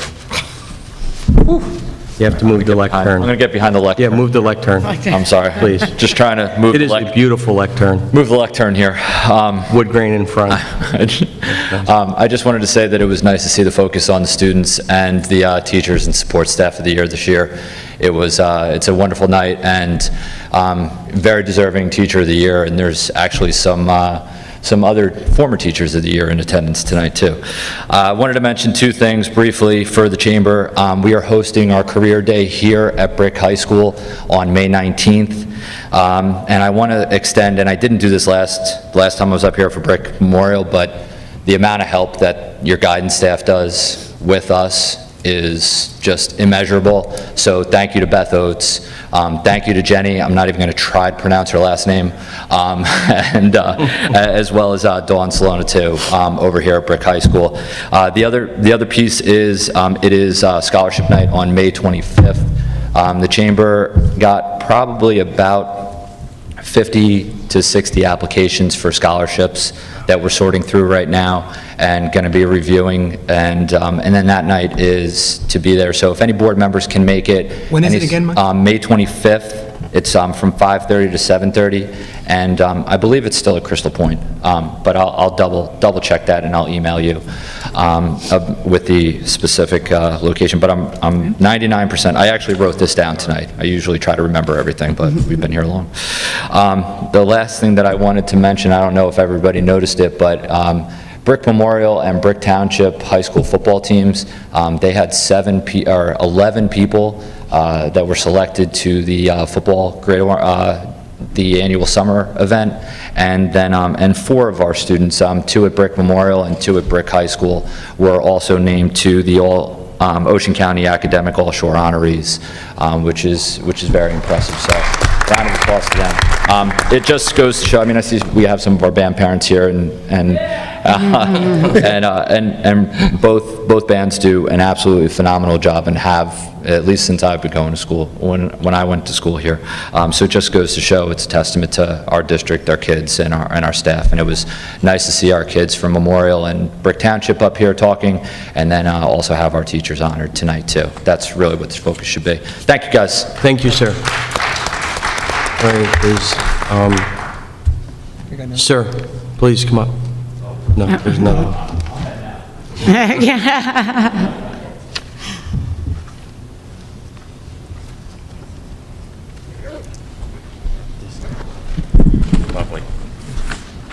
Victor Fenimore, 137 Queen Anne Road, Brick. Your number to the question of the tax rate's 1.9 for municipal side, and your proposal is 3.5, so that would leave the taxpayer at Bricktown at 5.4 estimated for their tax increase. The municipal side is estimated at 293 home value, which is going to run the taxpayer roughly $59 added increase based on a budget. Now we're going to add this portion in, which will probably be depending. When looking at, I worked on budgets. They're not easy. No way, I understand it. I've had to make some serious cuts to departments and divisions in the past, so I truly get it. And you have objectives and goals to achieve at the same time. It hurts all the way across the board. One of the ways I've always looked at it is, what can the person afford? And if you work with that number, back it down as we're going to come to your numbers. The bus signs, I came up with that one, worked with that last year, presented to the board. Sharon, I think you were here. But there was a few other people. There was some profit in there. If you market it with the schools, it's based on a network of how many buses, how many other schools are involved. Could it replace windows? Could it replace doors? Could it get some books in there? There is some money there to work from. It's not going to resolve everything, but that is a part of it. You have to find a lot of different resources to compensate. Yes, the school needs money, but at the same time, you have to find a way to bring that money in to offset it, because yes, over 1,300 homes up for sale in Brick, that's not good. People are leaving, not coming in. And what is coming in is mostly renters. And when you get that report at the end of the year, you're going to find out how those numbers are changing. So, I mean, there's a lot of things to work into, and there is no transparency with the township. You have to get to these board meetings. Who wants to come in with the planning board? What industries wants to come in? Who wants to build more condos, more townhomes? What was it the estimate? We need 3,000 more units in Brick? That's going to be a lot of kids. I mean, children need a place to go to school. They need a good school to learn from. But if you overset that cost, where are the people going to pay? And then we're going to have a budget, and that budget's going to go through the roof. Then what's going to eventually happen is you're going to wind up saying this: if you want to live in Brick, you're going to need a minimal income of $60,000 a year or greater to live here to pay the taxes. 3/4 of the people in this town don't make that kind of money. They're working minimum wage, $15 an hour jobs. They're not going to be able to afford it, and they'll leave. So what compensates it? Vouchers. And with that program, that's people coming back into schools, more children. Yes, they need a place to go, but things add to more costs. So we got to get back to bringing more businesses in, a way to help offset, so this way the school system get their funding, the township can get their funding, and it's a break even from all sides. And keep in mind, there's a chance that the gas may go up. Natural gas, they're still fighting that. If that goes up, that's another hit to the residential and to the school system and to municipal, because everything runs off the gas. That's it. Thank you. Thank you. Seeing no one else come forward, any final closing board comments this evening? I'll start down to my left this time. Thank with you. Karen. Go ahead. First of all, I would like to once again congratulate all the teachers and support personnel of the year. It is a great night, and I also would like to thank Mr. Lamella for putting me on the committee to select the District Teacher of the Year, which I've done the past few years. It's time-consuming, but a labor of love, and it really is wonderful to read the applications. We have some outstanding professionals in the district, so thank you for giving me that opportunity this year. Also, Mr. Haifantis had come up and spoken about the Green Fair. Phenomenal. Please, everybody attend, and the best part was seeing the students participating and how excited they were to be there. It was great. With regards to the budget, I would like to thank everybody for the hard work that they put in. I'm happy that we do have some things that benefit the students that they need. I'm very happy that we also have some facilities upgrades, but I have to say I'm very disappointed with a 3.51% increase. I don't think that is something that I don't think it's fair to the taxpayers, and with the times that we're living in and still recovering and ratables being lost all the time, I wish that there would have been more of an effort to offset some of the expenses with efficiencies and savings. It's just what reality is. This is what we need to do in our own homes, and this is what we need to teach our children, is that there's not a money tree, and the taxpayers are not a Mac machine, and we can't just, it would be great to always get what we want, but you have to find creative ways to offset it and be conservative fiscally, and I am disappointed that the increase is as high as it is, but my bigger disappointment is the lack of transparency given primarily to the public.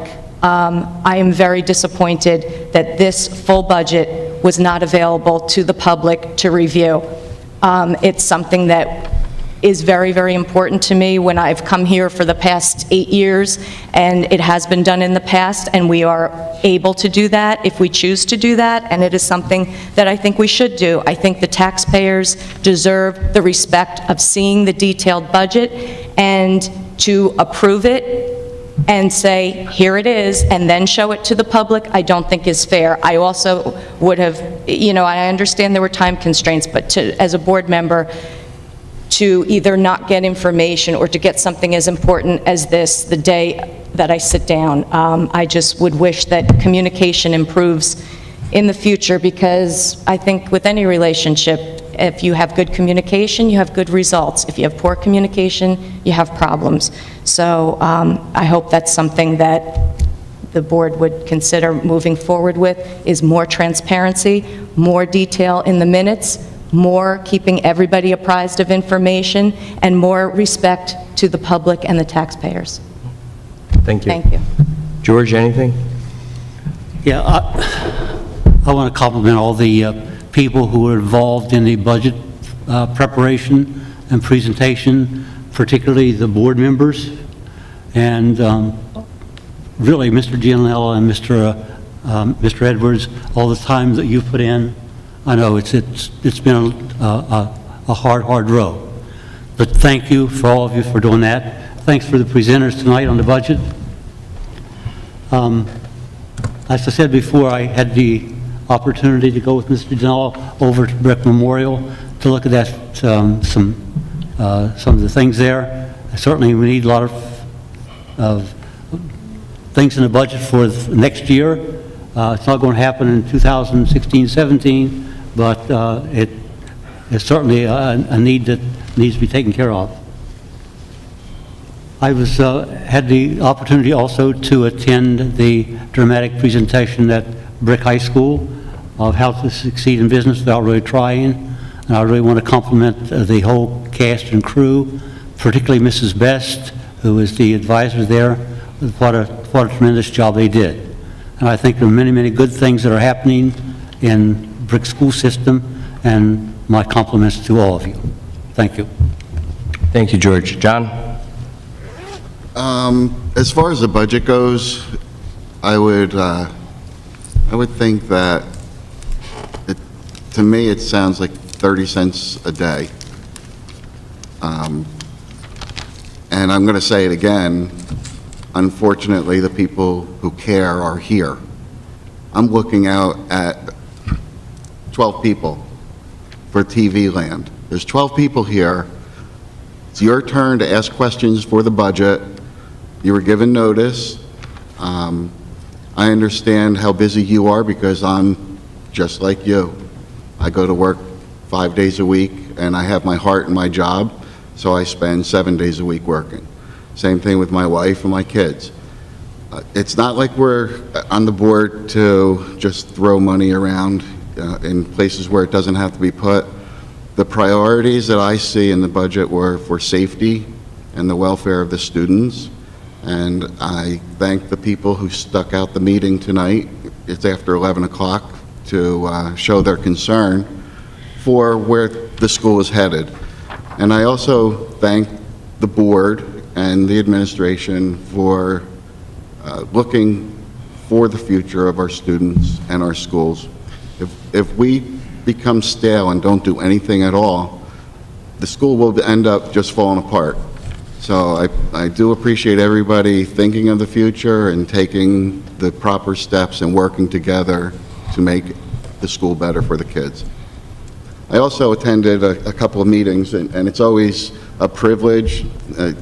They put you, like, they honor you because you're on the Board of Ed, and I appreciate the sentiment that people send to us as board members. Again, I'm here because I'm a teacher, and the school was in need of improvements, and I would like to see the improvements continue. Thank you. Thank you. Stephanie? Tonight was a great night with the teachers and the support staff. I really enjoyed that. I think we have a lot of wonderful, wonderful teachers in our district. I have to say, Mr. Reed, I totally agree with you, and I would like to ask the board and Mr. President that we do move forward with that audit as soon as possible. There are some things within this budget that I have some, still have some concerns about. I feel sometimes, and when I was reviewing this, that I wasn't really clear where some of our past numbers came from and what was actual and what was spent and where those budget numbers were put in and why there was a 50% decrease one year and now we're paying for this year. And I'm not blaming, I'm simply saying it's kind of hard to move forward when you're not really sure where and how you came from as far as where some of these numbers and some of the decisions that were made. And I feel that a lot of times it's like you said, it's only been 4 months, but we seem to sit up here and we're being asked for change orders and we're being asked to move money into different accounts. And it's a lot of information in a very short period of time. And I really think that that audit would be very helpful. And I think it might have been very, very helpful in this process. So I would like to make it a point that we do move that forward sooner than later. But having said that, it's, I think there were a lot of great things here that were put forward in this budget. I have to tell you, with the facilities being the way they are, I mean, I don't see anything really extravagant. I see things that need to be done. It's not easy. I don't want higher taxes. I don't want to pay more money. But at the same time, I have children in the district. You have children in the district, and we're trying to make an investment in their future. And, my father always said, you get what you pay for. So, it's not an easy choice, and this wasn't an easy budget. And, a lot of things did wait till the last minute because we were waiting on a lot of numbers and we all had a lot of questions. I think an audit is needed, is warranted, and I think we need to move forward with that immediately. Thank you. Sharon? I think it's late, and I'm going to be very brief. There are certain days and nights that it's very rewarding to be a board member. Tonight was one of those nights. To see the talented staff members and the compassion and the caring for the students in this district was overwhelming tonight. And I just want to thank everyone that was here and congratulate everyone. I'd like to thank everyone that worked hard on the budget. It's a very, very, very hard task. It's a hard task to do. It's a hard task as a board member to digest. And I know that everyone's here for the right reasons. Everyone has to agree to disagree on certain things, but in the end, we all have to agree to do the right thing for the school district and for the residents of this town. I'm sure we can come to an agreement.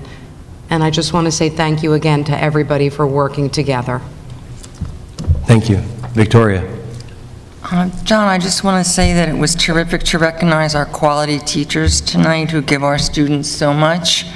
I think they deserve our support, as well as the dollars to back up our support, to give our students the quality education and innovative programs that will increase student achievement and at the same time increase our property values in the town. I think good schools attract good teachers, good schools attract families that will contribute in a positive way to our school district and our goals. And just for a little commercial, on May 4th at the Brick Township High School Library at 6:30 p.m., the Special Education Parent Advisory Group is giving one of their first presentations and meetings. They call themselves advocates of students that have different learnings. I have to ask Mr. Jewis, it's what they call themselves. No, they don't call themselves that anymore because they're a Special Education Parent Advisory Group now.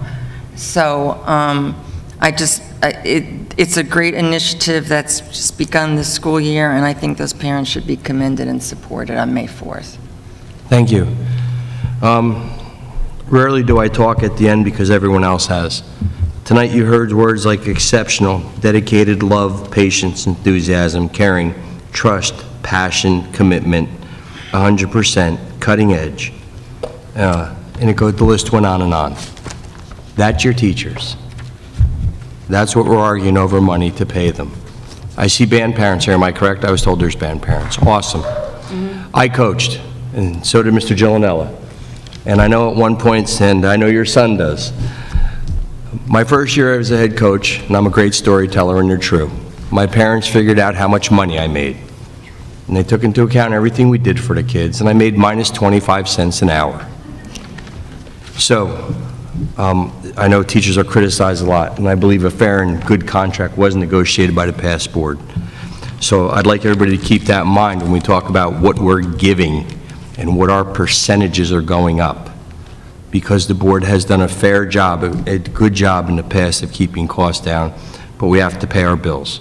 We used words tonight like no more creativity, or we'd like to see creativity when it comes to paying bills. I'm going to say this, I want to see creativity in certain areas, but I don't believe we should be spending anticipated funds moving forward. Let's learn from this. The money we thought we would see didn't come in. It's no one's fault. But let's move forward with what we have, and I've seen that mistake made in other areas of life too. It's not a mistake, it was a reality for us. In terms of transparency, we are going to try to do a better job. I did actually ask Mr. Edwards, and I said, geez, you know, when I came on board, I said, in terms of getting stuff out to the public, just do what you did in the past. Do what you did last year. And I was concerned when I got your email, and I asked him to look into it. Last year, you voted and adopted the budget, and then everything was put online. So I apologize. I'm not going to apologize. I moved forward in a direction that I thought would happen last year. So moving forward, we can try to get things out sooner. But we're in a crunch for numbers, and we wanted to be as accurate as they could. And I do believe in what I said about teamwork and working together. So I want to thank everyone for coming out. I appreciate your support. We appreciate your support. And I know the children of our district do. And at the end of the day, for the first time in many months, all of us are saying the word kids, and that's awesome. So, calendar dates, May 2nd, special meeting to vote on the budget. May 19th, the regular meeting. May 27th, schools closed, pending approval. Was approved. Approved. And May 30th, Memorial Day, and Before we blink, graduation will be around the corner. So I need a motion. Motion. Motion. We have Second. Karen and Sharon, first and second. They want to get out? Yes. Yes. Mr. Thornton? Can we do that by acclamation? Anybody going to disagree? Mr. Thornton? Yes. Ms. Bacala? Yes. Ms. Ulrich? Yes. Mr. White? Yes. Yes.